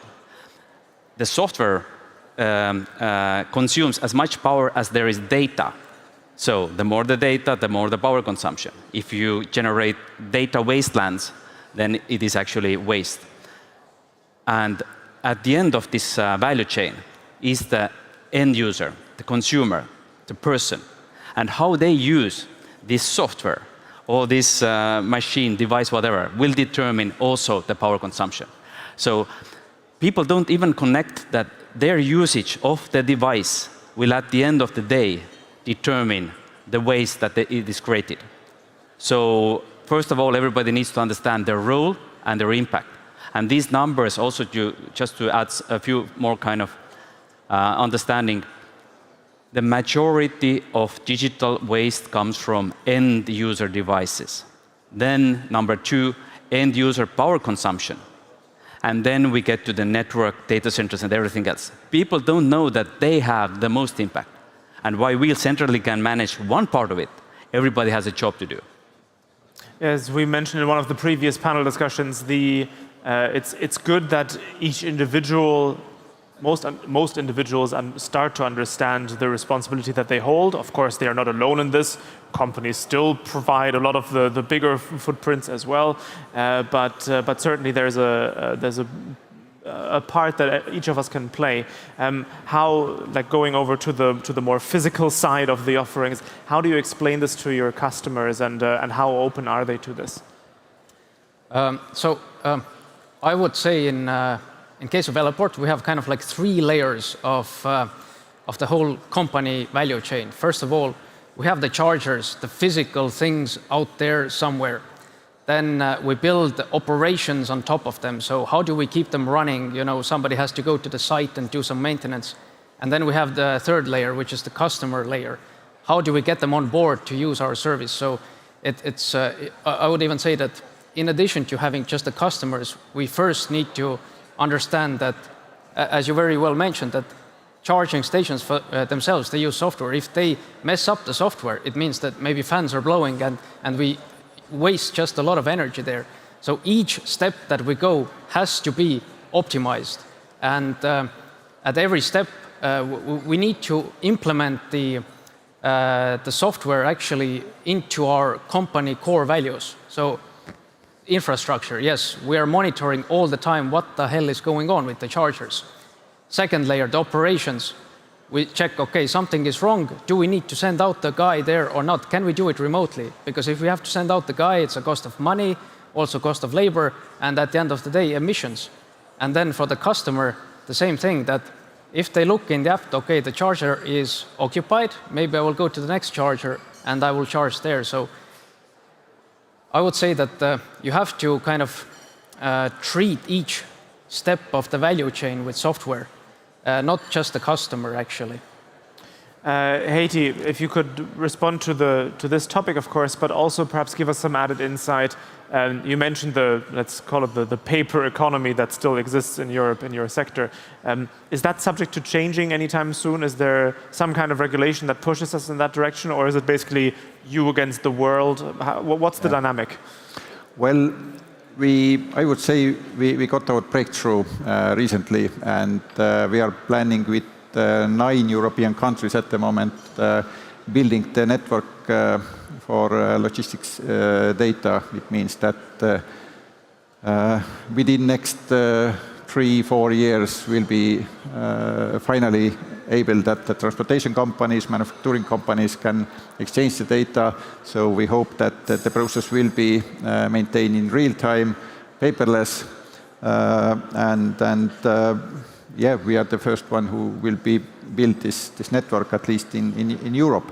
I hope this will be global, not only in Europe, because logistics doesn't recognize any borders. Second thing that I would say that even we will get rid of those papers, I would say, we are thinking that then we will be green. I'm not so sure, because when we change it, comparing the paper-based documents, what is the footprint there with the digital? I'm not so sure that there will be so much difference, but this efficiency, the reason why those trucks are moving, we will understand. This will give the much better benefit, and it's kind of planning. So we might get rid of those empty trucks, which is on the highways, and giving the reason for trucks to be in movement. And also I hope that there will be network for electrical trucks, because this is very far away at the moment, and we are talking today for light vehicles, but what about the trucks? It looks so far away still that. I remember roughly 10 years ago, or even 5 years ago still, where most people would never have chosen an electric car because the charging times were just too long. Well, the thing is, truckers need to sleep one way or another. It doesn't matter for them whether it's a petrol station or an electric charger. So this is definitely one of the areas where there's a certain amount of viability for electric chargers. ABB has, and I say this with great admiration, its fingers in many different pies, many different areas of business. How would you see the relationship with the customer and convincing people, governments, businesses to choose a more sustainable path within their industries? Yes, before I answer this one, I would like to add There's more. On the truck charging, the challenge has been the standard. Now the standards are coming and 1 megawatt charging is already there. If we know the buses which are using the pantogram, they are doing also 600 kilowatt and 1 megawatt charging. So let's have a water and it will be there very shortly. But convincing the customer really to buy a more sustainable or more efficient product, everybody of course looks the first price. And if we look in Europe, and also it's coming in Asia and US as well, the customers in many segments start to look total cost of ownership. And this is really what makes the difference. For example, if you buy a UPS which is maybe 1% more efficient, but during lifetime you can save $2 or $3 million. It's a significant value and you don't need so much energy and so on. And if we look at data center or the digital wise, few years ago, it was only 1% of global energy that it was used. If we talk about a few years later, today we are already reaching 2%, and it's more than, for example, aviation industry. If we talk about the IA, it most probably gonna go to, in the global scale, 4 to 5% energy usage by the data centers. So they are really looking, or those customers are really looking how much is saved on energy efficiency. We're talking about more efficient motors. Yes, you need to pay a little bit more, but you can save 30%. So there is definitely discussion, and those customers or this industry is really looking the total cost of ownership. And it's not that complicated, as they also need to report how much CO2 has been went to the production and use it every day. It's really on top of agenda in every customer. Now, you already touched upon this a tiny bit. I want to expand on this for the whole panel. Of course, Tallinn is an innovation hub. Estonia is an innovation hub, but it's not the only one in the world. We've only got 5 minutes left in the panel, and perhaps in 1 minute each, could you tell me about where during your travels, you're getting around outside the country as well, where you've seen solutions where you said, if I could implement this in my sector tomorrow in Estonia or Europe more widely, what would it be? Where did it come from? What should we take on from the rest of the world as well? Meelis. That's a good question. I don't think most of the world has gone green, and because people are not even aware. They don't even understand their impact. So on top of my mind, it's like you can go fully green if you just, leave out everything and live minimally. So minimal living, minimal resources, that is the practice. So it's a question of what country, who are the people who live minimally, they have achieved this state. But most people are consumers, and they don't understand the cost of this consumerism. So I would find the people with minimalism, essentialism, and start to adopt practices from there. I remember this CO2 clock where you could see when different countries in the year, when they would reach their allocation of CO2, if it was relative by percentage. And some of the countries are, of course, living beyond their means, many in Europe very much included. And then you've got countries like Costa Rica, where the ecotourism became a very big thing quite early on. And so there are different labels that countries can attach to themselves as well if they start to shine on a national level with efforts for greater sustainability. Yes. One idea, since this green thinking and sustainability thinking, it really drives innovation. But innovation needs another component. So we want to save the planet or reduce the harm to the environment. So that is one kind of force that is working on this. The other is resources. When you take away half of the resources, you have to become creative, resourceful. So it's kind of also the people who have less resources will be more innovative and have this kind of more positive impact. If you have fewer resources, you must be more resourceful. Yes. Absolutely. Rein. Yeah, I would like to continue actually from what you said, that it's about the people. So, I mean, it's about the awareness. When I started dealing with electric vehicle charging stations 6 years ago, then quite often I would call somebody and they would say like, what the hell are you talking about, electric vehicles? It's never gonna happen. And today we're all here, we're talking about sustainability and how important it is. So I think the awareness is the key. We first need to understand that, okay, like this is an issue. If we don't deal with it, we're gonna be in a lot of trouble. So if we have to do something, as you asked, I would say that we need to raise the awareness and we need to start from there, because I think not everyone is fully probably on board on the fact that, you know, there is a global climate change going on and it is already impacting us. So even though it is a dirty word, potentially, evangelism still is important as well, that we talk to people about our experiences. Heiti. Yeah, when you are asking about the software and my vision, then I would say that I'm doing the right thing at the moment, and I see that regarding sustainability and digitalization, we need strong leadership and cooperation, because it can be developed or done by one company or one person. And regarding awareness of end users can be raised only through digitalization. When we have the data, we can do it with the data, right things, and this will raise our awareness about footprints and also what we can do. Anna.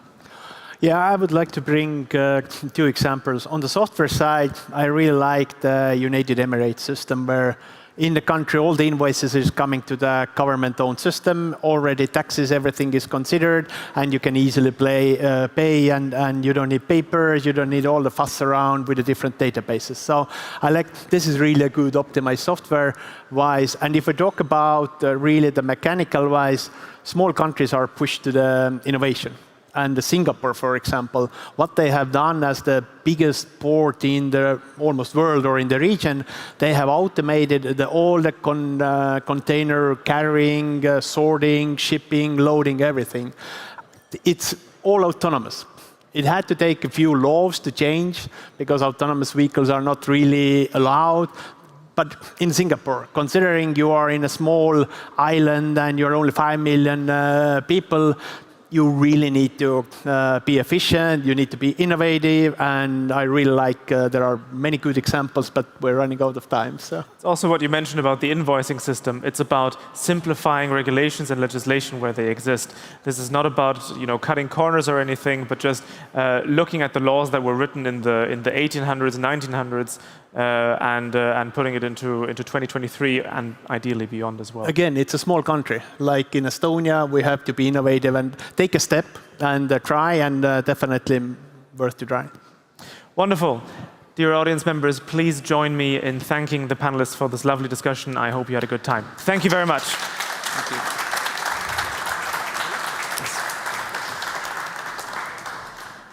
Ladies and gentlemen, we are reaching the final panel before our small break, where I get to have a tiny bit of lunch as well. I will ask for your recommendations when I get off the stage in half an hour. But first we have one last panel, as I mentioned, on protecting data and critical infrastructures. I told you we're going to get back towards cybersecurity.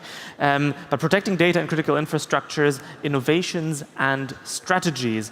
With me on stage will be Tuno Grünberg, Csaba Virag, Tavi Tamkivi, and Samuel Ojeme. Please welcome them to the stage.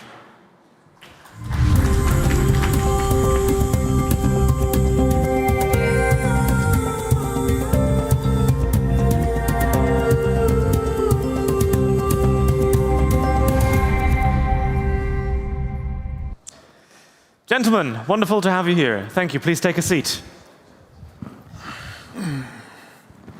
Now, I have had the fortune of meeting these fine gentlemen before, but I would like to introduce them to you as well. From left to right, we've got Tuno Grünberg, who is the CEO of Greenergy Data Centers, which is home of the most energy efficient and secure data center in the Baltics. Then we've got Taavi Tamkivi, who is the co-founder and CEO of Salve, a startup on a mission to beat financial crime through next-level anti-money laundering. And we have Csaba Virag. I hope I got that correct. Excellent. Perfect. Thank you. The Chief Strategy Officer for Cybersecurity at Nortal, which is a leading company supporting Fortune 500 enterprises and digital societies around the world. And we've got Samuel Ojeme, who is the Director of Product Management for Cyber and Intelligence Solutions at MasterCard. I don't think I need to introduce that company to anyone. Thank you very much for joining me on this stage. I want to start with a more general question that we can all address. In general, we've experienced digital transformation in its nascency in 20 years ago, more recently and more actively 10 years ago. We've seen a push in more and more countries. Have we been paying sufficient and equal attention to physical and digital infrastructure alike as we start providing solutions to the world? Maybe we start from the left-hand side to the audience. Yeah, thank you. I think not. We haven't really paid too much attention to the physical side, as we more concentrate, in my mind at least, to the data protection itself, which of course is paramount importance. But I think the physical side is a little bit suffering from the attention at least. So every bit of information needs to reside somewhere, and it has to be a very safe place. So that's why, if we look at, we are kind of used to that all online transactions and everything like happening, e-service of governments, everything is like that. But actually they are somewhere, in some places, hidden maybe from the sight of the public, and it's really important that we keep also track on those parts. So probably this part actually needs more attention on my side. Of course, both. I mean, cybersecurity of data itself is absolutely number one, because without this, there is nothing to protect, actually. So that's both. Absolutely, and I think what I would like to hear more from Taavi, Csaba, and Samuel about is to what extent do you hear when you deal with potential customers and existing clients as well?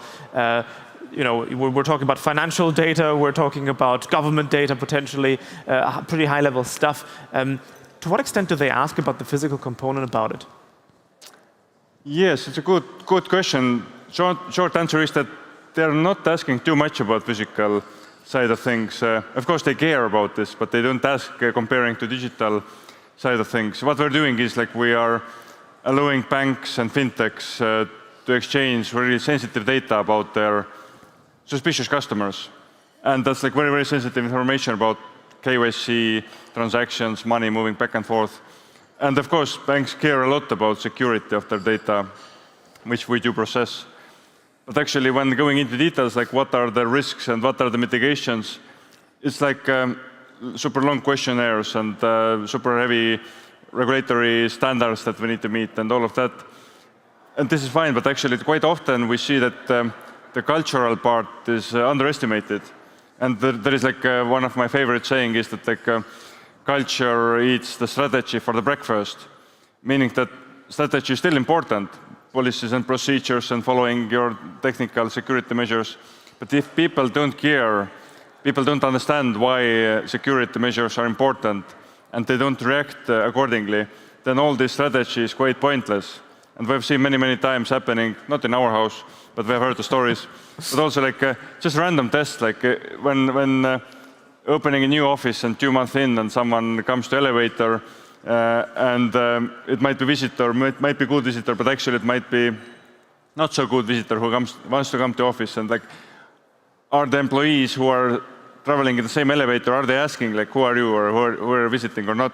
So this kind of things, you can write it down, the policies, but actually if people don't care about these physical things, people coming to your office, then it's digital, access to digital assets is quite trivial actually already after that point. And there are many, many other examples where we see that actually people underestimate tend to underestimate the physical risks which are coming from lack of knowledge and lack of culture in that space. And I suppose, seeing as you've got AML regulations that are quite uniform, I would say, but there's still a very different interpretation across borders when you deal with clients. Would that be fair to say? Yes, like it's the wider space is so exciting. I'm a mathematician myself, but I never believed that I could be excited by the laws and by the regulatory things, but I do, because like there is like in European space and in the UK as well, there's like privacy, GDPR policies and GDPR-driven laws which protect our personal data, and I'm super happy to have GDPR in place because I feel much safer when I'm giving my data to someone. And there is always AML, anti-money laundering, which is actually encouraging our banks to exchange more information and process more information. So there is a natural conflict between the GDPR and AML. And when it comes to data security, then again, it's another triangle, another corner of this triangle, when like we need to keep data secure while processing personal, super sensitive data, and what are technologies which are meeting the AML expectations and GDPR expectations, and like data protection officers and information security officers, how do they work together, and how do they prioritize like mutual, maybe sometimes conflicts of interest. That's actually a really, really interesting puzzle to resolve. And in the companies or like institutions which are dealing with really, really sensitive data, I think maybe there are not too many best practices which would scale and which would be compliant and really well accepted by the different countries around us and different customer segments around us as well. So every time, like there is almost need to build it up from scratch again. Yeah. Java, what is your experience with this question? I might have a different point of view here. That's what we're all here for. If we all want to agree on everything, then yeah, I go somewhere else. So when you mentioned or coined the term physical security, the very first thing that popped into my mind is not access physically to some kind of data or some kind of bits and bytes, but actually the physical infrastructure that it's relying on, plus how actually we humans should be thinking of how we think of our interaction with IT. Specifically more like operational technology, so IoT and any device that we use. And when you say physical security, for me a car that is unmanned and is driving on its own autonomously, that's a physical security question as well. And drones can fall down, satellites can fall down and get into each other. And we as humans and humanity, we are building everything smart. So if you don't have smart in what you're offering, it's from last centuries. But when it comes to actually having a smart city, my understanding it's as smart as the people who are living in it. So culturally, we have to be ready to actually adopt, understand what interaction with these technologies, physical devices, smart metering, cars, smart light systems, smart elevators, whatever we can, we try to automate to make our life actually comfortable. But what people don't necessarily think of, what will happen if that automation is failing.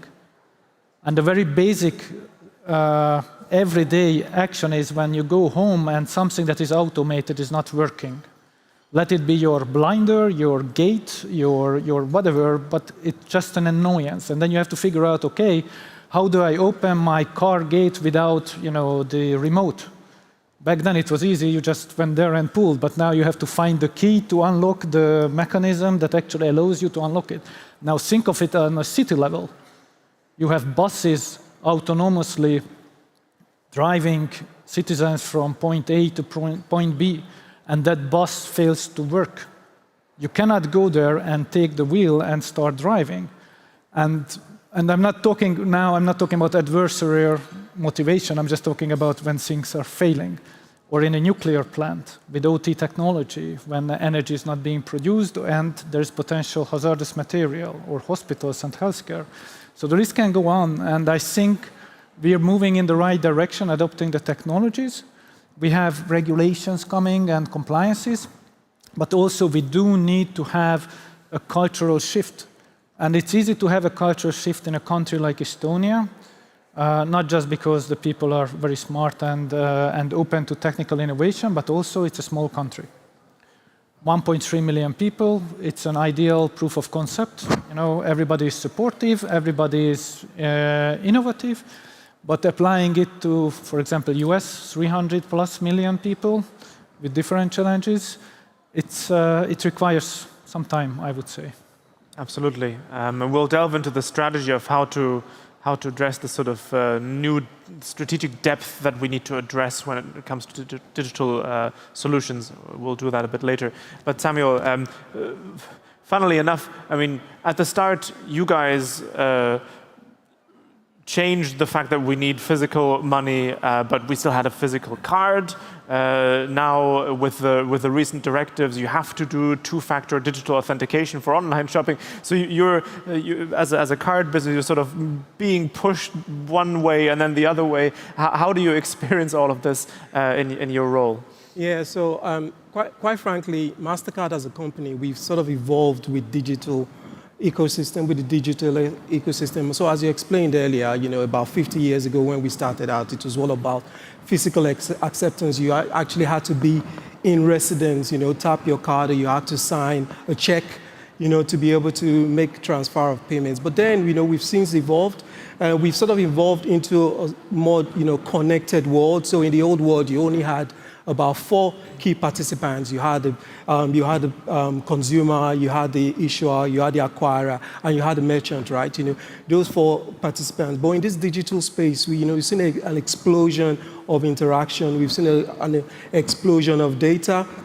And with that comes a lot of threats. Obviously, comes with a lot of opportunities.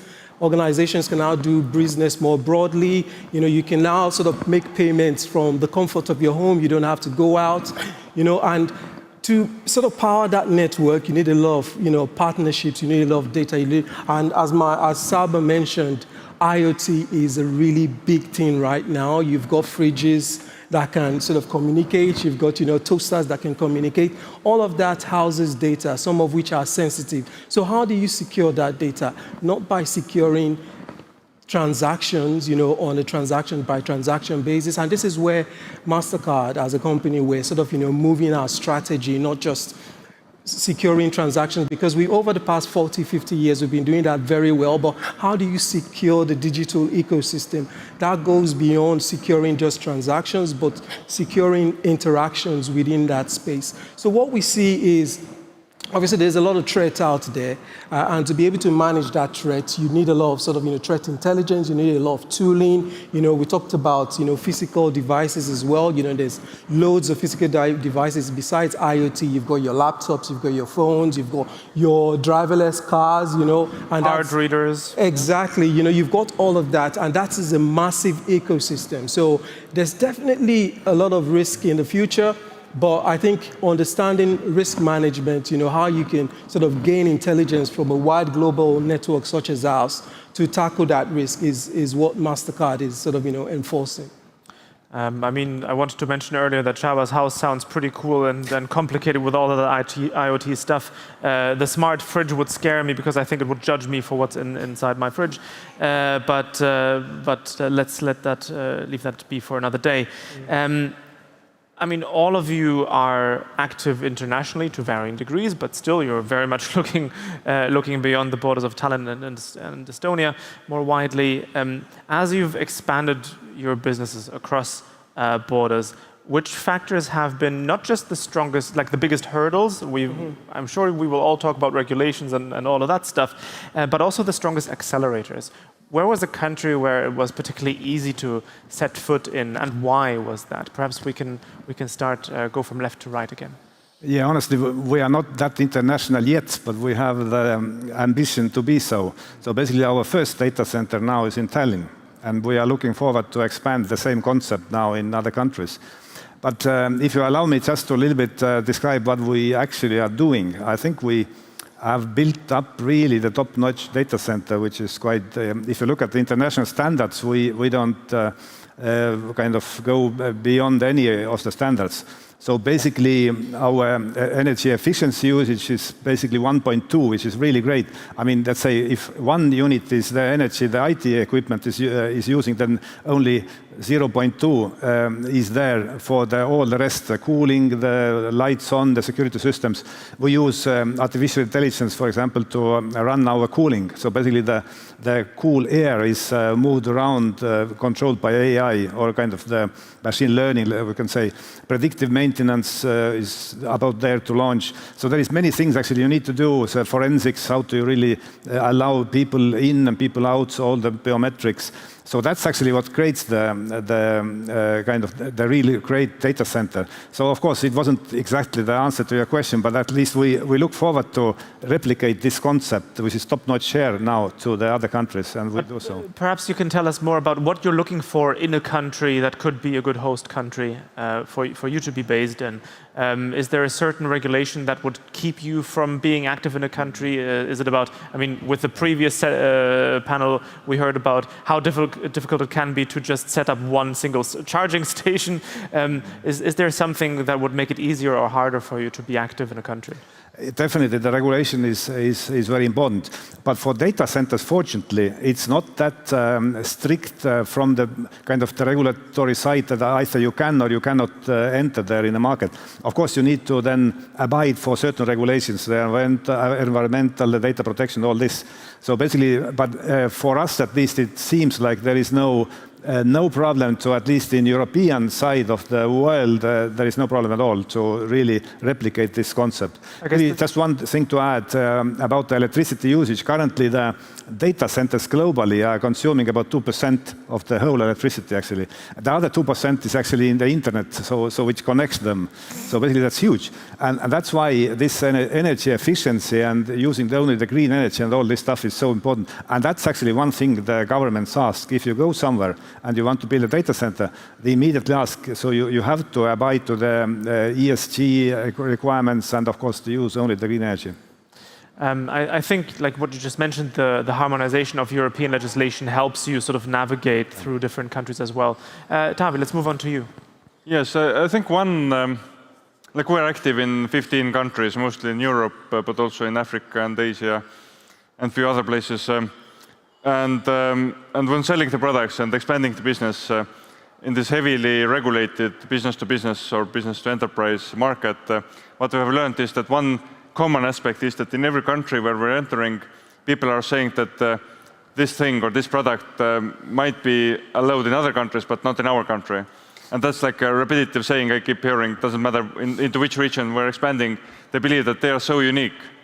Of course, like there are some legal differences everywhere, but there are principal assumption of the personal uniqueness, especially in the enterprise and like again AML and GDPR and other regulations, which are like massive things, make people to think that something which is built in other regions or other countries, it doesn't work or shouldn't work in our country. So that's kind of mental barrier.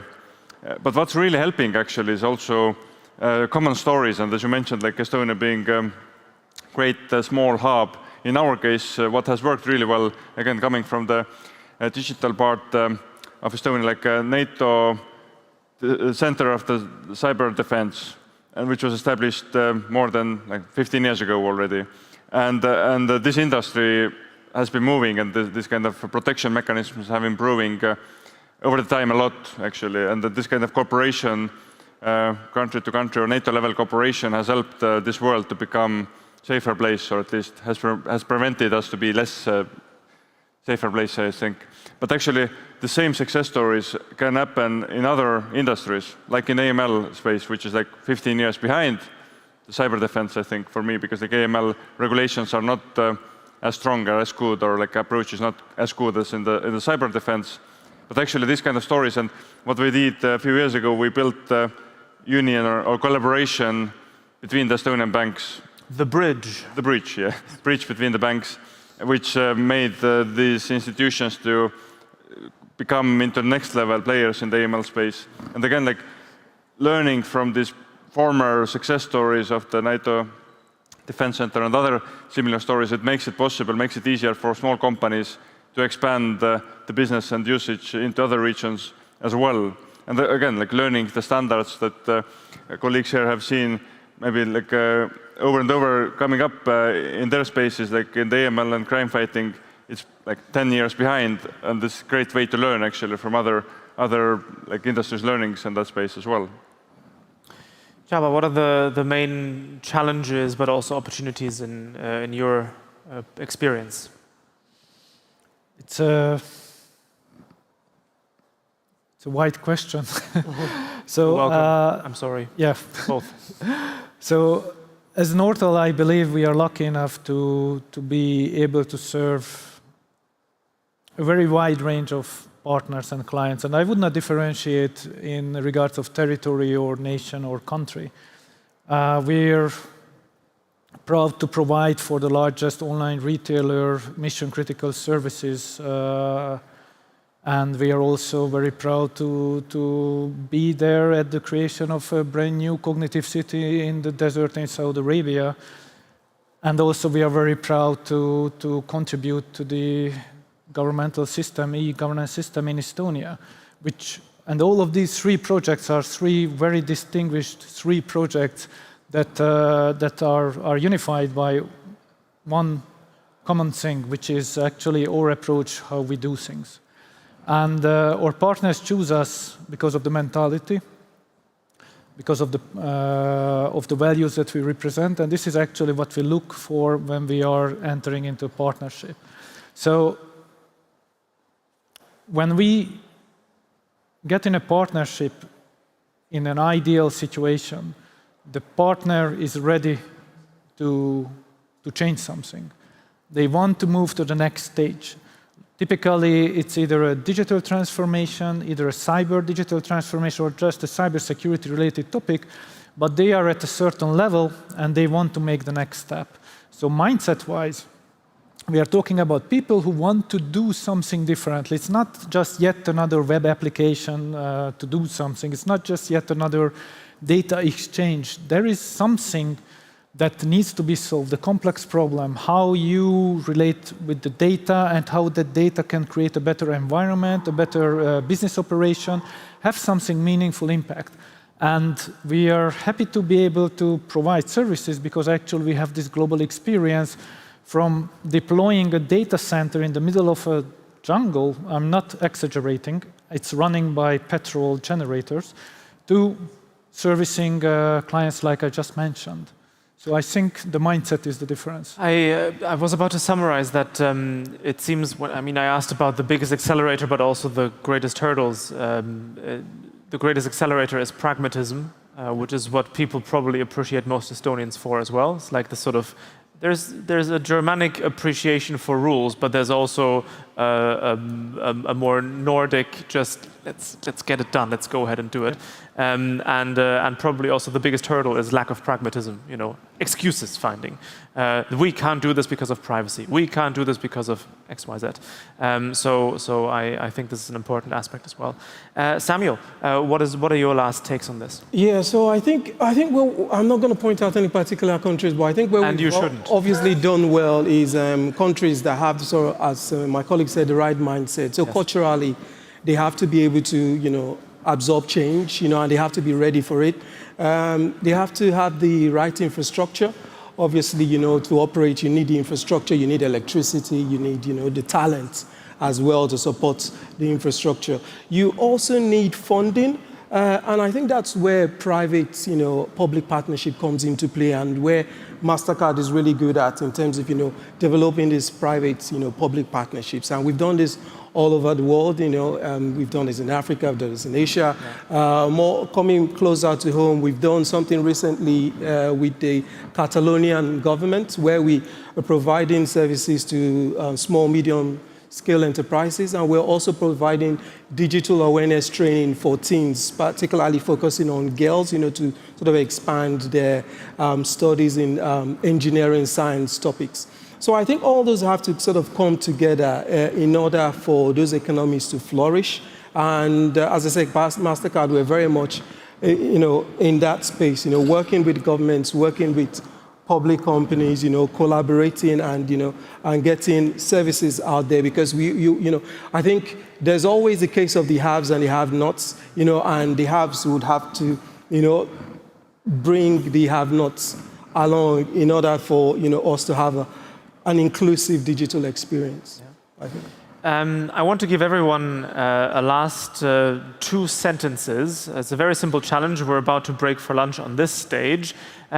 If you had the option, the ability to have one question be discussed by the audience over lunch, what question would you like to give them for their lunch break? Don't know.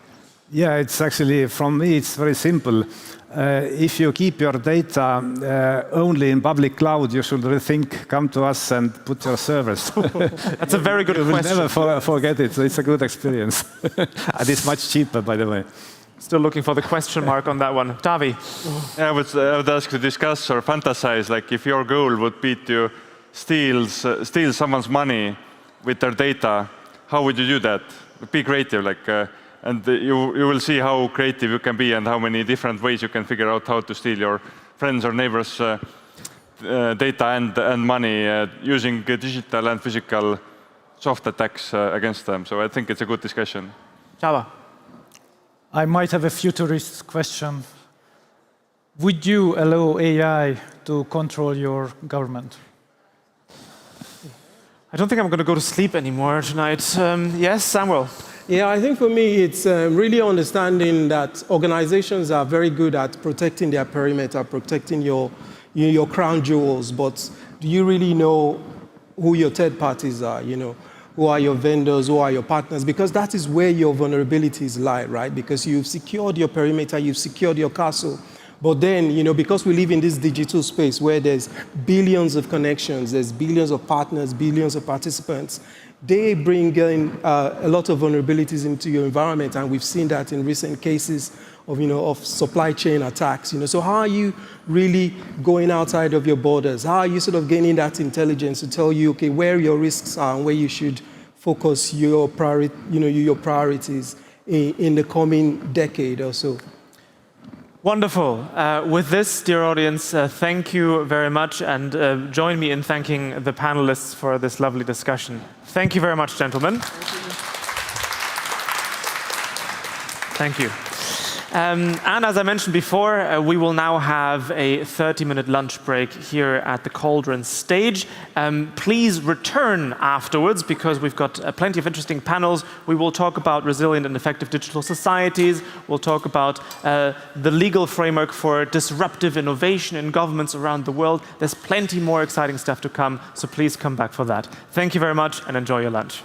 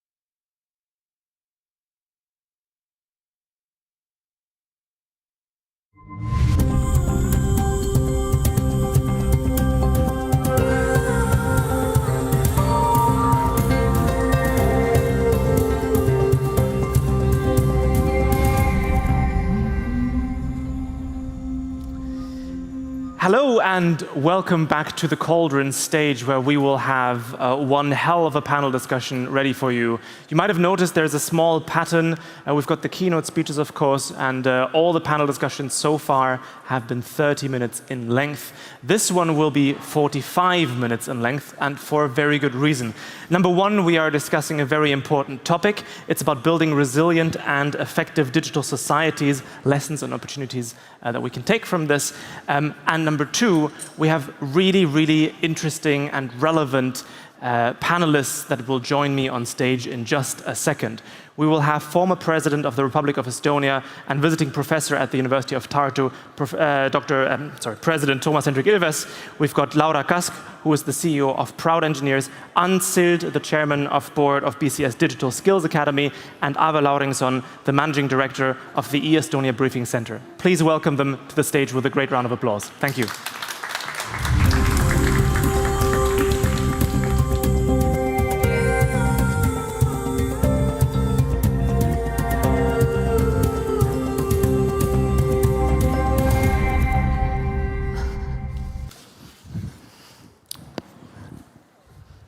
Ladies and gentlemen, Mr. President, it is a great honor to have you all on stage. Thank you very much for joining us here at Tallinn Digital Summit.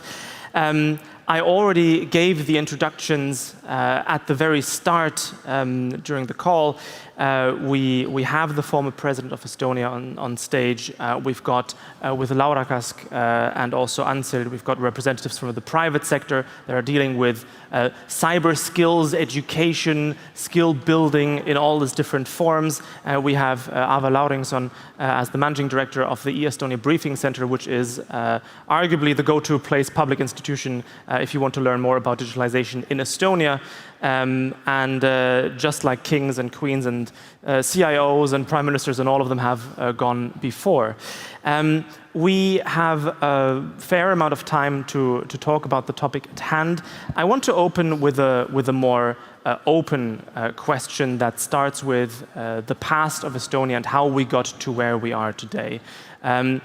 Estonia has built a digital society. This is why many people are here in this room, in this building, has built a strong digital society and put very early emphasis on educating the society with regards to IT skills back in the 1990s already.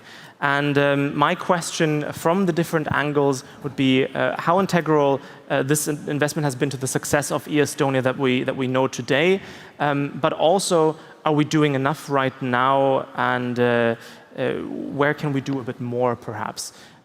Should we start with Untitled on this side? Thank you. I've been on this journey from the beginning of the 90s and seen the developments from developers, service providers viewpoint, but have become more and more one-topic guy, and I'm the digital skills guy. Very in favor that this is the source. So this is one of the main sources, or the main source of Estonian success.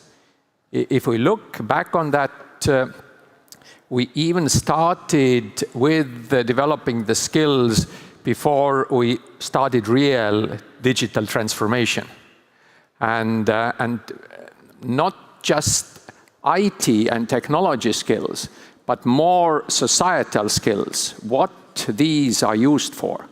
And then the top-down solutions development came when already there was an understanding of the basic skills and also the possibilities, what the technology might deliver.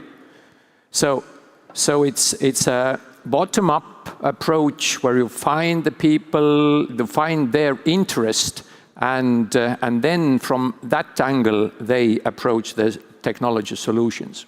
I mean, I can't say that I remember because I did not live in Estonia at the time, and I was also too young to remember.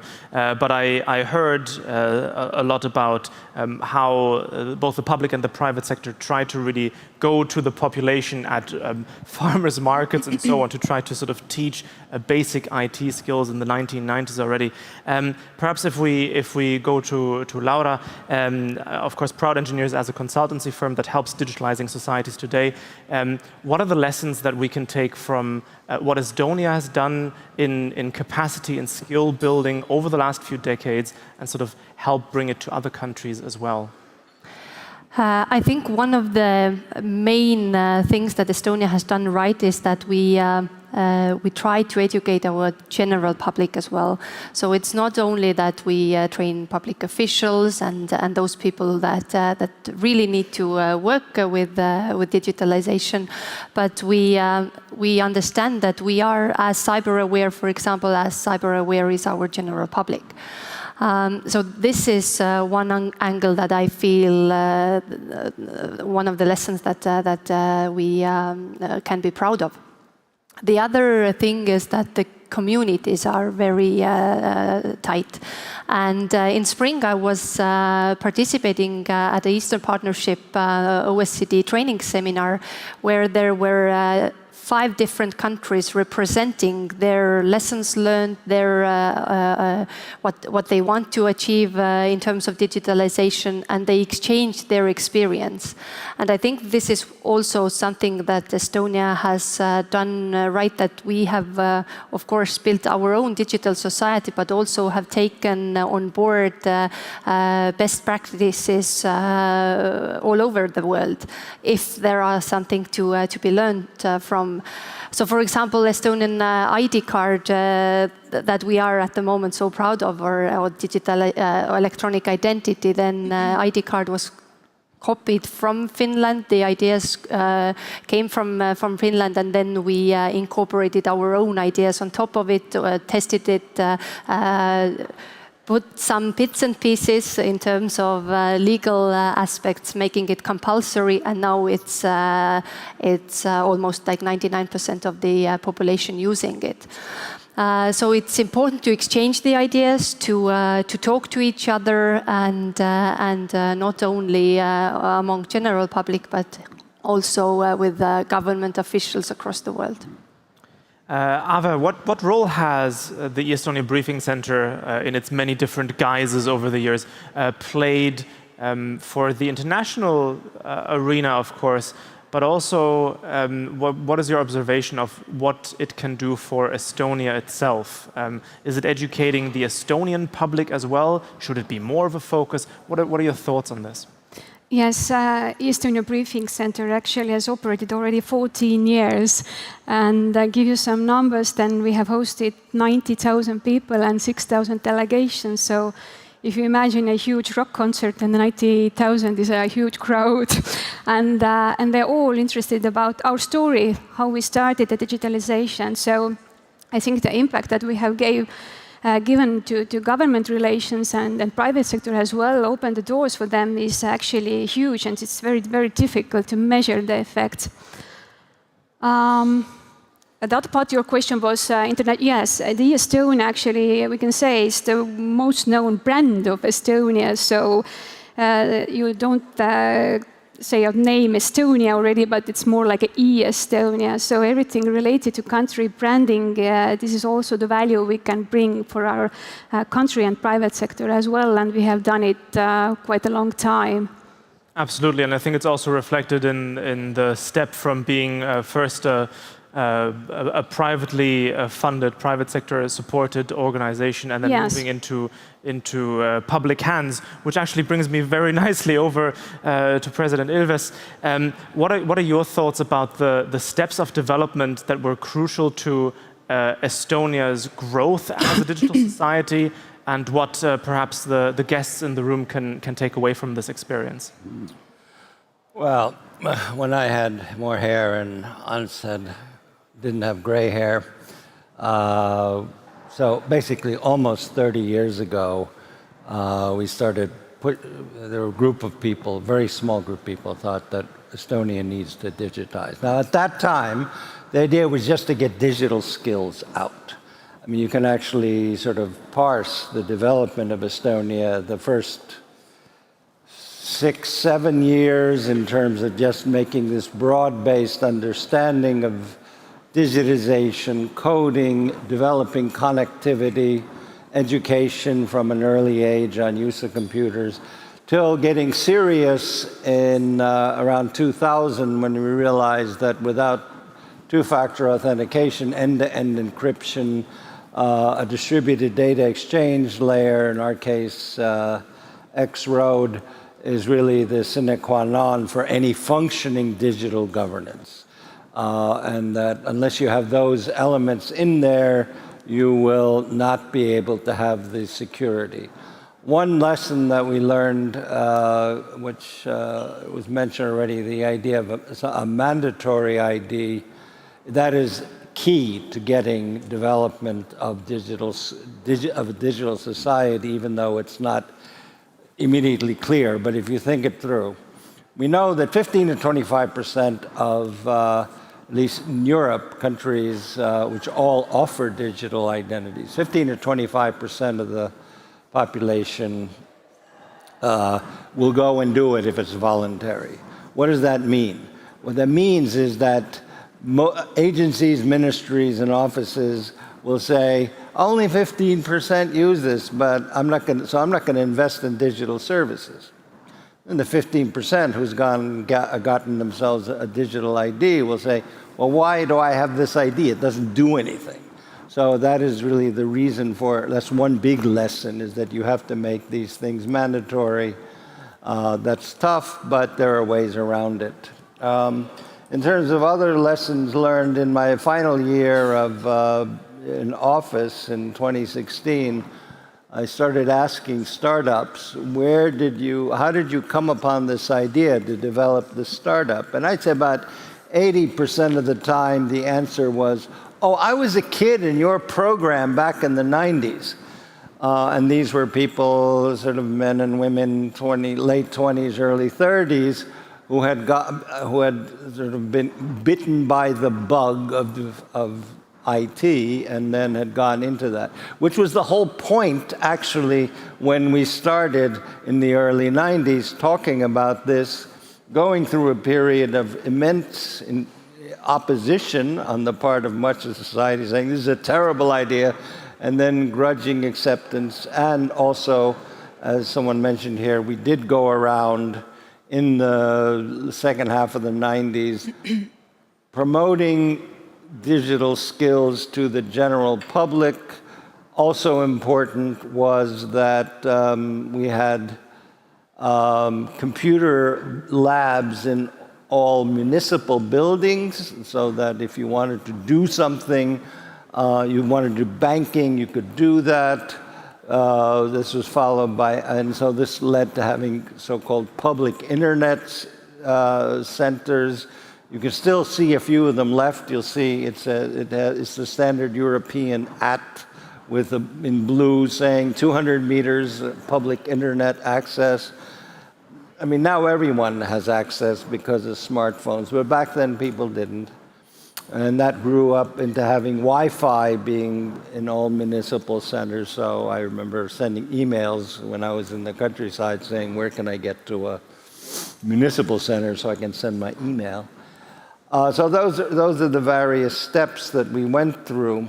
The only thing I'd end with this, at least for this round, is that what it really comes down to is that if you need to have the political will to do it. Too many countries think digitization is about buying stuff. And you'll have PricewaterhouseCoopers come in and say, buy this stuff, we'll set it up for you. And then you end up with a lot of dust-gathering computers. You need to have the political will, which requires knowledge and commitment on the part of political leadership in order to get anywhere. I think there's a certain agreement here, and we've also heard it in the previous panel discussion, where if there is an absence of any realization of pain, if you are just looking at your current situation and this is fine, being able to send a vote for the national election via paper mail in Germany is perfectly fine. We could never imagine having the same thing online, encrypted, and so on. If this is your standpoint, then going to the PricewaterhouseCoopers and whatnot of the world is not going to change that because you still have the same approach. And what we ended on with the last panel as well was the point of pragmatism. Do you really want to change the status quo or not? And I think this is where Estonia felt a particular pain in the 1990s and also in the early 2000s to sort of drive that first big wave of development over that decade. I want to quickly shift towards education in particular. I do not necessarily, but I don't want to exclude either, I do not necessarily mean education of Estonians, but global leaders when it comes to digital strategies, to building digital societies that are resilient and effective around the world. I know that there are different academic programs. Of course, the Briefing Center has its own solutions provided. The private sector can engage in workshops and so on provided by the European Union. Can you share with me your different experiences on how exactly we can make sure that, yes, the general population is on board, but also that the leadership knows where they're going, that there is a shared understanding of these are best practices, these are lessons learned, avoid this thing at all costs because otherwise X, Y, Z. How are we dealing with these educational schemes right now? Ants? The first question is about the term education. We usually think that it's the formal education, the general education, the vocational schools, and the universities. Until then, when we reach the perfect digital skills from the formal education, I don't know, my eyes won't see that. So it's much more lifelong learning and job and interest-based learning. The second topic is if we talk about digital skills, we usually, the IT people, think about technology. But 70% of people don't care about the technology. They are not interested in that. They are interested in their job, in their life, in doing their interesting things. And technology comes only as a tool. And if we don't grow the interest from the user side, then the technology is useless. It doesn't reach the people. If we are now talking about IT, training, digital skills, we've been talking about management of IT, CIO manages the data, the strategies where the organization goes. CTO, technology management. But what about the policies and the CEO's management role? Today's problem in IT industry, in everyday life, is not about technology. It's about the top management and the lag between the goals, the policies, the management, and the technology. And this hasn't been addressed much so far. I would actually invite everyone in the audience to also think about, I mean, we've got many people from CIOs' offices, digitalization ministries and so on, to look at your own organization and really try to pinpoint the people, exactly what Ants mentioned, that would sort of be the glue between the technology, the legal changes and so on. Yes. One small comment. We've been trying to address this as organizational digital maturity. How you run the whole organization. What are the needed skills? What are the roles? What are the profiles? How you deal with technology? The organizational holistic maturity on that.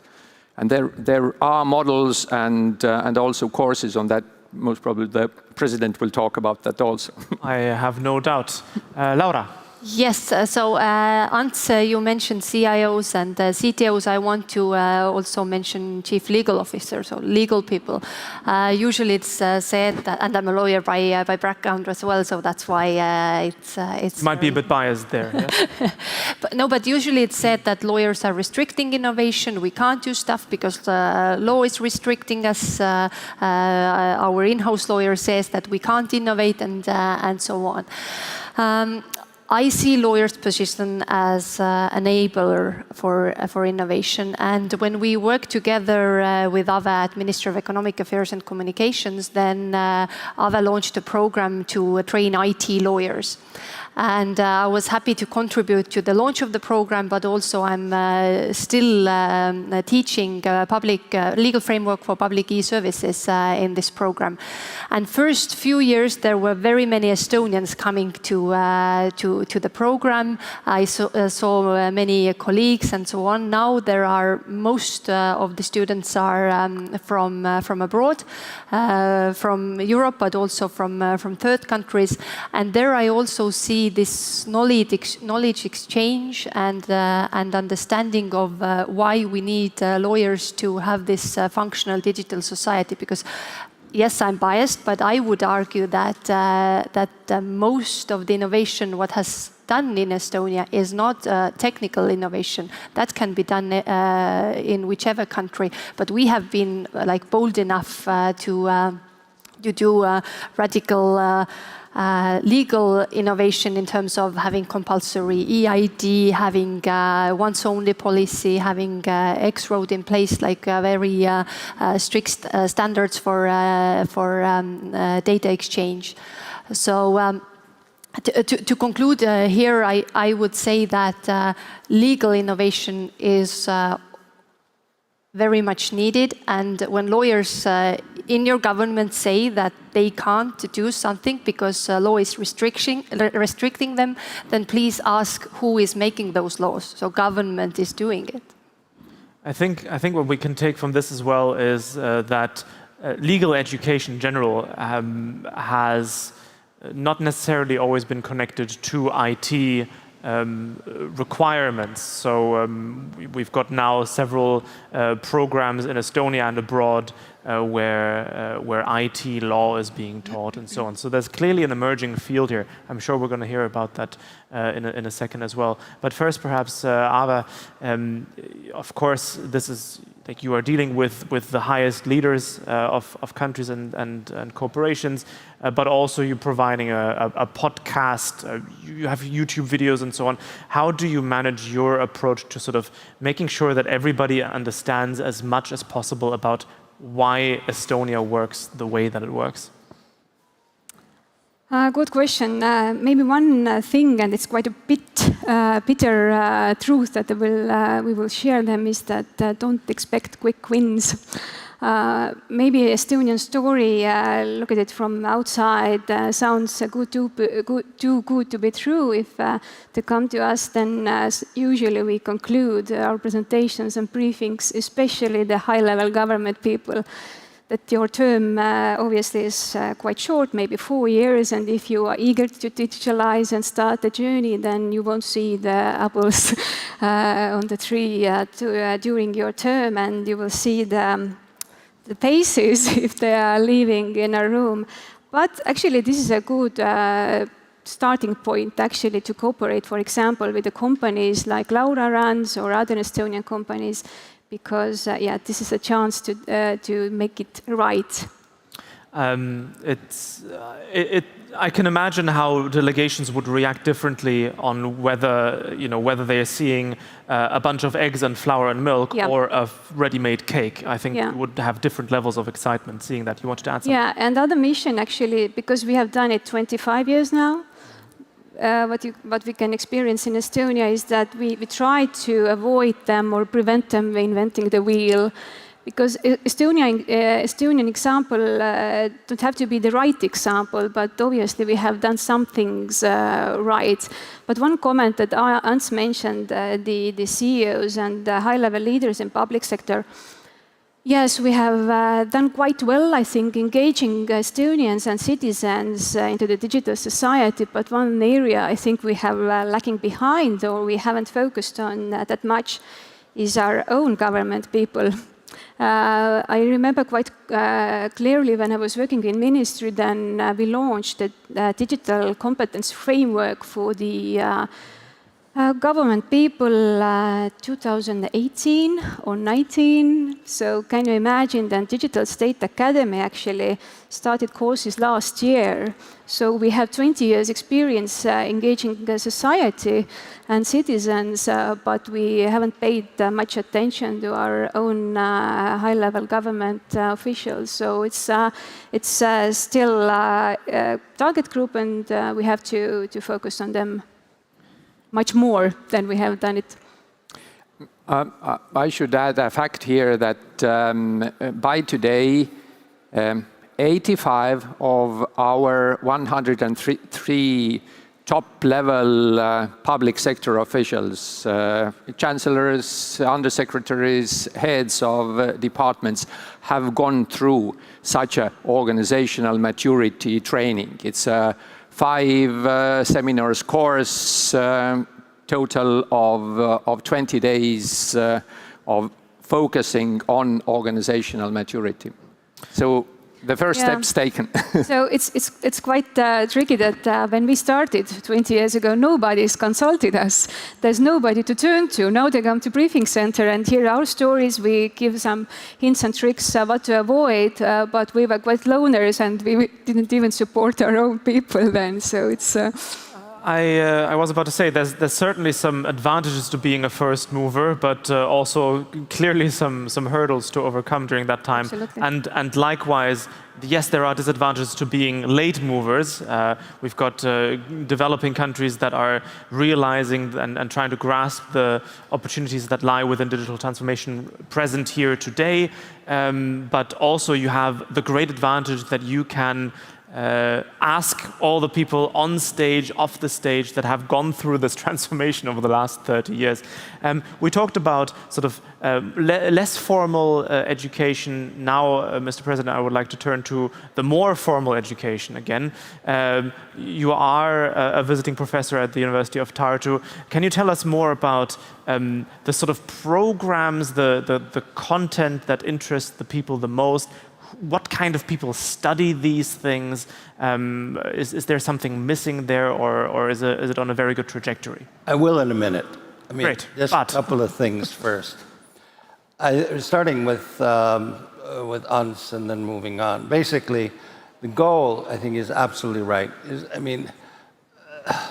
We shouldn't worry about the technology. The technology should be done. The idea is to build better services, to make life different from the way it's been, so you don't worry about papers, you don't worry about forms, that things can go easily. And now it takes, and this is a hard thing to change in terms of both on the supply side, which is the government or the public services, and also on the demand side, which are citizens.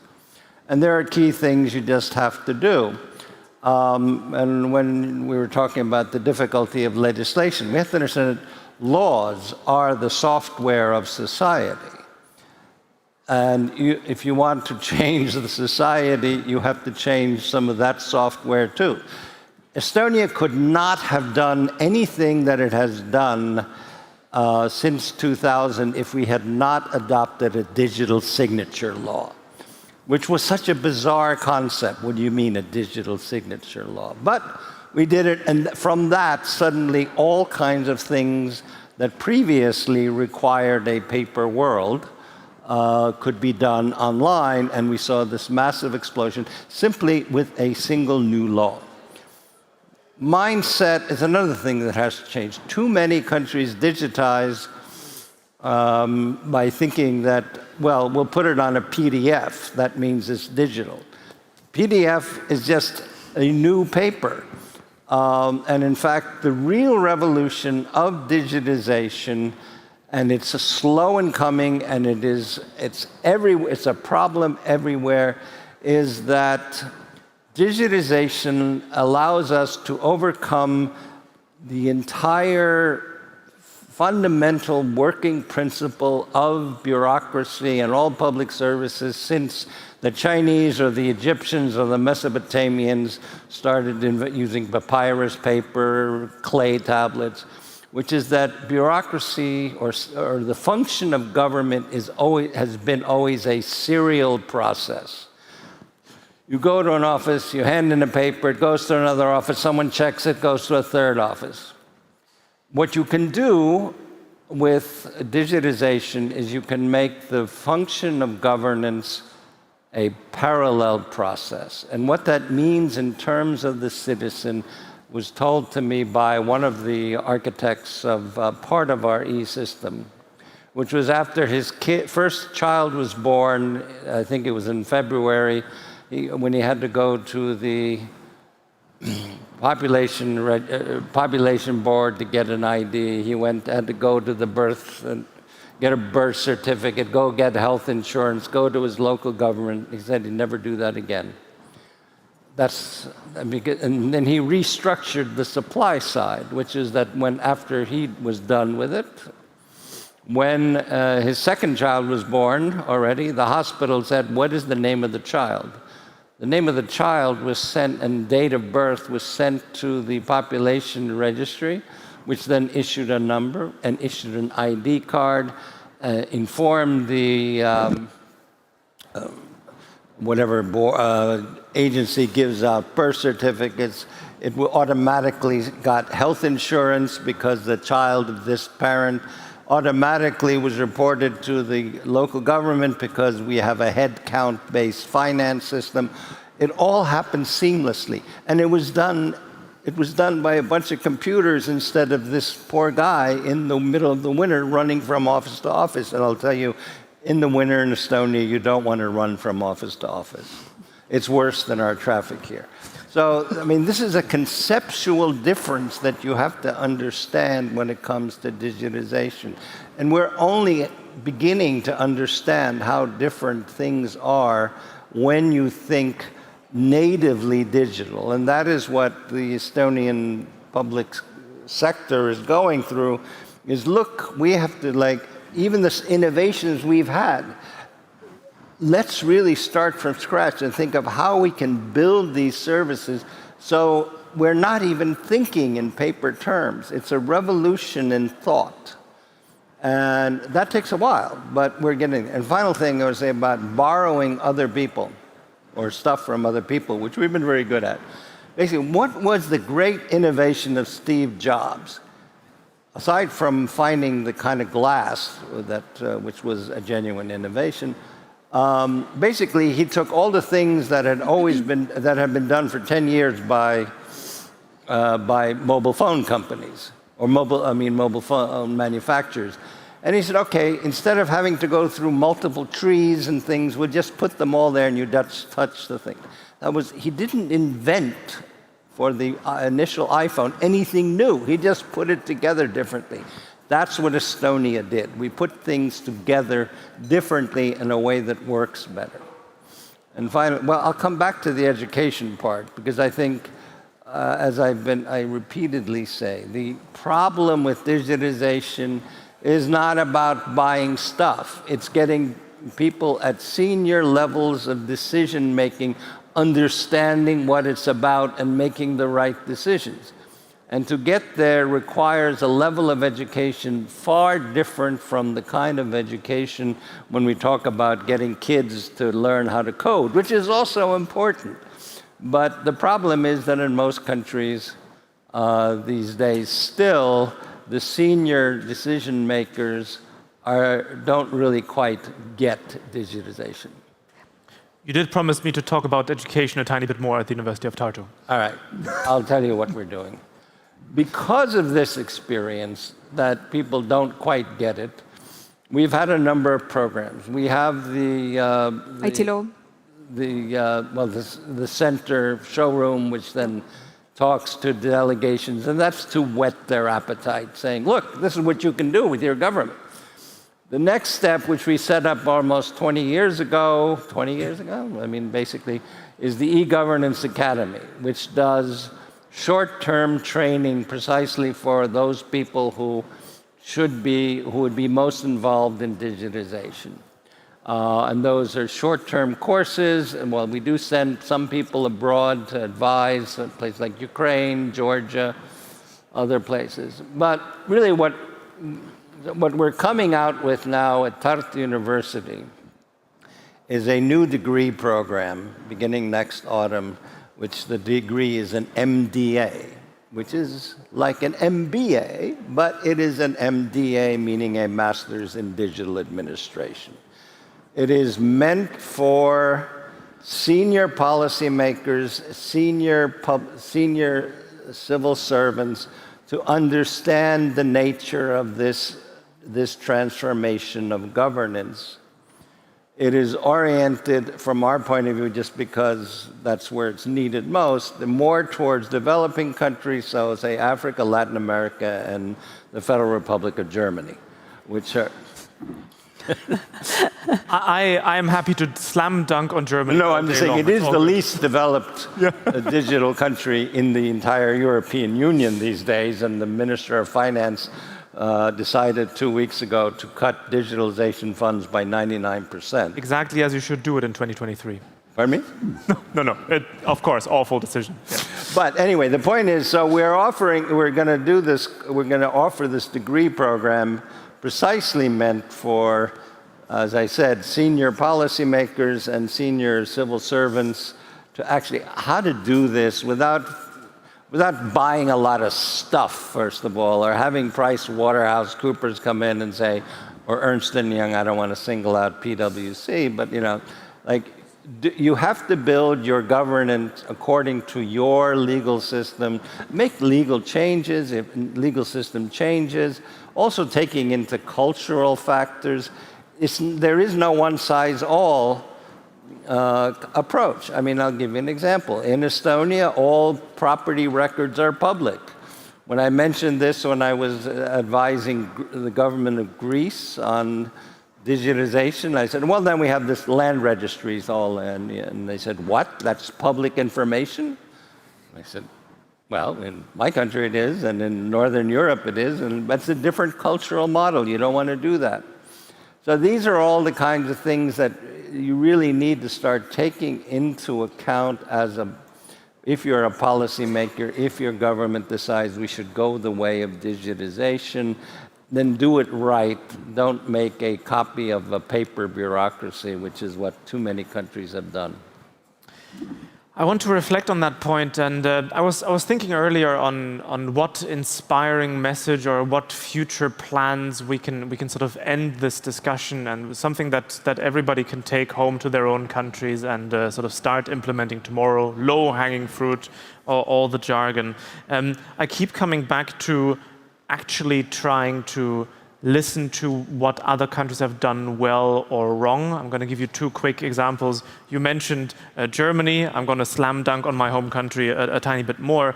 Very recently, the health minister said that he wants to pass a law for an e-patient record, which is great.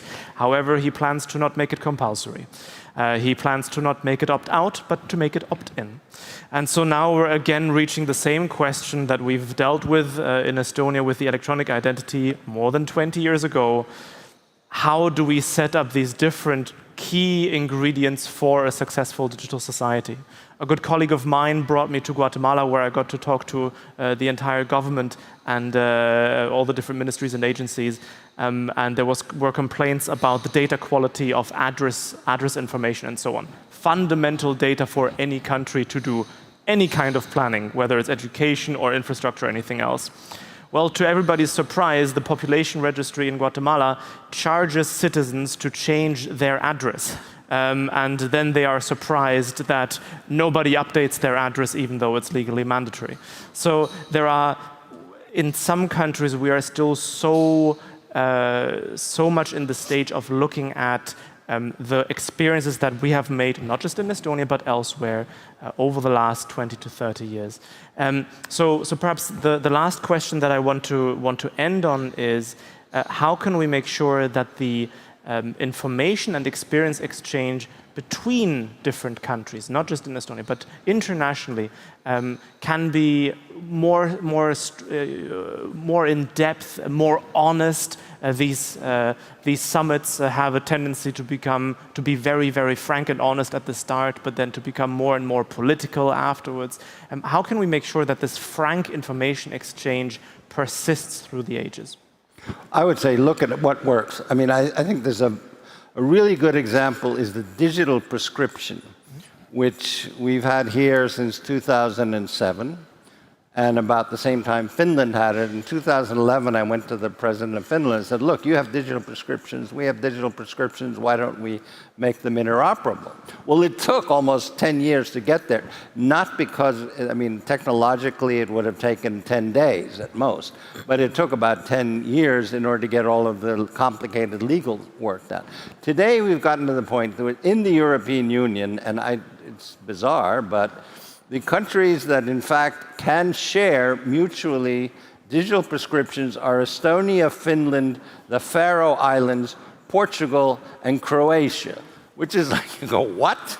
But we can't do it with Latvia or Lithuania or Sweden. But in any case, the point is that when you see that you can create an amazing service. Now imagine if all of Europe, if you got sick in some part of the European Union, you just go and get your prescription at any pharmacy. Those are the kinds of practical things. I mean, when we have theoretical discussions among ministers, it's not going to work. Yeah. There's no reason why you couldn't do exactly the same. I mean, it would be easier. In fact, in Europe, we have 26 languages that we use out of 27. If you, for example, had a common linguistic space from Oman to Morocco, everyone is Arab speaking. Can you imagine a digital prescription that works across the Arab world? How about Latin America, from Tijuana to Tierra del Fuego? You could have, you could have digital prescriptions for all of Latin America, and you'd get, if you go to one country to another, you just get your prescription there. All of these things can work.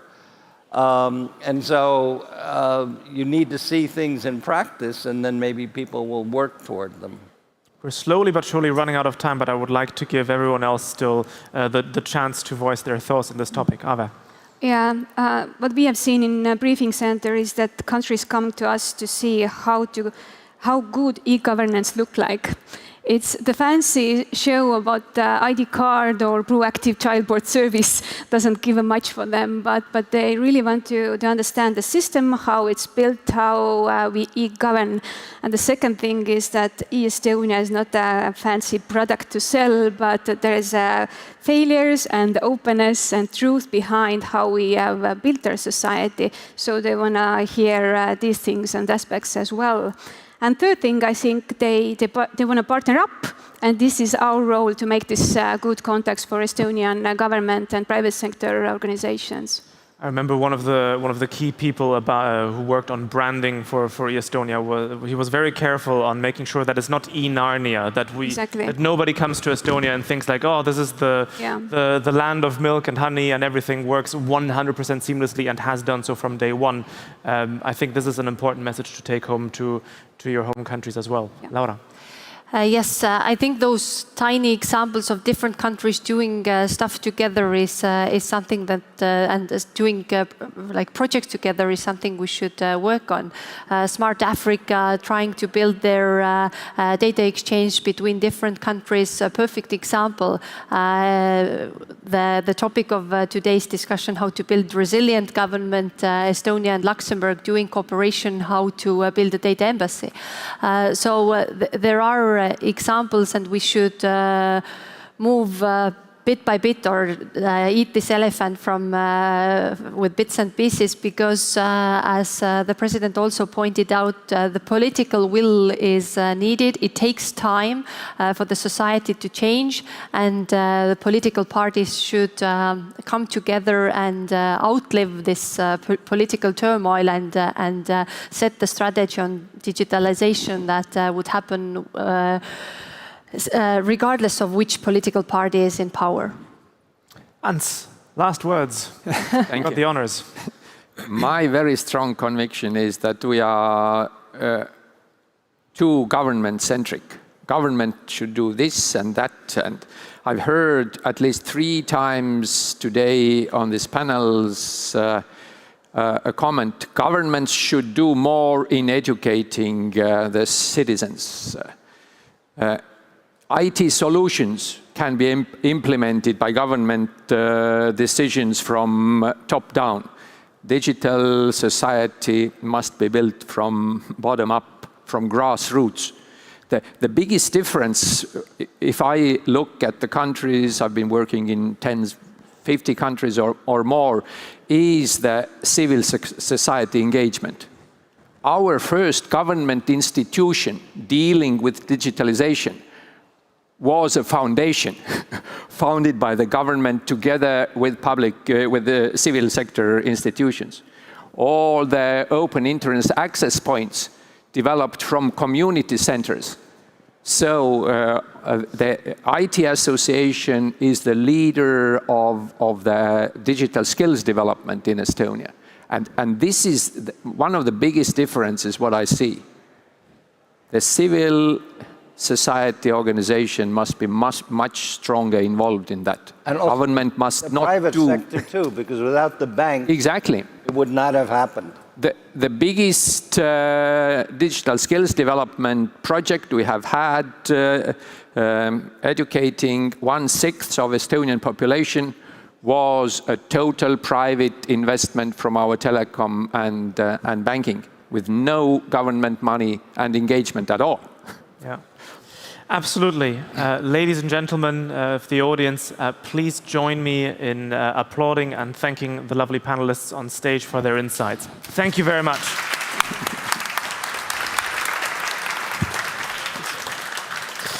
Thank you.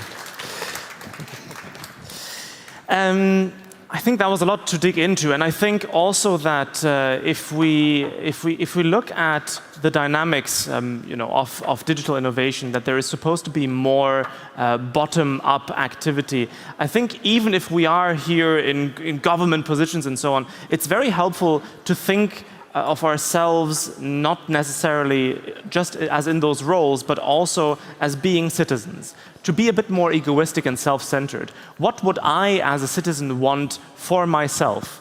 Do I want proactive government services? Do I want, when a child is born, do I want the government to just ask me, what's your bank account? Where do we send the money? Congratulations, you're entitled to child benefit payments. So all of these things, they don't necessarily require us to consult every single stakeholder, although of course you should do that as well, but also to just listen to yourself and think what you as a citizen would like to see in your country. With this in mind, I would like to introduce you to our next host. She will lead the panel on how to incentivize disruptive innovation and what role the legal system plays in that process. Her name is Annette Numa, one of my former colleagues. It's lovely to see her on stage. She's the head of government relations and communications from Accelerate Estonia. Please welcome her to the stage. Thank you.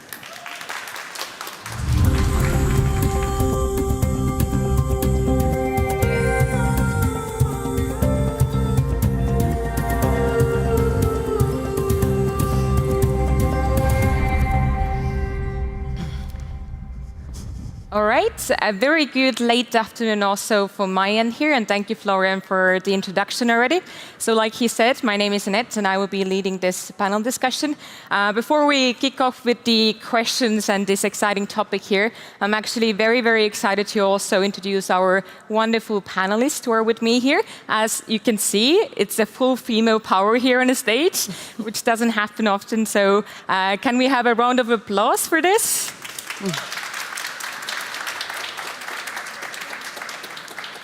I'm always very, very happy to talk tech with other females as well. So on my right hand here, we have Sille Gram. Sille Gram is the Deputy Secretary General for Innovation and Technology at the Ministry of Economic Affairs and Communication of Estonia. So welcome. Then after Sille, we have Dania Woods all the way from Canada here. So she works as the Head of Government and Regulatory Affairs at the Guest Trade Financial Group of Canada. Did I pronounce that correctly? Good. Yes. And last but not least, we have Ambassador Anna-Maria Engtolt Meldekart, and she's the DEC Ambassador of Denmark. So when we would discuss this topic that we are going to cover here in the next 30 minutes, our Prime Minister in the morning also mentioned a couple of times already, when we talk about the tech, that tech can be also sometimes very over-regulated. And when it comes to also new emerging technology and new innovation in the market, it can also happen that there are no regulations. If you think about, like in general, like the AI, which is now partly regulated by the EU, but it took around 2+ years. And when it comes to technology, it can happen a lot of times that our regulations come after the technology should be actually implemented, and technology can already be outdated in that sense. So maybe with the first question especially, as we have heard a lot of discussions about different technologies here on the stage, but not so much about the topics like legal system or how the government could support by the legal aspects there. If you could just bring it out, or what could be the key factors that reflect that the government is actually very proactive when it comes to pushing innovation? Do you have any examples? If you would look at the different government policies, what would you bring it out that this government has these factors that they are very proactive in order to push innovation? Maybe to start here from Sille's perspective. Yes. When we talk about innovation and public sector, it's a question of risk appetite. How much risk are we able to take in? And it's also a question, how do we define innovation in public sector? From my point of view, it's not about technologies, but it's about the process. How do we procure innovation in public sector? And although I think during the last decades, the role of public sector has changed a lot. It's not anymore like fixing market failures, but it's more like act as an enabler of new technologies. It's a totally different change. And I think that if we talk about failures, it's a question, how do we deal with failures? Are we talking about failures, or are we talking about learning? I do believe that we should talk about learning fast, not about failing, because through learning we get more knowledge to perform better next time. And talking about concrete facts or science, I think one important thing that shows that government is open-minded to innovation is the number of investment into R&D to the private sector or to the public sector. Second, I think, is regulation. How clear and transparent regulation do we have that allows our founders to test their crazy ideas in a controlled environment? And on the one hand, we need to really concrete principles or regulation, but the implementation within this regulation should be flexible.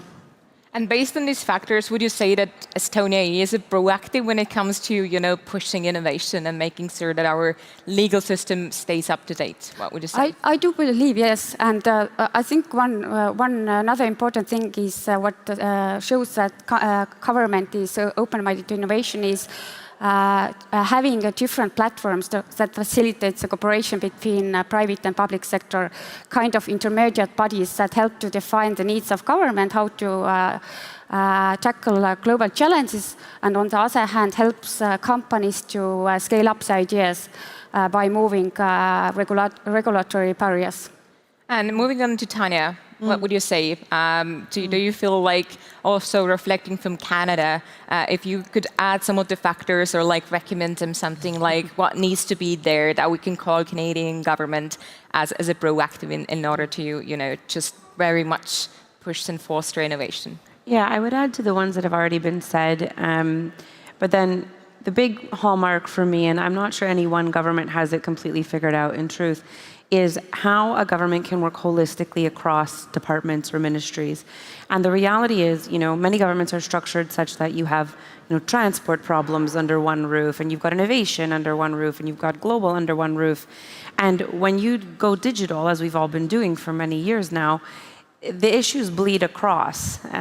And they're not just in transport, and they're not just in innovation, and they're not just in, scientific research and whatever.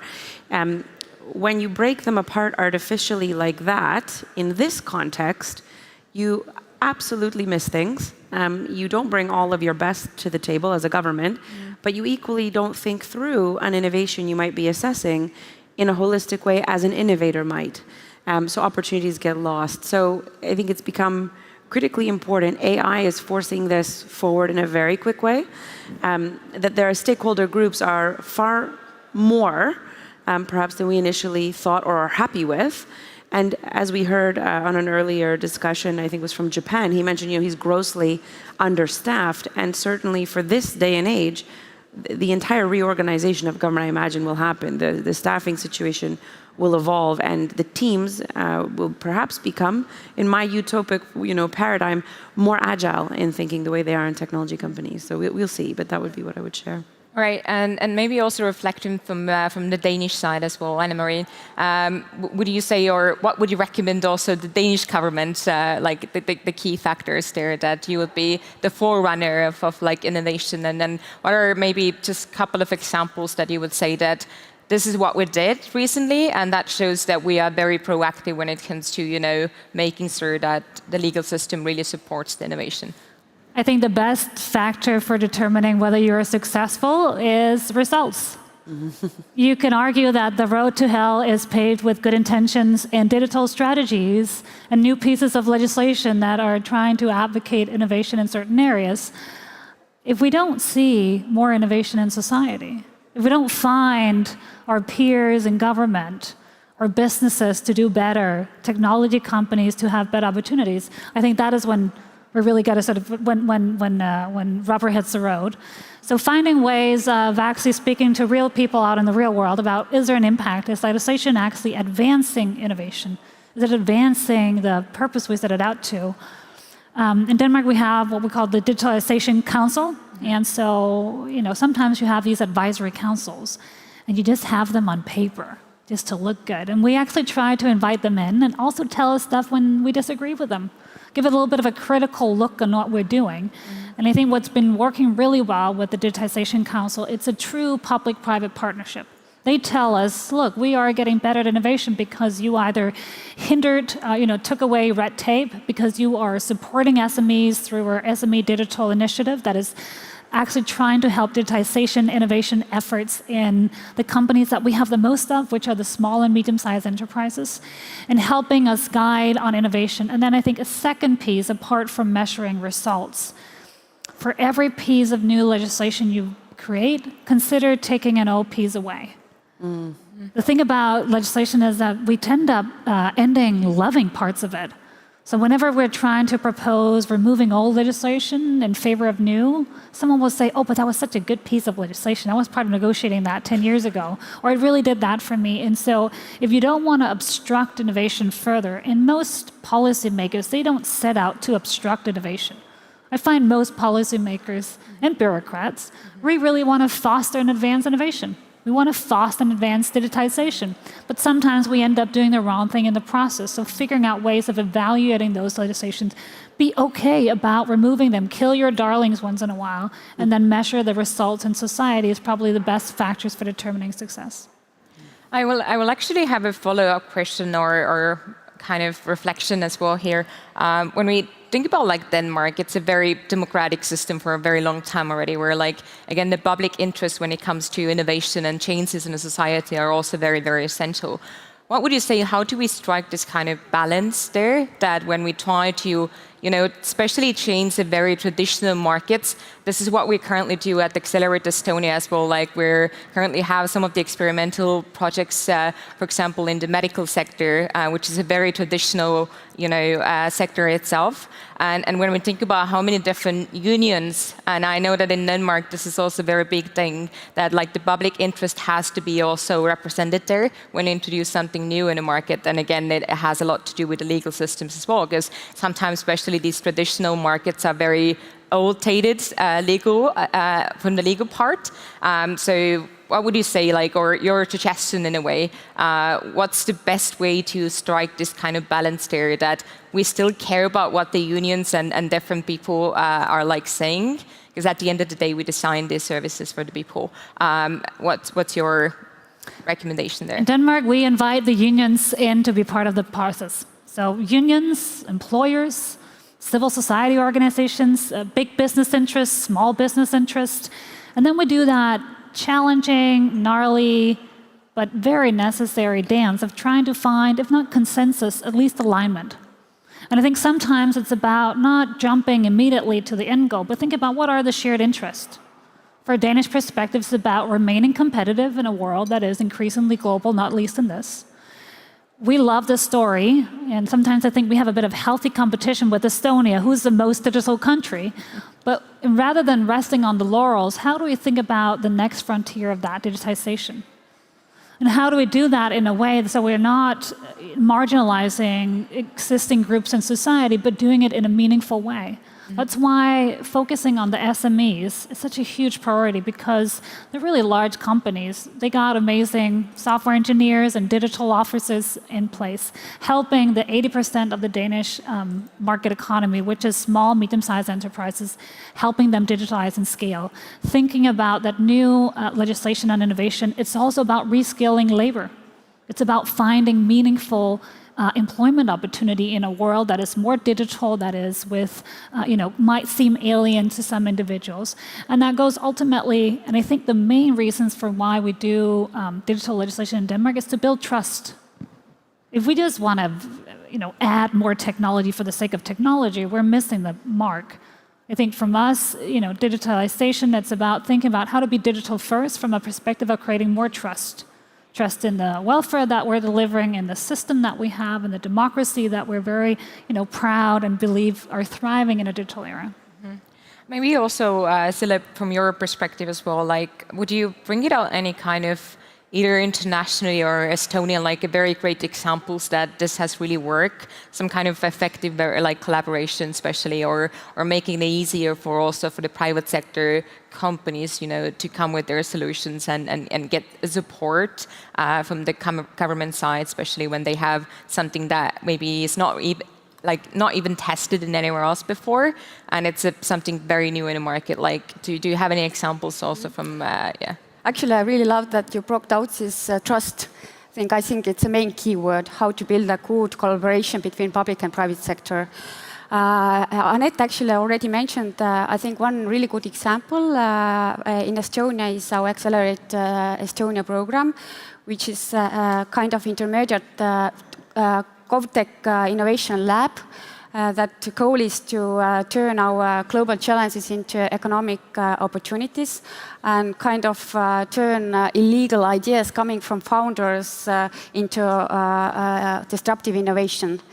And this Accelerate Estonia program kind of acts as an intermediate man in public sector. It helps companies to understand what does public sector needs, because founders usually don't understand how government works, and they don't know how to define the needs, asks from government. And on the other side, government usually goes to easy way, procure a concrete solution or technology. But it's again about processes. You just define your problem and then procure solution to a problem. So Accelerate Estonia program helps to bring these two words together and remove barriers to scale up founders' idea globally. And Tanya, also from your perspective, you're currently in a private sector, maybe especially from the perspective of a private sector representative here. What would you say, again, how would you want to engage with the government a little better? Or has there been any examples around the world, because you have a lot of very international also experience, to bring it out, like, I don't know, some of the countries or some places that you really have seen that this collaboration really works, and again, that the government is there to, you know, make sure that the legal system also stays up to date when there is some changes, and especially because you're currently in the fintech sector, this is also something that is usually very, very regulated. And we had a great chat about this when we had our pre-call, and you brought it out a couple of things, so maybe you can also reflect to our audience this. Thank you. So the company that I work for is called Questrade Financial Group, and it's Canada's oldest fintech. So it's been around 24 years. So if you count backwards 24 years, fintech wasn't really a term we even used 24 years ago. The founders had a very strong vision. They wanted to leverage technology to create cost efficiency for Canadians. Everything we do, Canadians are our focus. I joke when I meet government that I'm more a public servant than they are some days, but that's beside the point. What we've seen in the fintech space is a vertical integration. So it's no longer just banking the way we know banking maybe 5-10 years ago. It's also not necessarily just insurance products. It's not just investment products. It's not just buying a home. It's not just property listings products. It's in fact all kinds of products coming together that relate to financial transactions. And so it's very complicated. It's highly regulated in some ways. And then in other spaces, it's actually not regulated yet. And there's a lot of questions around how do we regulate it, do we regulate it, and so on. What we've seen is a lot of benchmarking activity happening right now. Canada has been working for a while on open banking and real-time rails. Switzerland, the UK, Brazil already have it in place in many aspects. Canada is still working on a digital assets policy and approach. Switzerland's had it forever. Liechtenstein was one of the first to come out with token legislation, I believe, if memory serves me correctly, and Germany was also very leading in the way. Some of these things tie back to digital identity, and we know, of course, Estonia was a leader there. So we're looking globally everywhere and trying to figure out, for the tone and the tenor of our policy making and of our country, we're a huge landmass with all kinds of different people with different needs, but we're not that big of a population just yet. How do we keep pace with the needs of Canadians, assessing ahead the needs of those coming to Canada, because we've got a huge influx of newcomers, and then equally being very aware of what's happening literally next door to us in the US, where innovation scales and happens so fast with such large investments that our small population and our small country doesn't compare. I joke sometimes that Canada could fit in the pocket of California with its population size. So we're looking a lot at this. We're trying to find models all the time that work. Right now, we're paying very close attention to the EU's open finance policy making. It seems to bring together a number of different sets of concerns that we hope we could find some common ground. We don't have to agree on everything, but at least some common ground so we can advance our narrative and our agenda. In Canada, what happens oftentimes is if we can't get to a point of consensus or form a firm national policy, sometimes it comes through international engagement. So we'll see it come as a trade agreement discussion. We'll see it come as we try to expand perhaps our presence in a region. So this is what I look at all day long, trying to figure out, how can we achieve our corporate mission, which is to serve Canadians and make them, far more successful and secure financially. But financially and fintech have expanded tremendously in definition and scope. So we're trying to work really closely with government and chat with them. We work with our regulators very, very closely, and then try and inspire through policymaking as much as we possibly can, showing benchmarks. Yeah, of course. Before I take a question from the audience, so you can already start thinking about what you want to ask, because there is only time for, I would say, 1 or max 2 questions. I'm going to jump back to Denmark again. And one of the things that and especially what we have been discussing in Accelerate Estonia, especially because what we do is we do experiments, so that we try to test a new solution in the market and then see, how the market is going to react to this, and just collect a lot of data in terms of this. So it's also easier to change the legislation. What would you say, how can governments also encourage a little bit more of the culture of experimenting something new, and especially, collaborating again with the private sector and being more open for the culture of experimentations more openly in the market. Is there any examples from the Danish perspective that you're very open to also test something, because we do have our own platform here, but maybe there is also some reflections here? Back in 2015, Denmark was, I believe, the first country to set up a lab. It was called Mind Lab, and it was an innovation hub that was basically created to challenge how we did policy and how we did legislation. And the legacy of Mind Lab, it doesn't exist today, so you might have said we got it right, and now it's all very creative, agile legislation. Not entirely, but what we learned, I think, was one, admitting that you don't know everything. It's really uncomfortable as a government, as a state, to go out in the market and say, we're not completely sure this is the exact best way, but we would like to invite you in. And I think some of the ways that we continue to do this is through the sandboxing model. We've had, in the fintech area, we had a number of these. In the health tech area, life science, advanced biotechnology, we're certainly looking at that. We're increasingly also with quantum technologies, very different type of innovation. We're a lot more sort of far-flung from necessarily having mature innovations in that space. But I think opening up, recognizing that there might be others out in the market that are as knowledgeable as you on some aspects of legislation, so it's no longer only the prerogative of government. And then thirdly, thinking about how to scale it up. Horizon Europe is an excellent, an outstanding collaboration on research between public and private sector in Europe. The Digital Europe programs that we've been part of too. They're raising new test facilities, so thinking about sandboxing AI and AI use cases. We're going to have one of those European test facilities in Denmark. I think the challenges to that is thinking about sandboxes across borders. How do you translate? Because sandboxing also testing what works with our culture, what works with our legislatory system, and even though we've been streamlining a lot of things through Brussels, we're still very different as different nations, different governments, different, political interest in that.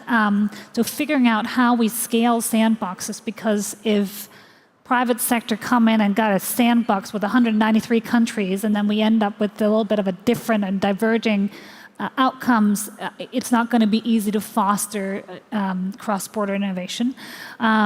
Secondly, I still think there's a big mind shift in this whole thing. I mean, we've been talking about sandboxes and agile governance for more than a decade. And truth be told, I think many of us still have a little bit of a hard time fully embodying it, myself including. But the fact that you have people from the private sector who often will know even better than you on some aspects of legislation, and then vice versa. And so thinking through how we also continue to build that trust element, not least through the different partners, and are ready to really use a full sort of toolbox of agile governance. Any examples? Yeah, you had a hand up. Yeah, before examples, I want to mention that innovation risks always comes together. You just have to realize these risks and manage these risks. And what are the main ways how to build up this mindset is to start with small scale projects. We have done that during the past decades in our digital solutions, and it works very well. You can see low-hanging fruits. Then the second thing is that was mentioned already is legal sandboxes that helps founders to test, say, crazy ideas in a controlled environment and to see the barriers and possible impacts and gains before it goes to live.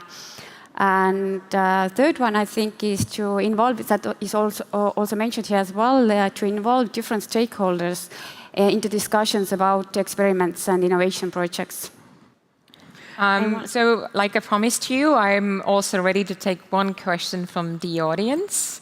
I hope there are some curious people here in the audience who also wants to ask. Yeah, there is a hand up here, so can we get the microphone there? Thank you.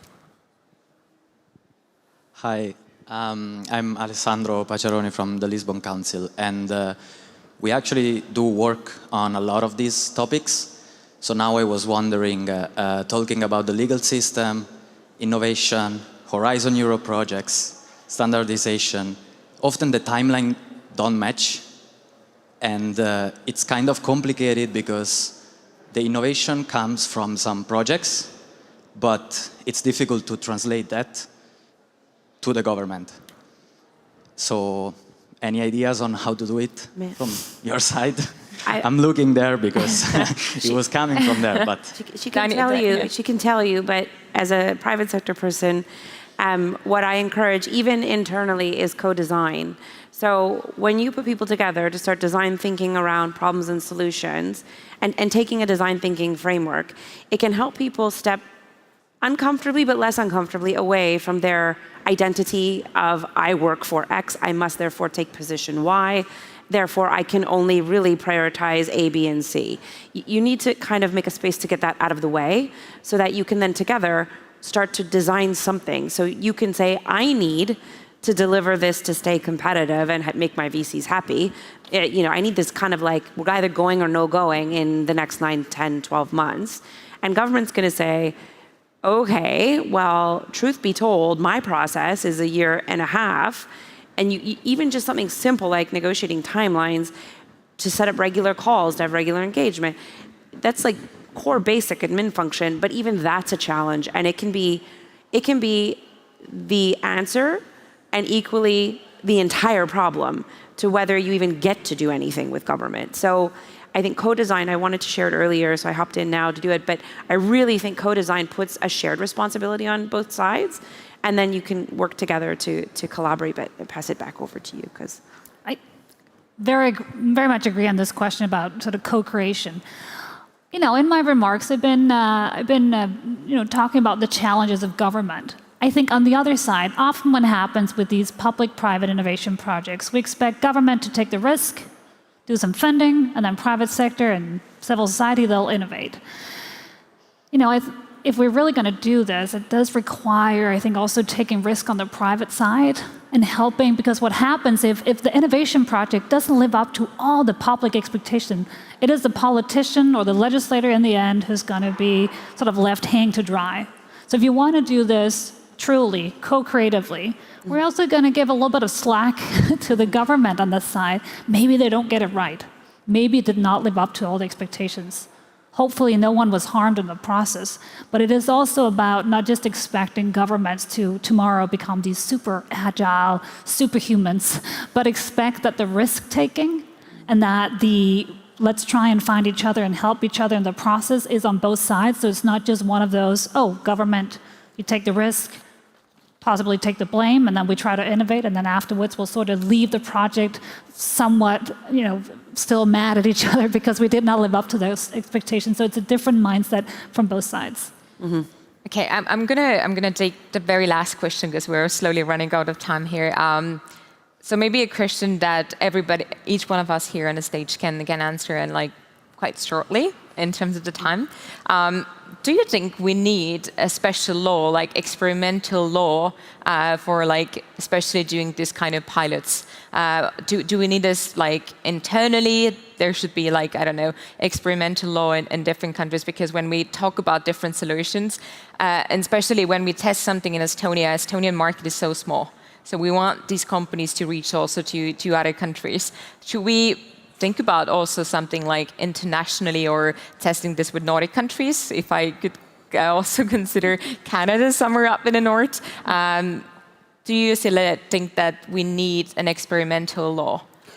Yes, I do believe that we need principle-based regulation that outlines concrete principles, but implementation will be flexible inside these principles. And I think there is not one model that works for everyone. So I think maybe start with country-specific regulation and then maybe go forward. All right. Yeah, I might introduce it a little bit differently. We know and are familiar with the concept of safe harbors or safe harbor provisions. And so if there's, even if it has to go industry by industry, and particularly for heavily regulated industries, innovation happens organically and inorganically. It can happen through acquisition, it can happen through creation, it can happen in all sorts of ways. Safe harbors give companies a bit of comfort, and equally if produced with principles, then they can give government some level of balance as well. you know, for a hammer, everything is a nail. And sometimes for a legislator, everything can be solved with a new piece of a legal framework. And maybe this is not one of those.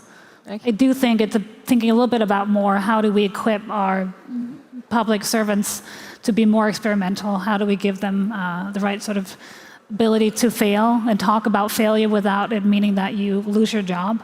How do we think about lawyers, political scientists flexing muscles within agile co-creation and design theory and not just sort of traditional how to follow by the book? So I don't think it's legislation necessarily as much as it's culture and mindset. All right, so to wrap it up here, first of all, a massive thank you to our experts here. And I would say that we really learned here today that, again, the culture needs to change, first of all. And then the public sector, again, needs to open up a little bit more, especially for like supporting the private sector to open their innovation also and state and test it here to really get this kind of experiments and everything. So I would be very happy if you would join me and doing an applause for our panelists here.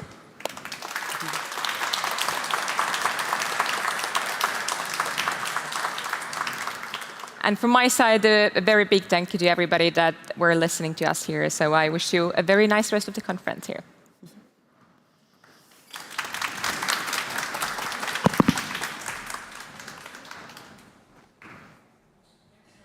Thank you very much for this wonderful panel. And I remember still the very first Tallinn Digital Summit in 2017 was also a good use case for sandboxing, both legal and technical, because all of a sudden you could see on Tallinn's roads, yes, there was a small barrier, but you could see the first self-driving buses, the first autonomous buses being driving around between the hotels and this venue for the first Tallinn Digital Summit. So there's certainly a lot of merit to being more daring when it comes to these kinds of innovations, both in the legal sector and elsewhere. I have a bit more time until I get to be a moderator again.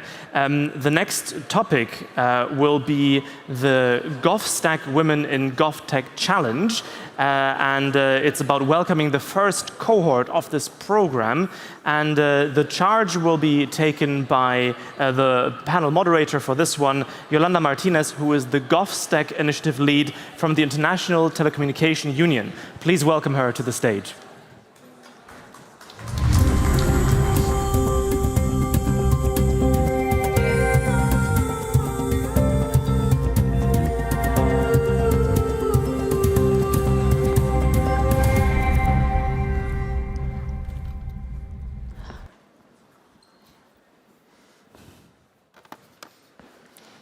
Hola. Hello. Hola. Bonjour. To get started, I will kindly ask our colleagues in the stage to help us with the first video, please.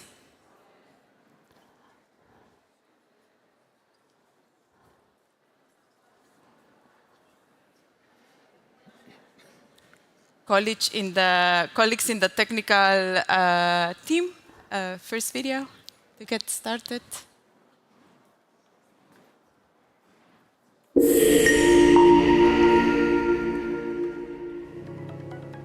In the field of government technology, women continue to be underrepresented. We believe it's time to change that. With the Women in GovTech Challenge 2023, the GovStack initiative is looking for women who are passionate about redefining what's possible in the world of digital government. So whether you are a seasoned GovTech professional or just starting out your career, this challenge is your platform to deepen expertise, gain recognition, and connect with a powerful network of like-minded women.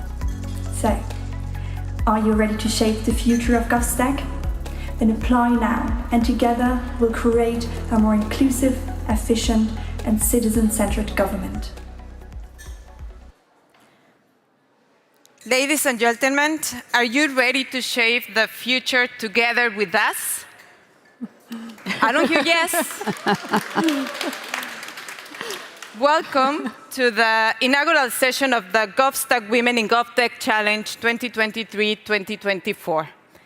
I stand before you with a firm belief in the transformative power of inclusivity, diversity, and gender parity in achieving civic-centric digital governance. Closing the digital divide is key to meeting the Sustainable Development Goals, and as a society, we cannot do and win the game towards reducing inequality with half of the team on the bench. Our economies and sustainable growth depend on the capacity of organizations in the public and the private sector to continuously innovate.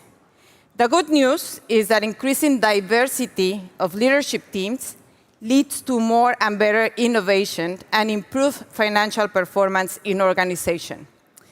According to a BCG study, companies in both developing and developed economies that reported above average diversity on their management teams also reported innovation revenue that was 19 percentage points higher than that of companies with below average leadership diversity.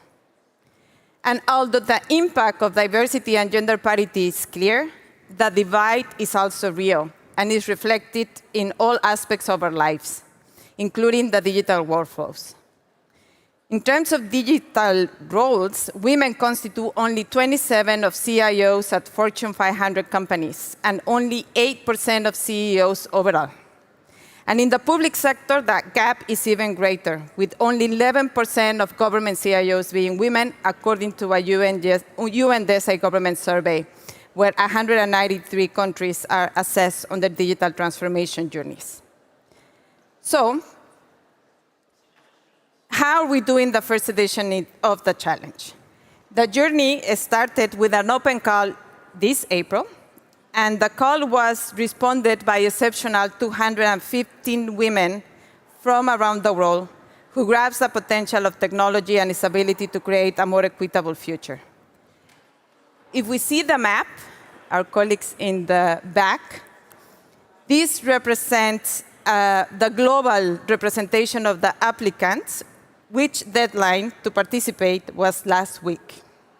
We believe that multidisciplinary teams will be formed looking for diversity in nationalities of the applicants, their area of expertise, solution architects, service designers, direct tech experts, different use cases that they include in their applications when expressing their desire to participate in the challenge. These teams are going to be mentored by a very strong professional network of women in industry, academia, and the public sector. And the challenge is part of the GovStack communities of practice that aim at bringing together the implementation of the technical specifications, but also at the same time bringing a global community of practitioners into digitizing services based on user needs. So with that, I would like to welcome today's panelists, Dr. Nele Lios, Ambassador at Large for Digital Affairs of Estonia. Me. Katharina Maas, Deputy Head of Division in Digital Technologies from BMC, Germany. And Ms. Doreen Dogant, the Secretary General of the International Telecommunications Union. Thank you. The session will run as a fire chat conversation with a video testimony for one of the applicants. And to kick off this conversation, I would like to give the floor to an extraordinary woman, the Secretary General of the International Telecommunications Union, for our welcoming remarks. Thank you. Thank you, Yolanda, and good afternoon, ladies and gentlemen.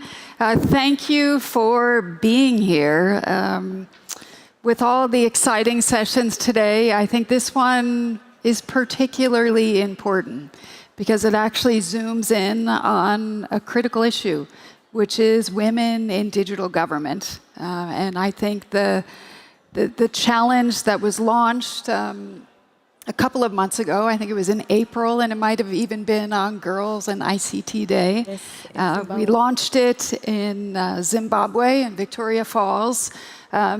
And we are, I think it's fair to say, Yolanda, absolutely delighted to see the great number of applicants, the widespread geographic range of applicants, and also special congrats to Estonia, who had, I think, the largest, perhaps, pool of applicants. So way to go, Estonia.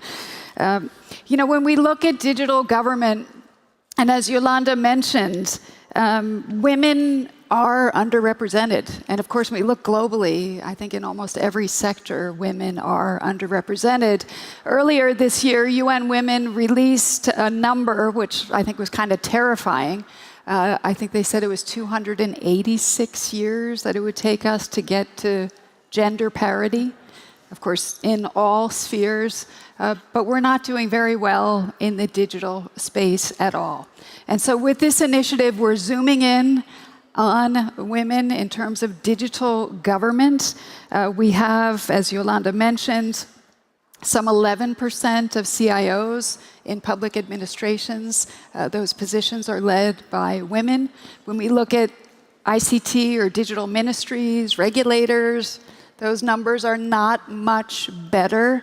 And so it's a big challenge, but I think through this effort, we also show we have incredible opportunities, and I'm happy to see so many women here today, but also so many men, because we need to be supporting each other.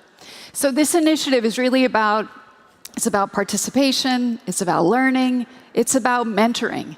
Because ultimately what we want to do is to grow the pipeline. We want to build the future generation of women digital leaders, in particular when it comes to digital government.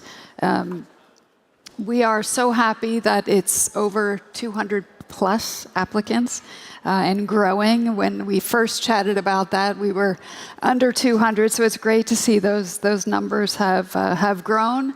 And I think through this effort, not only do we hope to attain more digital leaders today, but also we want to inspire the next generation of digital leaders. So, you know, thanks again for being here. Thank you for your commitment. And I think I would just close with these brief remarks and mention an African proverb that we hear time and time again, which is that if you want to go fast, go alone. If you want to go far, go together. Well, I would challenge each and every one of us to do both. But let's go fast and let's go far and let's do it together. Let's not wait 286 years, please. Thank you.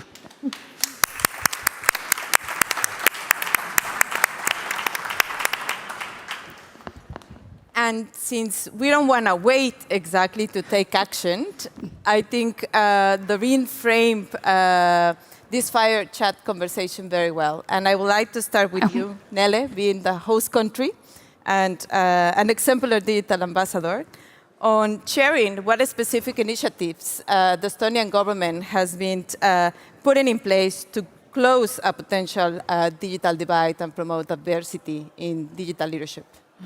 Yeah, thank you. I think just to maybe comment on the opening remarks of Doreen and also what you said, I think things are getting better. I saw the previous panel. I think they were all women in tech and also here, so things are getting better. But to go back to perhaps address the question that you asked me, I've been asked this before. And once I was giving it a thought and I was really wondering, okay, before we can really bring out some specific programs and some initiatives that Estonia has, I would say, implemented to have a more inclusive digital society, we would have to actually understand what a gender digital gap really means. So do we have it in Estonia? Or we don't? And actually, it's yes and no. We don't have a gender digital gap when we look at the math scores or IT students. But we do have a gap, as you also pointed out, when it comes to leadership positions, when it comes to high-level specialists. And this is actually not a digital gap. This is simply, I would say, reinforcing the gaps that we have in our societies and that we still have in societies, even in the northern part of Europe, that generally is known to be, I would say, more progressive in these terms. So it's not only about programs that you direct to get girls more into robotics. It's not really about training digital skills to women and girls, but it actually goes much, much beyond it. But when now it comes to let's say, some of these special programs, indeed, what we have discovered during this learning process in Estonia in schools is that girls maybe do actually learn differently. They like to be more in a group. They want to discuss things. So we have indeed initiated some programs for robotics, actually led by a private sector company. They are also present here, and it has been hugely popular. And of course, I am in the foreign politics. It is embedded, not as strongly as perhaps in Germany. We don't have a feminist foreign policy, but it's embedded in all our programs and activities. Is it related then to training? Is it development cooperation? Are they trade programs or anything else? So we do pay attention, but I would say that it's actually not a digital issue. And building on that, because I think it's very important that it's embedded in general policy making, last year Germany, and I will turn now to Katerina, marked a very significant milestone with the launch of the Digital Global Network. And along the side, revamp the digital policy that is overseen by BMC. And could you please share with us how this digital global network and new policy encompasses Germany's commitment to diversity and to gender equality? Thank you, Yolanda. Yes, with regard to our development policy, it's just the same as everywhere. Like in many other sectors, women are among the most affected groups, also when it comes to digitalization and digital transformation. They are especially at risk of being left behind, and this is why the BMZ actually not only committed to a human-centered and social ecological, digital transformation, but also, as you've already mentioned, to a feminist digital transformation. And that does not mean that we are aiming exclusively of women, of course, and it does not mean either that we ignored women's need all in all before. But what we are talking about is like a shift in the mindset from including women, just including women, to actively putting them in the focus and in the center of our development policy and also of our digital policy. So the idea of founding this network you mentioned, Digital Global, became just a natural new step.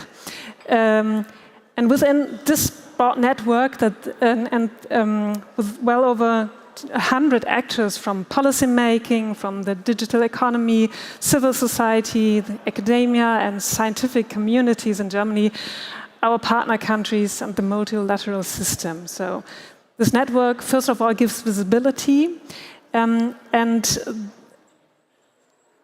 raises awareness around, for example, gender-digital divide being the most prominent issue among these. And this is perfectly in line with our female minister's top priority.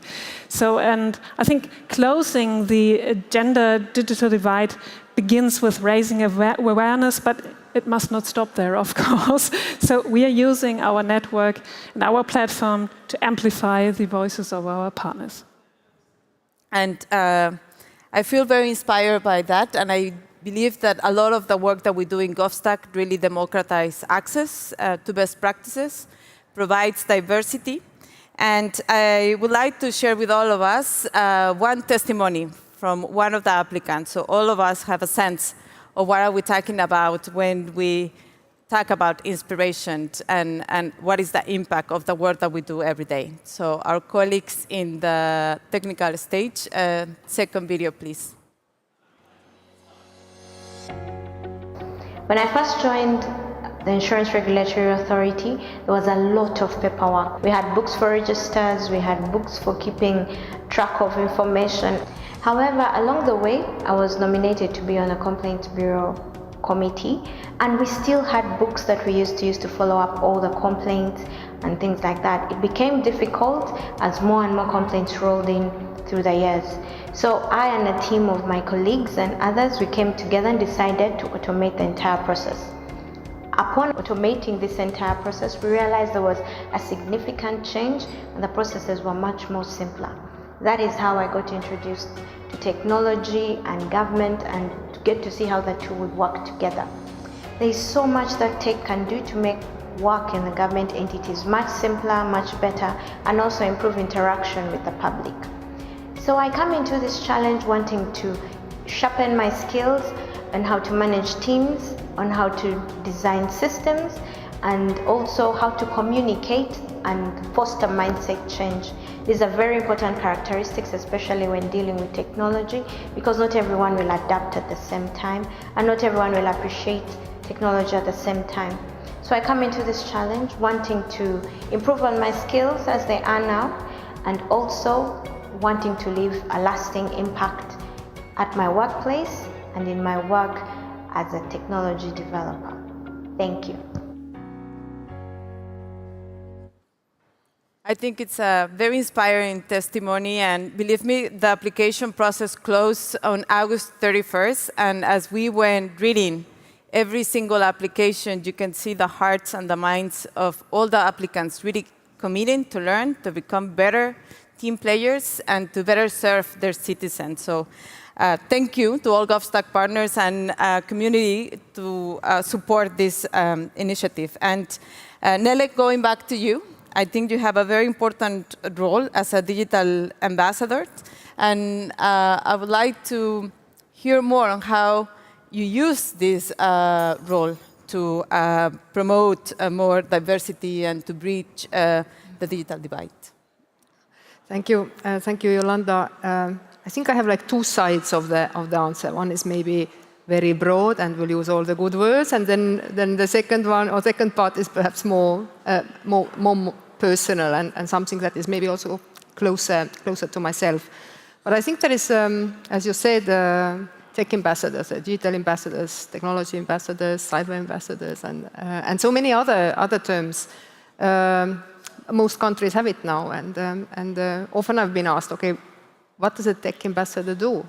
And there has been quite a bit of talk about tech diplomacy also today. There was a panel on global technology governance. There was also a session on tech diplomacy. But I would say that generally it's really making sure that these technological trends and let's say our digital realm is really something we all feel good.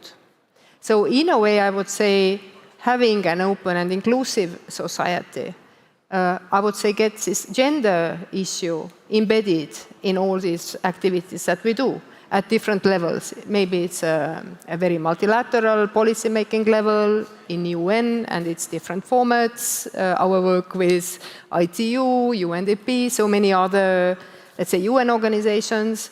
It's also, of course, the work we do at the European Union, either with the partnerships with DG INPA or NIE. So we really embed, I would say, these equality and inclusivity issues into this broad and higher level political discussions.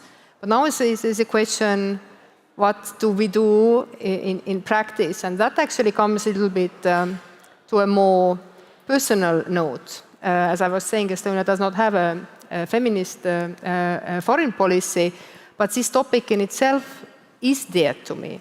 And in a way, as a digital ambassador for Estonia, I am in this position where it's kind of my duty. I would say it's my responsibility to work on these issues. And it is something that I didn't think I would be doing when I started my work. But with the time, I started to realize that as I had my role models when I was a child or when I was growing up, or even now I have role models, somebody I admire. And often mostly they are leading women. I came to realize that for some women and girls, I am also a role model, even though I may think I'm doing a very regular bureaucratic job. But for some women, it's a mark of an achievement they would like to go for, and they need the support, even for me being there, visible and working for them. So I am very actively engaged in various initiatives that promote gender equality. I mentor, apart from GovStack, but also now as part of GovStack, and I will definitely keep doing it. So thank you so much.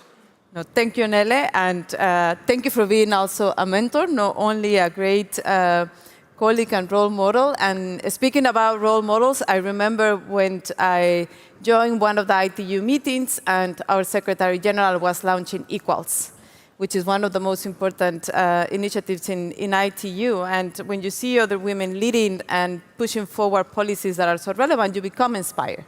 And I went back to Mexico. Back there was National CIO, and we also initiated different policies to bring together more diversity. So role modeling is extremely important, and inspiration in taking action is equally important. And building on that, I go back to Catherine, and could you please share with us how this lens of diversity and gender equality fits into the framework for Germany Development Aid? Yeah, let me just start with one figure. In low and middle income countries, the 260 million women, fewer women than men, have access to the internet. And I think it's clear this needs to change. And why does it have to change? Because ICT actually enables education, career opportunities, social participation, financial independence of women, and not only women, but also other marginalized groups. And so just two examples. Open IMIS, which is a digital public good as well, in fact saves lives every single day.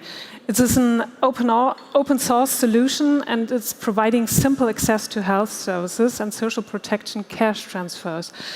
And it simplifies donations to a few clicks and ensure that funds donated reach individuals, and we're talking about mostly women, quickly and reliable, and it's already been implemented in 12 countries now. Or for instance, within the GovStack initiative, we strengthen human-centric, secure and inclusive digital public infrastructure, and we also promote the digital sovereignty of citizens with a focus on women. This is why we're here today, together with ITU and DIAL. And I think gender equality starts where the essential decisions are taken. So this is why we start with those individuals actually taking these decisions and setting the overall framework. So policymakers, first of all. It is them you need to convince first, this is our conviction, to promote fair regulation of the digital economy. And so together, for example, with Smart Africa and World Bank, we provide trainings for leaders in ICT regulation, and this is called the Smart Africa Digital Academy, or just SADA. Through the SADA initiative, we support the acquisition of regulation knowledge that is needed to promote a fair and gender-equal digital transformation in our partner countries. And we also, of course, directly address girls and women and provide them with digital skills with Atingi, our digital e-learning platform. And with Atingi, we equip young people with a particular focus on women and girls with the skills necessary to succeed in digital societies and economies and get their fair share of the chances and opportunities that the digital transformation holds for everybody's benefit, and especially for women. Thank you. Thank you. Very inspiring, and as closing, I would like to recap takeaways from all these different interventions. Number one, to take action. I think Doreen made a very clear invitation for all of us to make everyday awareness on how relevant it is to have diversity in our teams, to call women in the table to equally participate in developing policies, to have diversity and gender at a state-level policy reflected transversally in all government programs. And we really aim through the GovStack initiative and all the founding partners, Government of Estonia, Germany, DIAL and ITU, to give visibility to amazing women working every day to design digital services based on user needs, on user journeys, using all GovStack capabilities available today, technical specifications, technical guidelines, but more importantly, building communities of practitioners, global networks that can potentially drive forward equally leadership roles. So thank you all for being here. Thank you all for being part of this challenge. And we hope to see you next year with a bigger number of applicants and participants. Thank you, Nele. Thank you, Katarina. Thank you to our Secretary General. And thank you for your interest in the GovStack Women in GovTech Challenge. Thank you.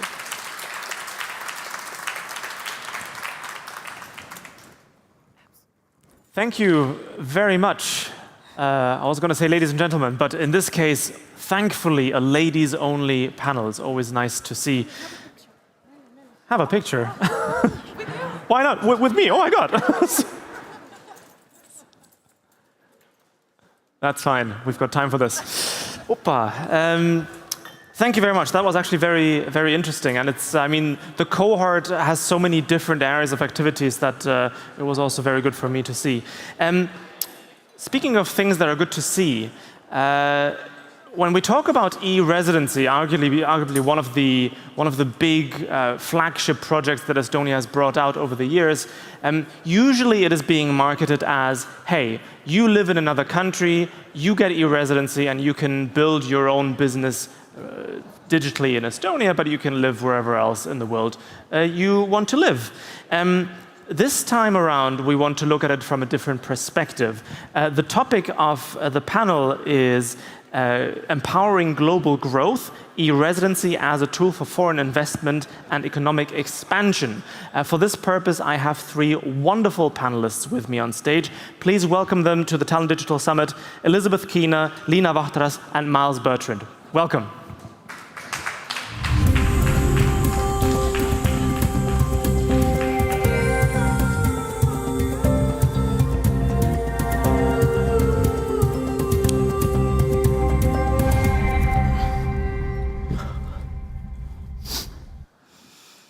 Wonderful to have you here. We have people from both the public and the private sector on stage, which I'm always very, very grateful for.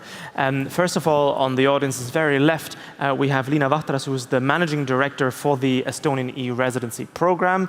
We have Miles Bertrand, who is the CEO of Toom, the market leader in creating modular core banking platforms. And we have Elizabeth Keener, who is the Chief Growth Officer of Nortal, a leading company supporting Fortune 500 companies and digital societies around the world. So the one thing that all three have in common is that they're not quite all EU residents, although two of you are, and of course, then the third person is the actual managing director of the e-residency program itself. Perhaps we can start with Liina, explain a bit what e-residency is about, but what I want all three of you to talk about is how your journey to e-residency and with the e-residency, how did it occur and how is it going right now? Yes, so I think my journey started already when the program was initiated, because I was just really envious of the people who came up with the idea. I think it's brilliant. So I could say that my journey started already in 2014 when it was initiated. And not to assume that people know exactly what e-residency is, the initial idea behind it was to leverage Estonian e-governance and digital services experience and to create a digital identity that would open up Estonian economy. And to put it short, or simply put, it's just we took something that we had built for our own citizens and then exported it globally. What has changed over close to 9 years is that it's not just like a wild idea. We now have hard evidence. There's proof that it actually works. And just to throw you with some numbers, we have over 105,000 e-residents globally who have created 27,000 companies. And the economic impact of those companies is around over 180 million euros in state revenue. Which for a small country like Estonia with 1.3 million people is a fair bit of change. It is, yes. We're very proud of that. And your personal journey becoming managing director? Yes, so like I said, I've been a fan of the program for many years, and I've said before, I'm really not that happy that the previous managing director decided to leave, but I'm also happy that he did. So now I think it was at the beginning of the year when they opened up the position. I'm like, great, this is something that I will want to try, and I did. And then Miles and I, we used to work together for a month, and I told him that, listen, I'm leaving because I have this great opportunity. Long-standing work colleagues. Miles, tell us about your journey to e-residency. Why? Where are you from? How did it lead you to e-residency? Hi, everybody. Great to be here. Originally, I'm from New Zealand, and I've actually had quite a geographically expansive sort of career where I've worked in New Zealand, I've worked in Australia, I've worked in Singapore, I've worked in Dubai, and now I'm in Estonia. I keep going west. People tell me eventually I'll go all the way around the world and get home to New Zealand. But the most interesting thing for me is that I've only been in the role about 3.5 months, and I've got the great pleasure to lead an Estonian founded organization like Tomb. But we're going through a whole cycle change where we are going to become and growing quite globally. So you have an international executive like myself who is coming in to work and really help that company grow, but I'm not a resident of Estonia, I'm not based here. So the ability for me to actually go through a program really quickly, then be authorized to do the things I need to do on my day-to-day basis, the ability for me to be a signatory for the company, be able to execute documents, be able to employ people and all the variety of things I need to do, particularly a lot of sort of required under legislation in Estonia. The e-residency program has been incredibly powerful. And having done this through multiple countries, as I said, it's been actually one of the best experiences. It's really allowed me to sort of hit the ground running without being stuck in the typical problems that you have when you sort of come into a new country and then you have to go through all these processes before you actually get to operate the way you want to. So it's been a huge benefit for me in the first few months that I've been in the role. I can imagine that running an international business, signing documents across time zones and so on with the different management board members can be quite challenging. I suspect that for Elizabeth, the journey was somewhat comparable. Would that be fair to say? Absolutely, somewhat similar. So I'll tell you, I've only joined Nortal the end of November of last year. So less than a year I've been with this wonderful Estonian company. And when I joined, I came to Estonia, I came to Tallinn for the first time in December. I visited e-Estonia, learned about the e-residency program, and I'm scratching my head like, will I ever need this? And it turns out I absolutely do. So the first sign that I knew I needed to become an e-resident was I was trying to get some contracts signed towards the end of the year. Everyone was out on like their Christmas holiday, and I'm trying to find our CEO or COO to sign something because I couldn't sign it. And voila, like here comes a very good excuse or use case for e-residency. So earlier this year, I applied, and this application process and becoming an e-resident was quite seamless and easy. And now I have my e-residency and the app on my phone, so I can sign, encrypt, send documents. We ourselves, like Miles, we're going through a pretty significant both geographic growth and growth through acquisition this year. So all of this makes a lot of documents to sign, a lot of mutual NDAs to sign, and things like this. So we'll talk about other perks beyond the signing of documents. I think selfishly and personally speaking, I also, after my kids graduate from high school, like quite frankly, think like I may want to move here. So if that is the case, then this starts to get you on the stepping stones if you want to take that path to more significant residency. I mean, even though you're not physically entirely registered and living here, Estonian e-residency has still brought you physically to the summit here today. Yes. Otherwise this wouldn't have happened. So I think that's quite funny. regarding other use cases beyond signatures, I was wondering to what extent your companies might look at using e-residency not just for having C-level people to sign documents, but also perhaps to do background security checks, because of course the police and border guard will assess any application of any potential e-resident.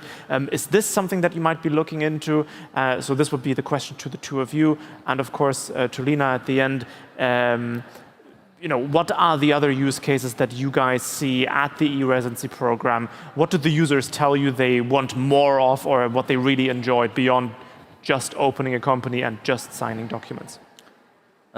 Maybe I'll go first. Our business is, as mentioned by Florian, we're doing next generation core banking, which is really the mission critical system for a bank. So one of the most important things that come to mind is security. And as we go through certain certifications, things like SOC 1, SOC 2, PCI DSS, which are industry standards, part of that is employee background checks. Under those sort of certifications, the ability for you to do a background check, security check on individuals, and as we said earlier, expanding geographically, the ability for us to use a program like e-residency, because a lot of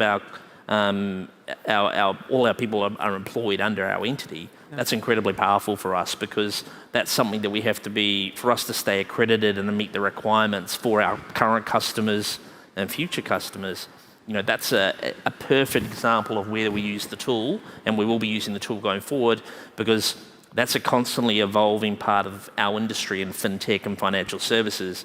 Security, background checks are always evolving, and the ability that we've got a tool to use that basically as a check and balance, but also how we support our employees going forward is really important for us.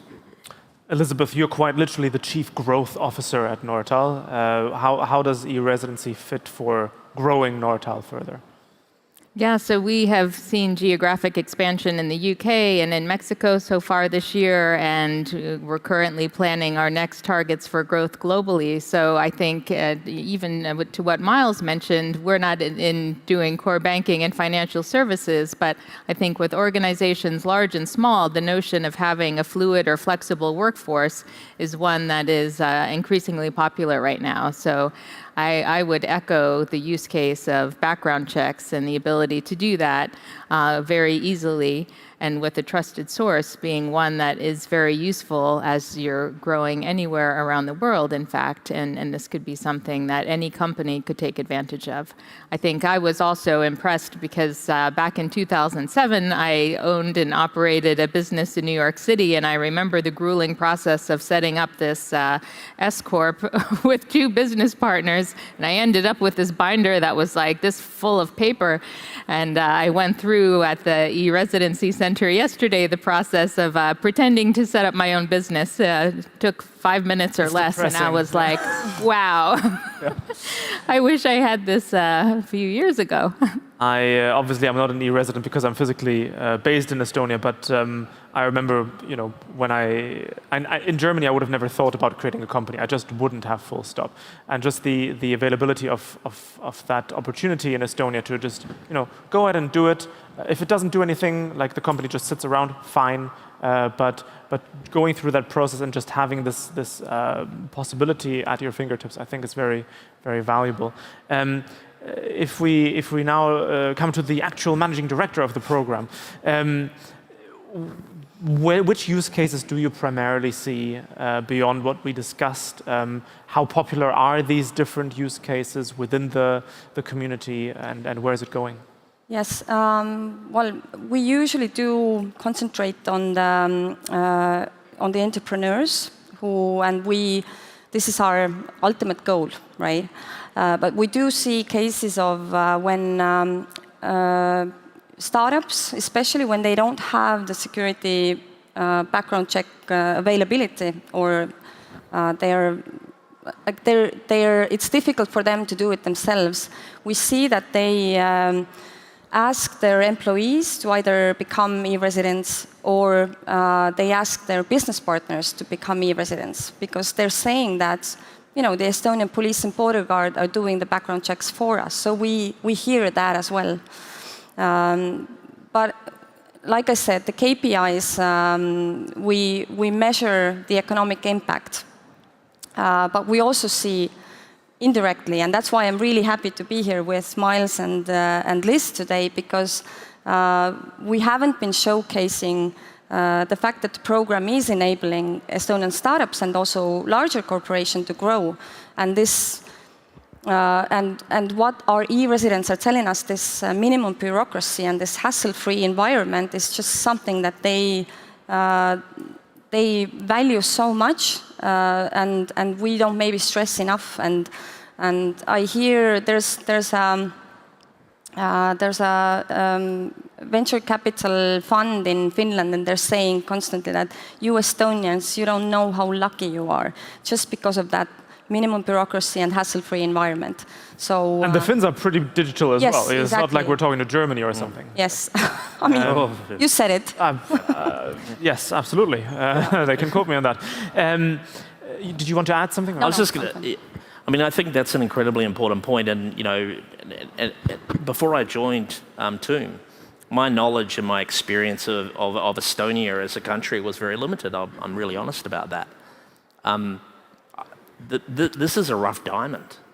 Like, it's actually the technology that's coming out of this country and the work ethic of the people. It's great. It's a fantastic incubator. Look at the really successful startups that have come out of here and some fantastic brands around the globe. And I think a program like e-residency is not being utilized as well as it could. One, it can encourage companies to come here and set up and actually leverage that existing framework that's already here to attract talent.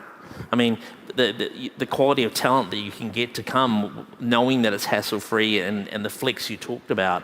And, you know, I think there's the ability for how do we make more noise? I mean, it's been a game changer for us even now as we're growing. We're looking actually, how do we actually also ship in talent or get talent to work with our well-established Estonian team? Because all it's going to do is make our organization better overall.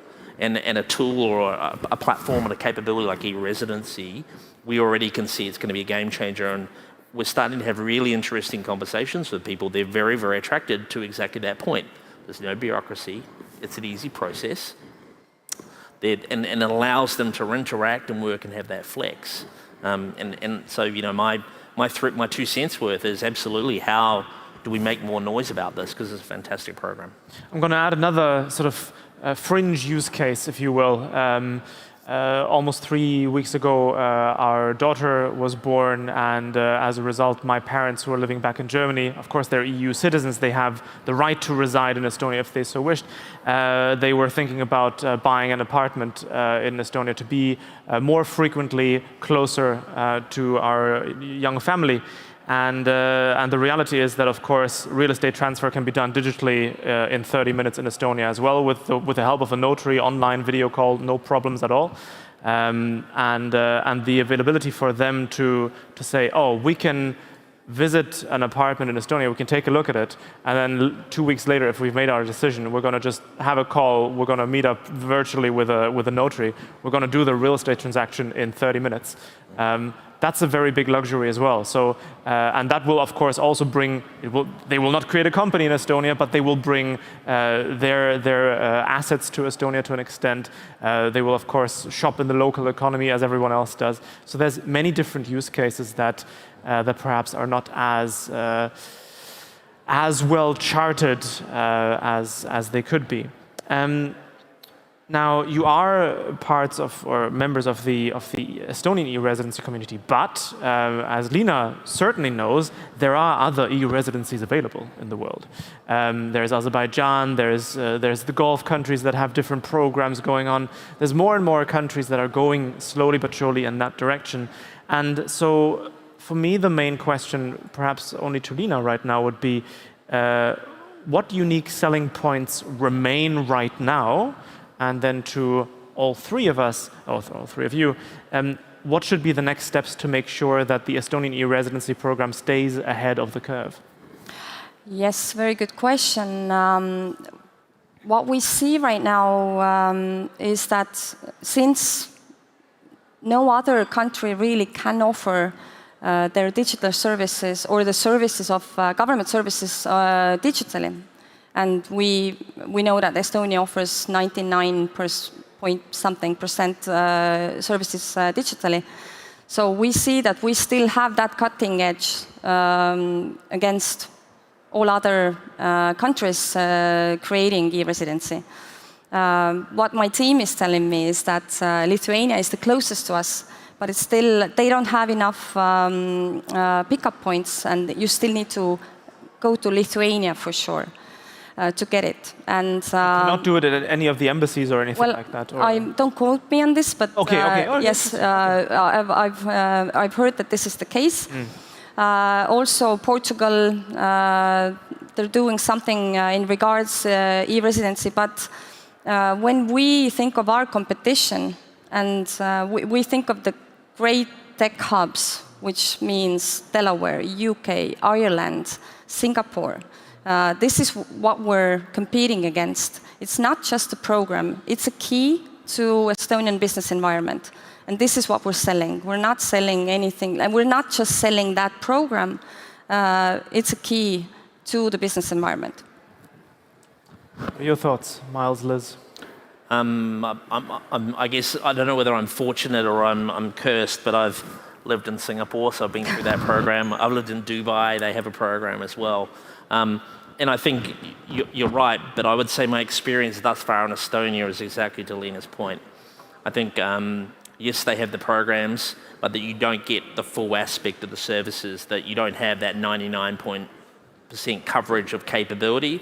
There's still a lot of things that you need to do with the government and a lot of paperwork, etc. I can tell you when I left Singapore and moved from Singapore to Dubai, I had a stack of paper, like literally this high, which was just government stuff.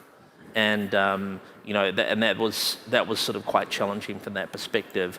So I think, you know, the verification process you go through, you know, to verify who you are, validate who you are, that's a very solid process. I mean, you would have to say it's very, very, you know, same as getting a passport fundamentally. So they've verified who you are, they know who you are, etc. So I think the ability to allow that program to continue to expand and do more things, and keep ahead of the curve that digitally, that's the key. It really is, because, you know, people,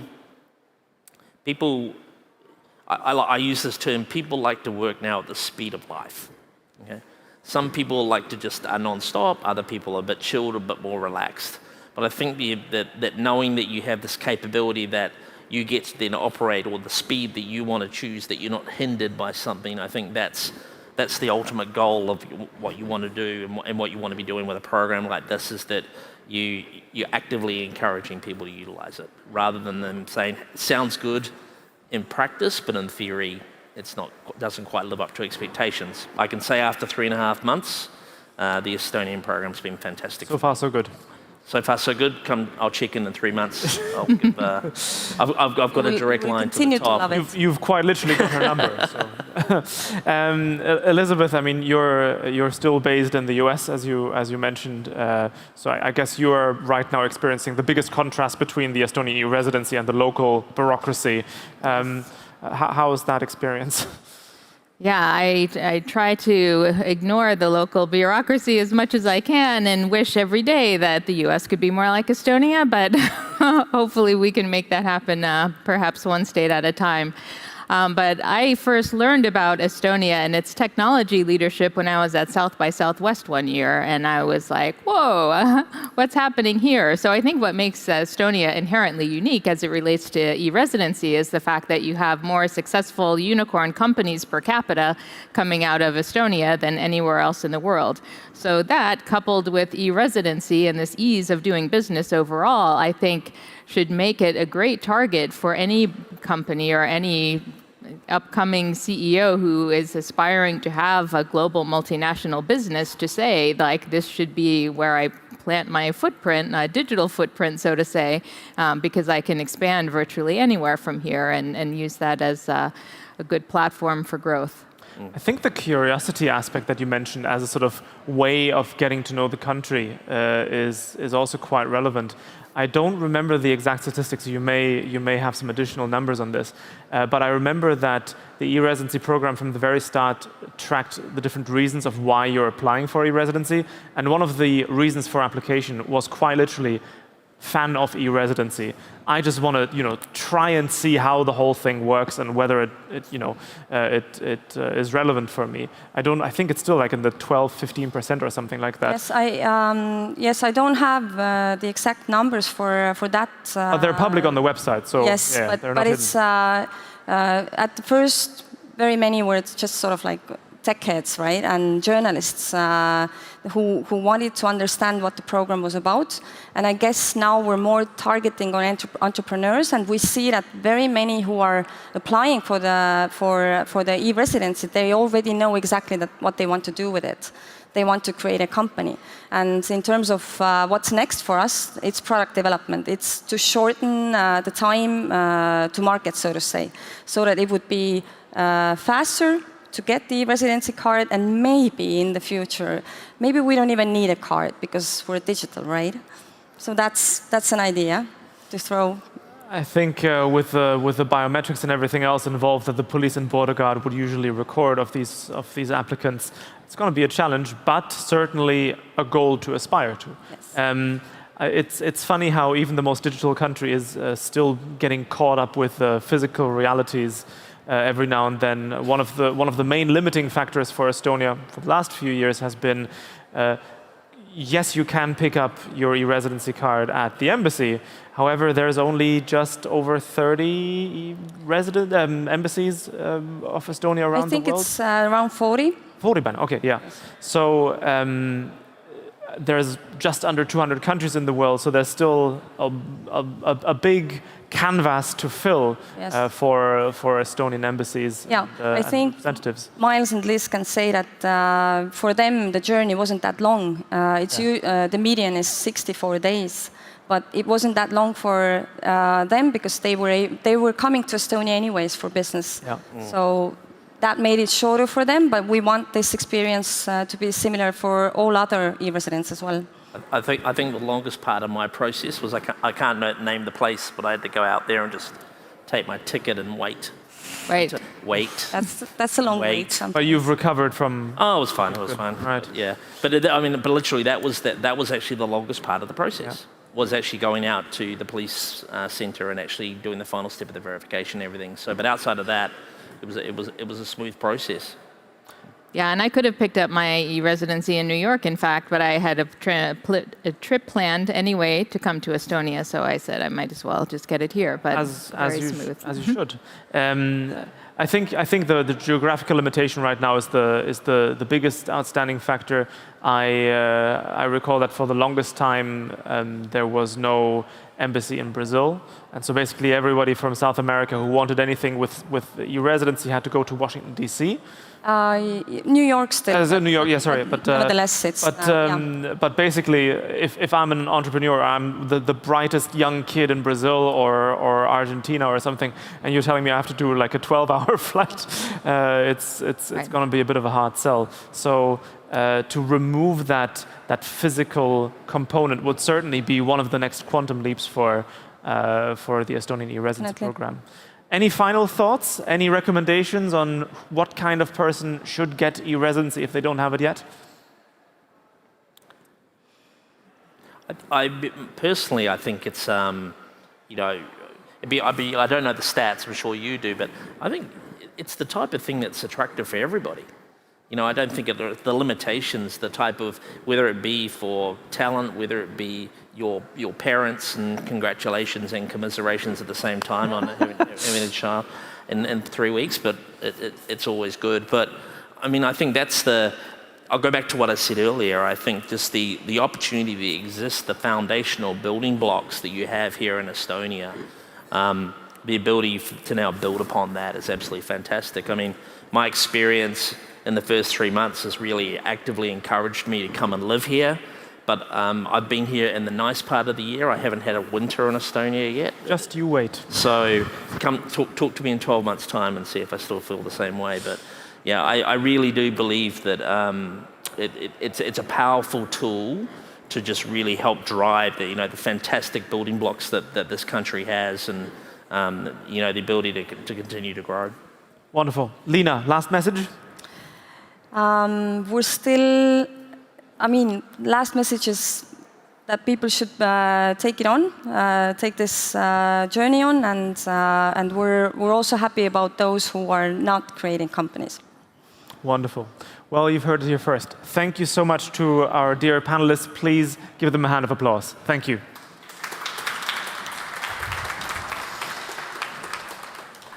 We are... Group photo, yes. Well, you'll figure it out. That's awesome. We have now the final keynote before the last before the last panel. Joining us on stage will be the chairman of the European Union Affairs Committee of the Parliament of Estonia, Liisa-Ly Pakosta, and she will share with us, and I think this is unbelievably interesting, she will share with us her insights on the potentials of the use of AI in national parliaments. Welcome her to the stage. Thank you.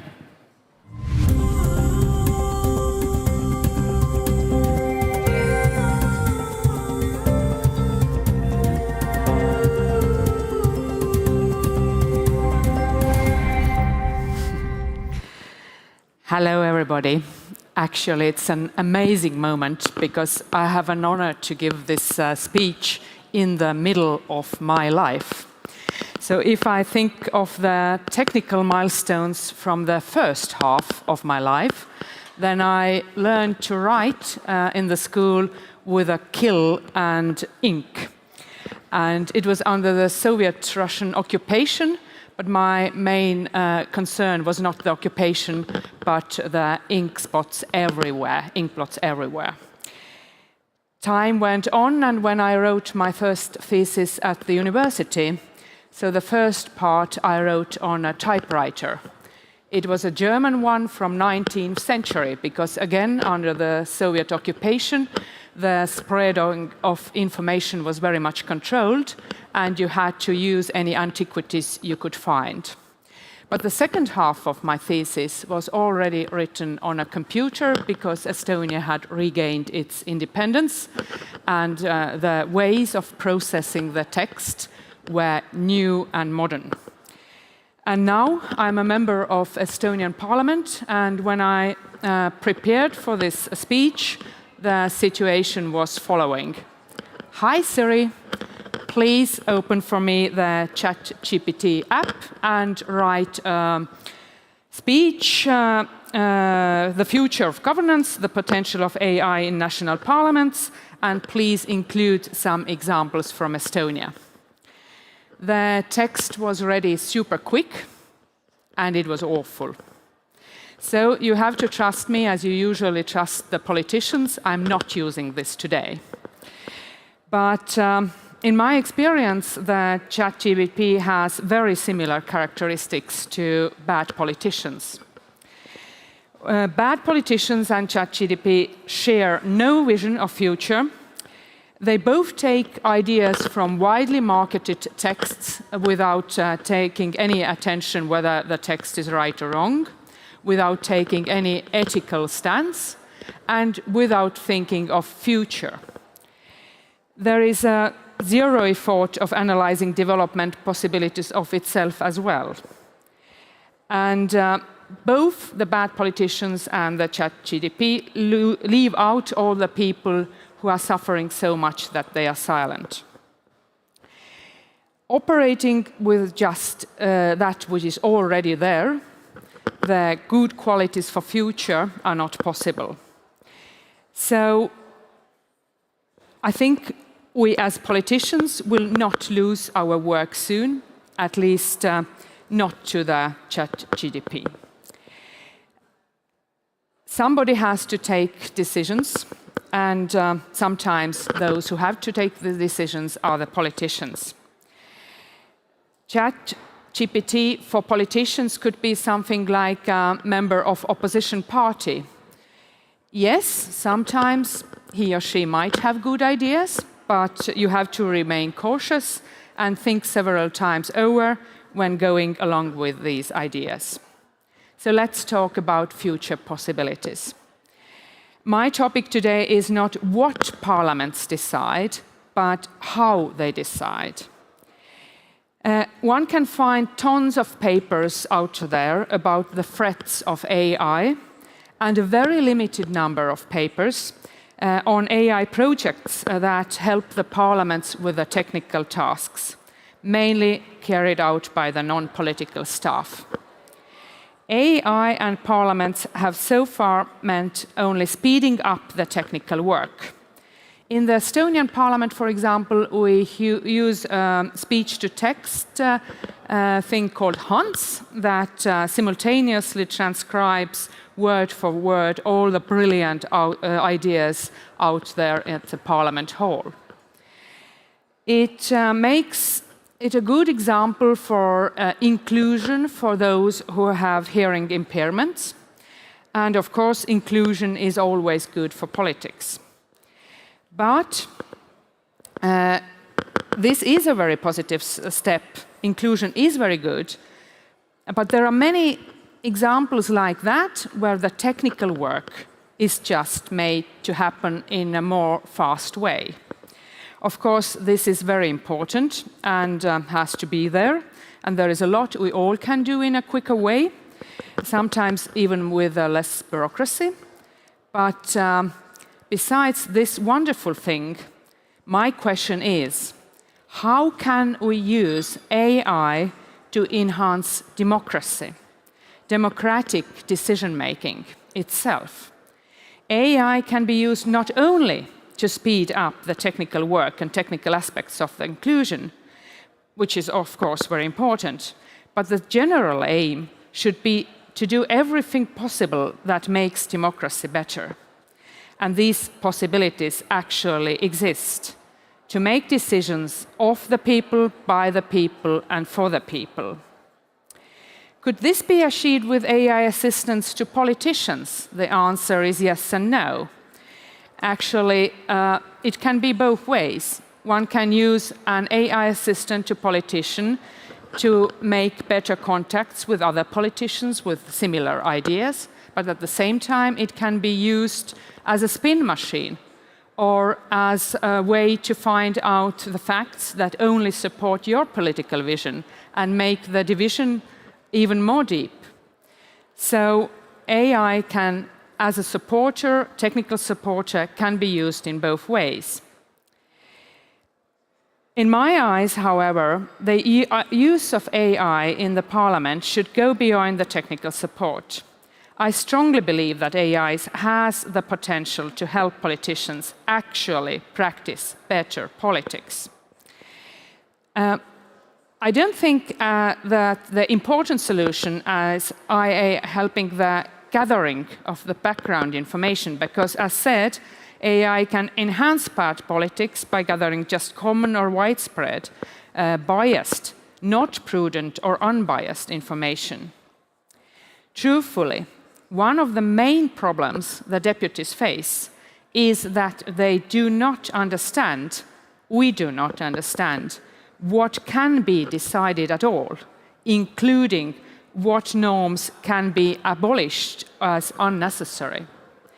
The bills that come to Parliament for deciding come from surrounding extremely complicated legal framework. This is because we as politicians, we as humankind, have already produced a tremendous amount of laws, regulations and norms. Regulations and norms, at the same time, are also the heart of AI. We can cooperate here. Let me give an example. I'm the chairman of the European Union Affairs Committee. The European Union law is soon nearly 500,000 pages. When a member state, especially a small member state like Estonia, takes over an EU law to national law, the parliaments have already discussed the topic beforehand, and so there is very, very limited area where parliamentarians can make real changes. The main challenge, therefore, is that it takes an enormous amount of time for a deputy to find this actually open decision-making sphere, all these gaps, possibilities, and places where politicians actually can and should make future-looking decisions. Last year, around half of the work of the Estonian parliament was related to the adoption of EU law. So it's a huge amount of work I'm speaking about. But realistically, deputies do not have the capacity to work through all the EU legislation to truly understand what their opportunities are as representatives of people, to make sure that the laws are in accordance with the interests of their constituents. I believe that this is a crucial place where AI could help the Parliament to compare the legislative documents concerning EU law and national laws and pinpoint where the actual decision-making possibilities lie. This would enhance democracy in a way we haven't seen in the last decades, as the politicians could really make more decisions in the areas that they are entitled to. And I would like to underline here, it includes also abolishing the not important, non-necessary old laws or norms. To achieve this, many aspects must be still considered. Firstly, that this AI model should not resemble a bad politician, meaning it should not include misinformation that would bias the parliamentarians, that are biased anyway due to their political background. The AI would have to be trained in appropriate, high-quality data, which would include the entirety of the EU and member state accumulated legislations, having also other impacting norms, maybe even value-based constitutions in mind. This model could not operate on a specific set of rules, but should be able to establish intricate connections between legislation. This is what we actually are waiting from all the politicians, to make new future-orientated connections. And then the democracy moment for the politician comes, to look beyond the past and the rules that exist, to look into the eyes of our children, considering their future life, and only then propose, but indeed propose new ideas, and only after all this really decide together with other human beings what is the best for our future. Innovative and maybe also totally new solutions for the future are the key words here for decision making. Designing for future possibilities is the most important keyword. And that is where human beings, including sometimes politicians, are better than AI and will be better than AI. This is true also for the regulation on artificial intelligence itself. Even though it's clear that AI requires some legislative guardrails, the difficulty lies in finding a balance between creating safe technology while not overly curtailing innovation. We have too many norms already.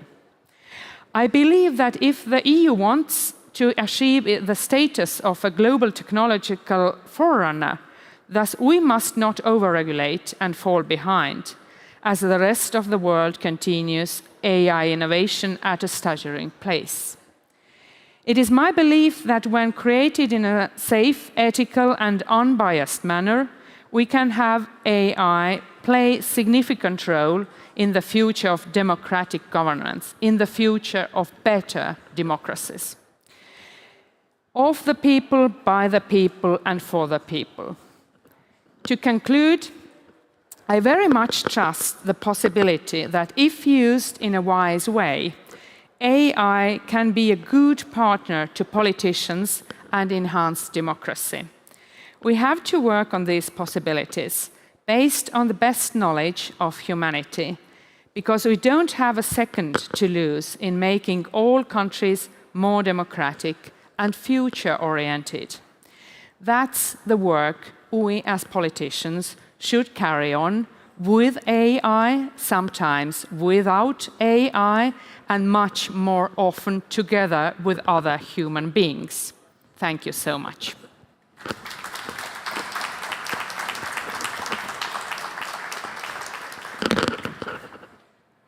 Wonderful. That was everything I expected and more. So really, really interesting. And ladies and gentlemen, you are joining us for the last panel of this stage of the Tallinn Digital Summit. We are talking about AI's impact on the policymaking and state governance, and particularly the future challenges and opportunities that lie ahead. I've got three wonderful panelists with me. It's Keith Stryer, Benjamin Brake, and Elsa Pilichowski, and please welcome them to the stage. Thank you.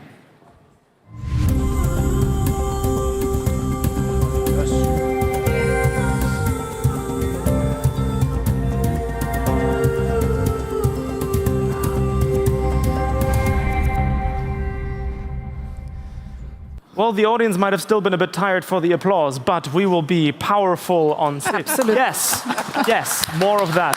There we go. And what a great panel it already is. What a great audience. Absolutely. Yes, applause. No prompting needed at all. We are finishing this panel at we're starting already at 5 p.m. So it's perfectly understandable. We're all waiting for the open bar after this. I don't want to promise an open bar. Anyway, we've got three fantastic people. You can see actually the job titles already behind them on the screen, but I want to introduce them to you very briefly. I don't think I need to introduce the country of Germany. I think we all know what Germany is, but we have Benjamin Brake, who is the head of the new Digital and Data Policy Directorate General from the German Federal Ministry for Digital and Transport. Famously short name for what you do. That's great. Very German. As it should be. We've got Keith Stryer, the Vice President of Worldwide AI Initiatives for NVIDIA, which is also running on my computer. Thank you very much for that. Thank you. And Elsa Pilichowski, who is the Director of the Directorate, that makes sense, for Public Governance at the OECD. Thank you very much for joining us here on stage. Now, we want to talk about the impact of AI on state governance. And I think the most straightforward way in which most people would think about how AI can help is, very broadly speaking, decision making. We're looking at a lot of past data. We're looking at what people want today. Where does it all go? Where can data-based decision-making support politicians? So this will be my starting question. We have an AI company quite literally on stage. We've got public sector representatives on stage. What keeps us from introducing AI-augmented policy-making right now? Where are we on the journey to that possible reality? Let's start with Benjamin. From the German point of view, probably what hinders us to introduce AI in political decision makers is the skepticism and the fear. I can only speak for the German situation, but it is always a challenge in Germany to introduce innovation. That was, by the way, the reason why we wanted to learn from Estonia when we've been here with the Minister for Digital earlier this year.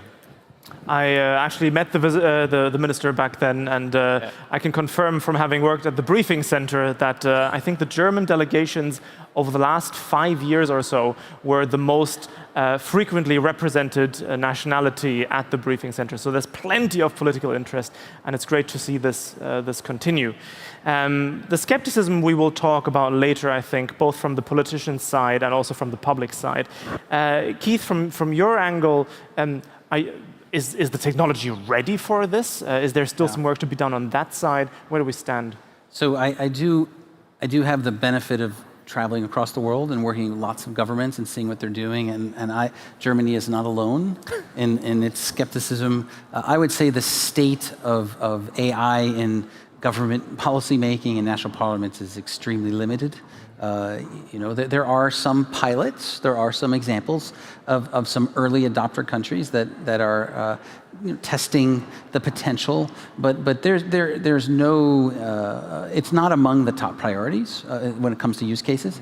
I think when I was thinking about this session and I was getting prepared for it, it reminded me that I was in Dubai in 2018 and and 2018, 2019. Now that I think about it, I can't remember. I'm not sure, but it was before COVID.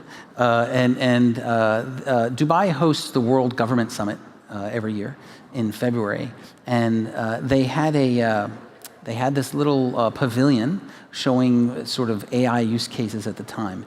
And this was one of the use cases, actually. It was, and it was just a TV screen, and it was like showing examples of the potential for AI in policy making and governance. And it was a very interesting little video. So, they were visioning the future, and it started out with, well, at the very early stages, they might use AI to inform decisions. So it might be about running scenarios or strategies. But at the very far end, it was fully autonomous AI-enabled governance making, where rules and things, which seemed a little bit bold, but, they kind of tried to show you the full spectrum. And that was the first time I started thinking about that. So I think it's been on the table for a number of years, but the technology is definitely ready for a lot of things. I don't know that we're ready to use the technology in that context yet. Elsa, what's the OECD's take on this? Well, I think you started with a very skeptical question, and I will have a more optimistic view of things. Please. First, I think that many governments have started to use AI with pilots, slowly, but surely. We have about 73% of our countries which report having used AI in their government. So what you call decision making or policy making is a huge word, but they have used it essentially on how to improve service delivery. Well, that's based on user experiences and getting user experiences, etc. I'll come back to that in a second. What is preventing them from going faster is basically that the governance is not ready. I mean, for the public sector to be able to use AI, they need to have data ethics, data management in place, and we know it's there, but it's still a little bit shaky. They need to have AI governance in place, because we know that AI can lead to biased decisions depending on how governed it is. And the third thing is that they also need to make sure that when they use AI, they also encompass the experience and the views of citizens that are not present in the digital world, or that are relatively absent from the digital world. And all these conditions are not there very, very strong yet. They will at some point get there, but at this moment we're not entirely there. So I think governments should start investing in that, and they are starting to. Today, in Canada, they will be publishing the guidance on generative AI, on the use of generative AI in government. But we are getting there.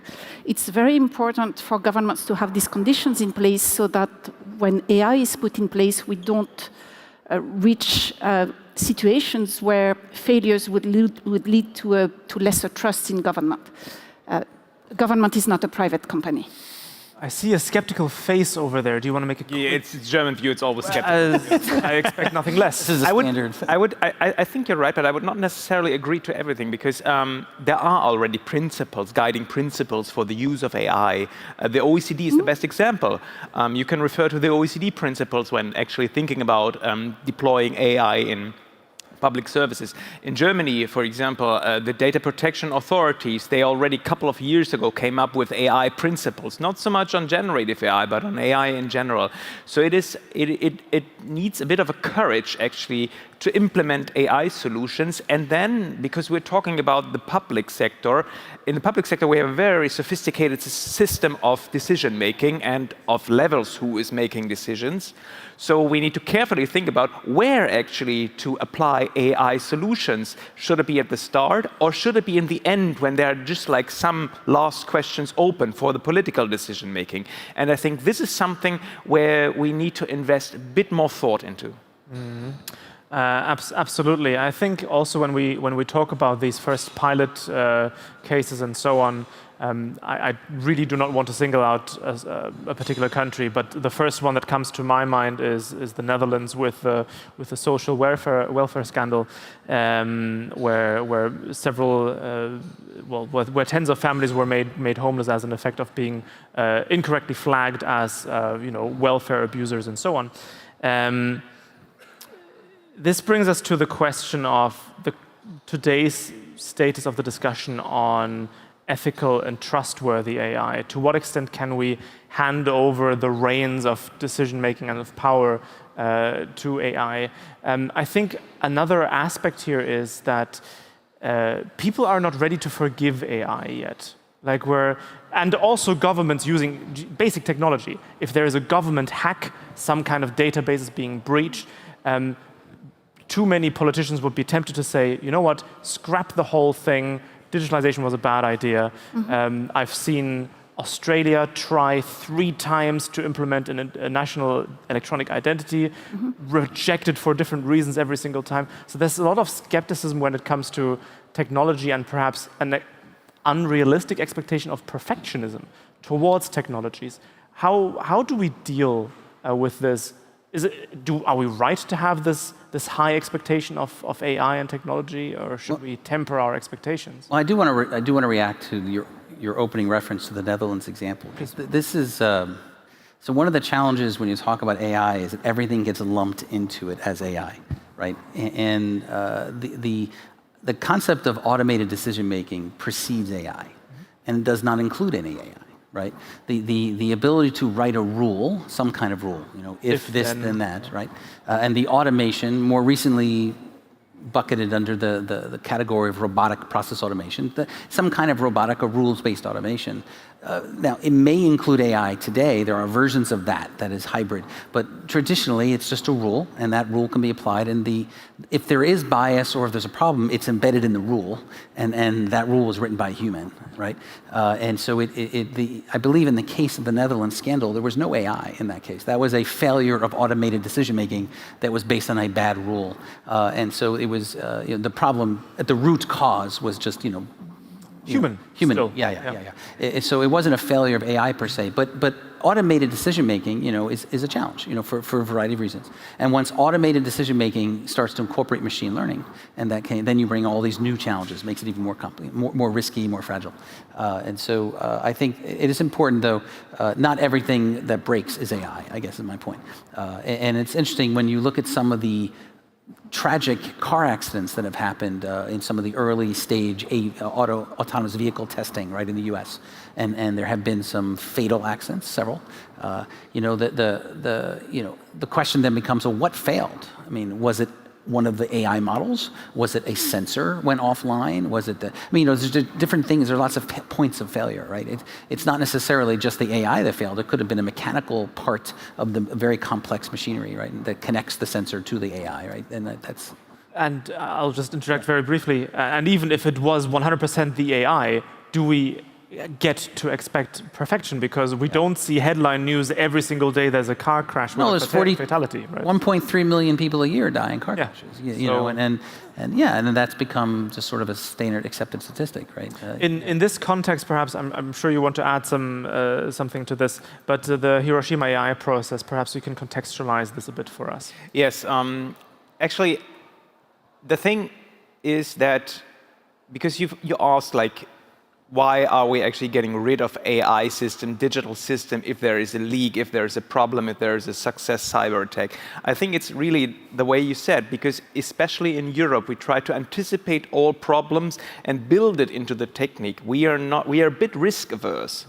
We are a bit risk averse on the technique side, but we are also risk averse when it comes to attitude. And that is, I think, the biggest challenge here. So, for example, we are introducing in Germany the electronic patient file. There was a lot of discussion going on before. Is the data secure? How is the data encrypted? What will happen in the case of data breach? And of course, political decision makers were explaining that it is safe. Of course, there's never 100% security. That's a no-brainer. But I think we need to start to tell the people that, of course, there will be a data leak. Of course, there will be successful cyber events.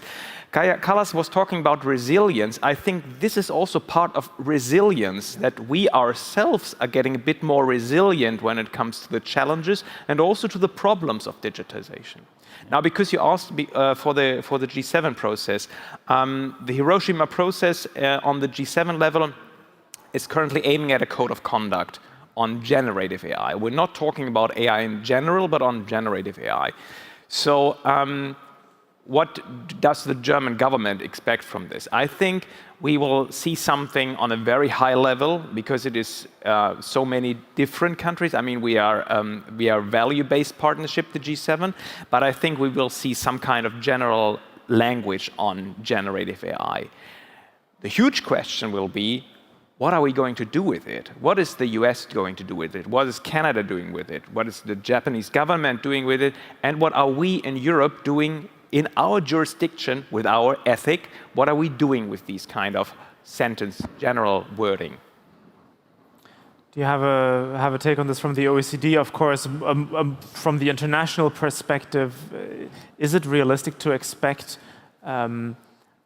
much of a harmonization effort from these large-scale texts, or is that too much to expect? Yeah, well, we will have to if we want to support globalization. That there is no other way. But I would like to rebound a little bit on what was said earlier. AI is not only an opportunity for how we do policy making or how we do service delivery, it's actually a must. It's inconceivable that we can continue to deliver services without using AI in the future, and how we, for example, deliver public services is crucial for trust. If the rest of society is moving with AI, citizens will have a requirement that the public sector uses AI to improve services where AI can be very useful. So the question is not whether the public sector should go there, it will have to, not to lose trust. So that's a very important part. The other important part, though, is that each failure of this technology and the way governments use this technology, we will have to pay a high price for it on trust. So it's both we have to use it, but we also have to put all the safeguards around it. And that's the big challenge for governments today. So that's to rebound a little bit. It is a must, and I think we all have to acknowledge that today. Otherwise, we will lose the trust. What is clear, however, is that the trust that we can gain with improved services is limited.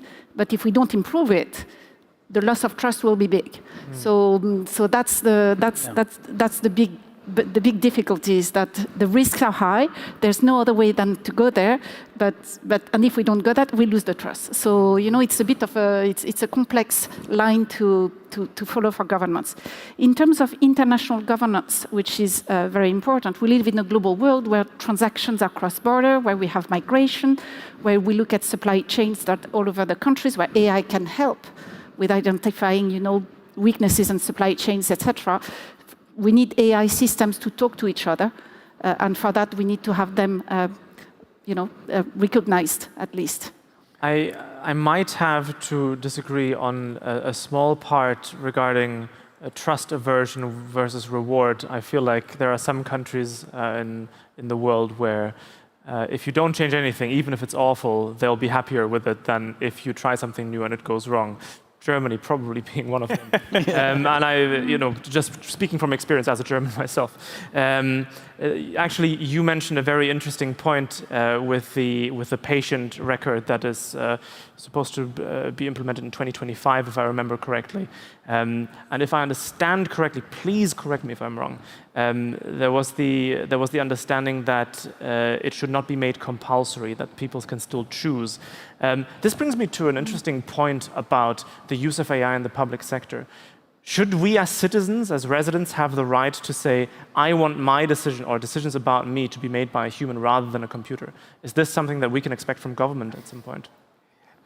Honestly, for example, when we say we should introduce AI in the public services, we're doing this for many reasons. But first of all, because we can't afford not to do so, because there will be a lack of employees there. So we need to actually use AI, use automating decision-making with standard protocols, with standard questions, so that those people working in public administration could concentrate on complex cases.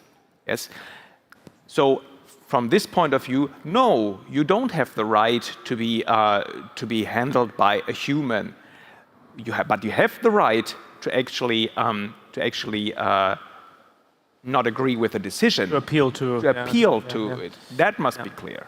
Or the right to transparency, to know that there's a decision at all. That's a given. That's a given. But I do want to come back. I kind of want to defend your point for a second. You know, the idea that we must do it, I think you have to parse that out a little bit more. So, because, you know, government isn't one thing. Government is a spectrum of capabilities and services, and there's both civilian and defense. And I think when you do look at the operations of government, sure, some services you can probably leave as is for a while. And governments don't compete like companies compete. Companies in a market, you know, to survive, to thrive, to recruit, and to serve customers, to be profitable. I mean, there's a point at which if they're not using the most advanced technologies, then they just fade away. And so there's no question. Governments don't fade away. They do get unelected sometimes, right? But you know, countries don't have to compete on the same level. However, that's not necessarily true if you move out of some of the pure civilian context and you look to some of the more, you know, intense areas of defense. Actually, the security of nations will depend on the must use these technologies. And countries that are not investing in building these capabilities will find themselves more vulnerable. And countries that are unable to invest, so it's not a choice, but you know, you're a smaller country in an emerging market, you will be more vulnerable, right, to certain things. So I think there are parts of the government, the mission of government, where in fact it is increasingly necessary, and that portfolio is going to grow over time. When it comes to worldwide AI initiatives for which you are the vice president, can you give some examples of what kind of stuff NVIDIA does? Is it mostly private, mostly public sector? Yeah, sure. What's happening in that space? So most people, you know, most people don't know NVIDIA unless you've been to our headquarters and you've had a chance to spend a little time with us, walk through our executive briefing center, go through our demo center and really hear the whole story, which I'm not going to occupy because there's only 19 minutes left. But what I will tell you is, you know, NVIDIA is a very interesting and unique company that was founded over 30 years ago on the purpose of creating a specialized computer that would accelerate workloads, and the first workload was games, right? And that is the passion of the founders. You know, there's this group of engineers who just, you know, invented this computer 30 years ago, and it was focused just on games for a while, but that same computer is now used to accelerate many other workloads, scientific computing and all animation and Hollywood special effects and autonomous vehicles and obviously deep learning models and so forth. All of those things are workloads that run on this specialized computer called an accelerated computer.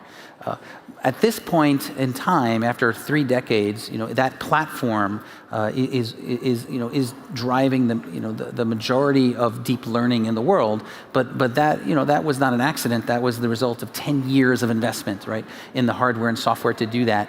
And you look across the economy and in the retail sector and pharmaceuticals and in auto and in government, NVIDIA has a very strong presence in some more than others. But in the public sector, I would say, look, if you look at our overall business, public sector is not the biggest part of our business. The biggest part of our business would be the cloud sector and the public cloud. The second, would be gaming as a sector, and one of the bigger individual verticals is the auto sector, for example. But government is much smaller than that. However, it is growing rapidly as governments wake up, to the need to do this, right? And so I've only been in NVIDIA 4 years. And I'm responsible for our global public sector and all of our strategic engagements with governments. And 4 years ago, that was a little bit of a harder conversation to have. Like, why are we meeting with a gaming company? And what do you have to do with us? And now that conversation is very different. And the answer is, we're not the solution to all your problems, but we do provide this specialized infrastructure that is the only way that you will have the domestic ability to produce AI.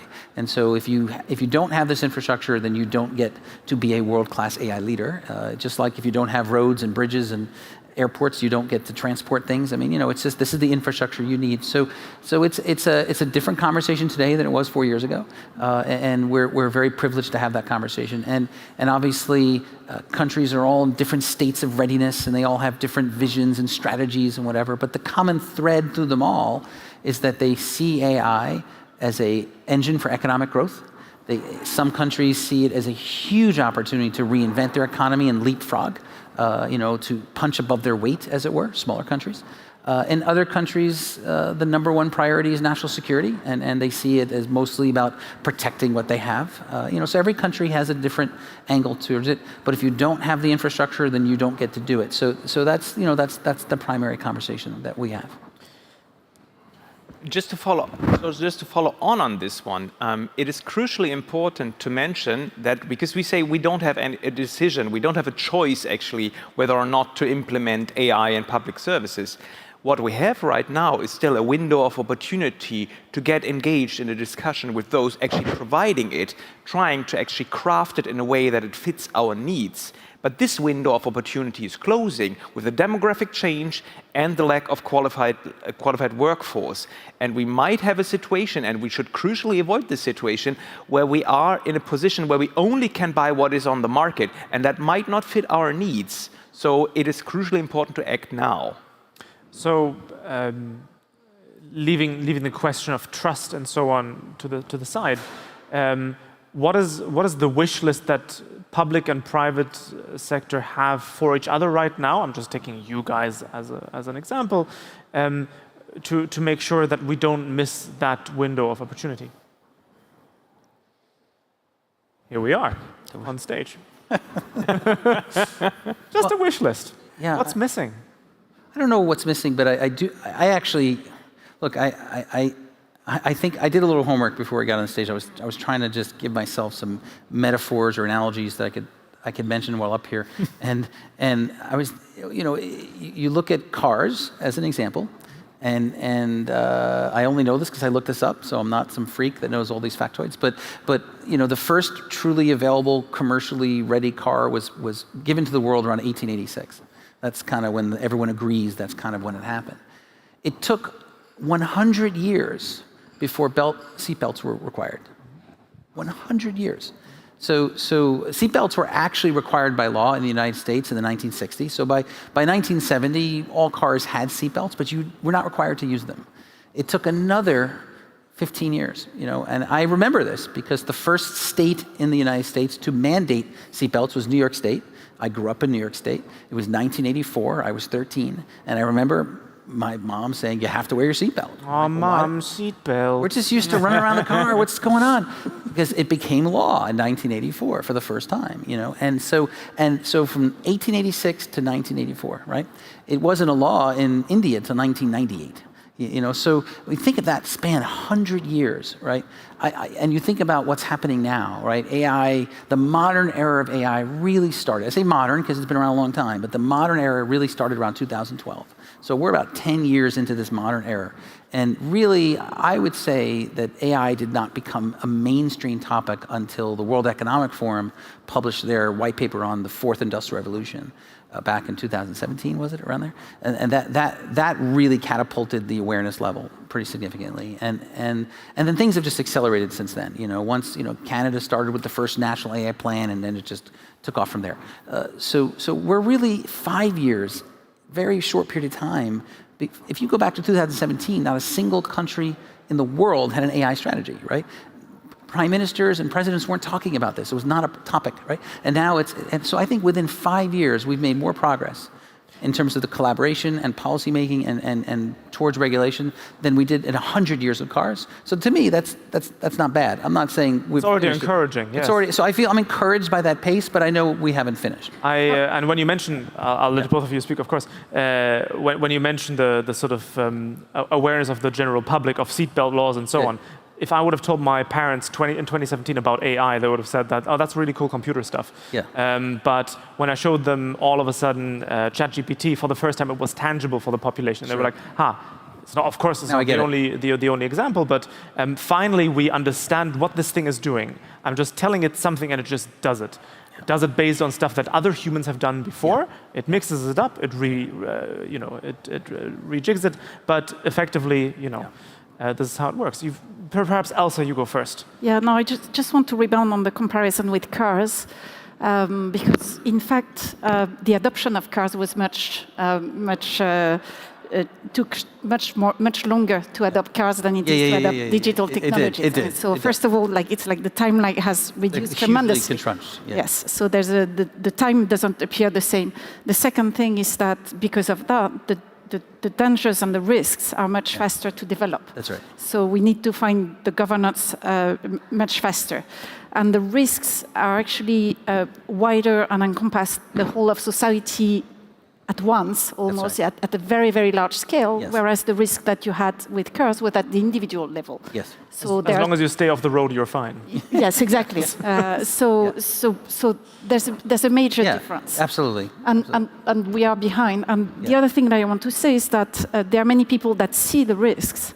And sometimes I also have myself a little bit of the sentiment that we're also like before the great financial crisis, when we knew we needed to regulate the financial sector because of financial sector innovations, and the price of not regulating at that time and not looking at it was very, very high. So it's also that we have to look at very closely. It's these risks that we're all looking at with like the incapacity to look at it together. Yeah, agreed. Ben is bursting and bubbling on the inside. Yes. I won't add a new layer on the discussion around like seatbelts and airbags. Airbags. I could come on with airbags. Yes. Talk to a German about cars. No. But Florian, earlier on, you asked what stops us from introducing AI, for example, to public services, and you also asked what is a wish list. And we were like reluctant to answer to this. So this is a sign, by the way, that we might have more questions, especially when it comes to generative AI. And currently we're talking about regulating generative AI.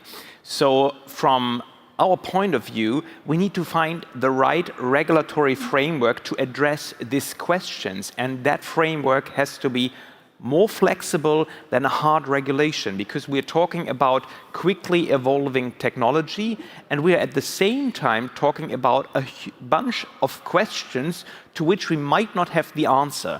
So we should carefully ask ourselves whether or not hard regulation, as we're currently debating it on the EU level with the AI Act, is also the right framework to regulate generative AI. Only time will tell.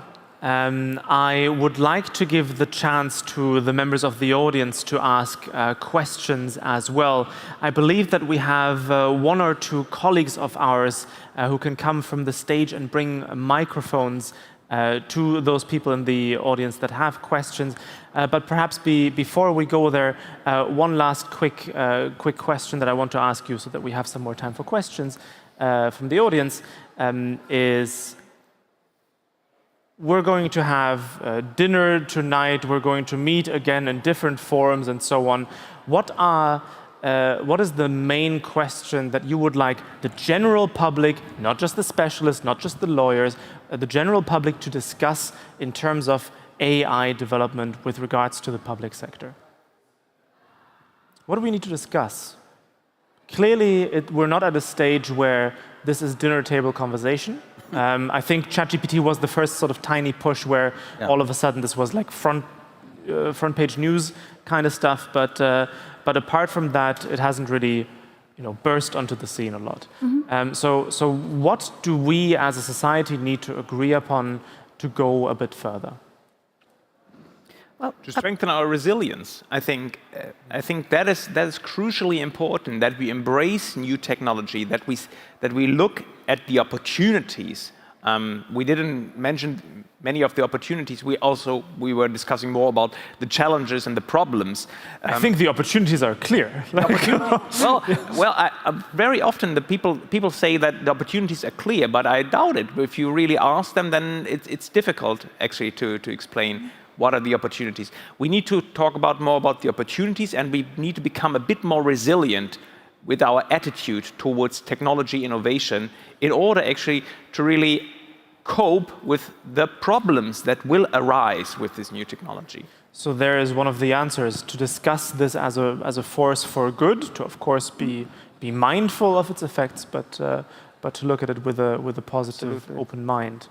Your thoughts? Well, I would say I often hear that we need to understand technologies to understand the digital activities or the AI activities.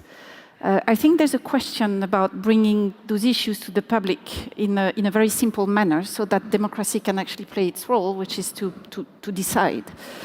No technology needs to be understood. I mean, I have no idea how a car functions, to continue the metaphor. I'm really pathetic you on can follow cars. the rules and put up a seatbelt. But I actually know, as a people, whether I want seatbelts or not. Yeah. I don't need to know how the engine functions to know that. And there's something about that, about digital technologies and AI, in terms of the consequences on people's lives are pretty simple to discuss. And we should be able to bring more people on board and to build the democratic decision-making around that, on bringing the consequences that are very easy to understand, and starting from them, we start building the resilience. Yeah. But if we start always by saying, like I hear all the time, we need to understand technologies to be able to look at them, what we need to understand as society and as policymakers is the positive consequences and the risks. And these are quite simple. They are not difficult, they are not complex. And I think that's, for me, a huge challenge looming ahead.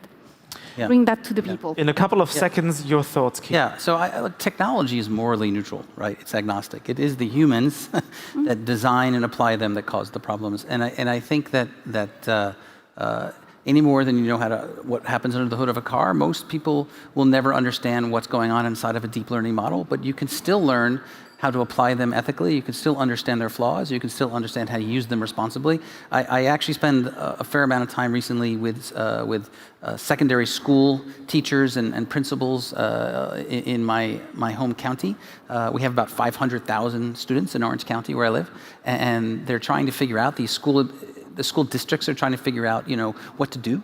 And I say, look, it's very simple. You need to teach this generation of students, you need to educate a generation of legislators and parliamentarians that you may not understand the technology, but you can understand what doesn't work, you can understand its flaws, you can understand what's the responsible use of this technology, and that's a good start. Yeah, absolutely.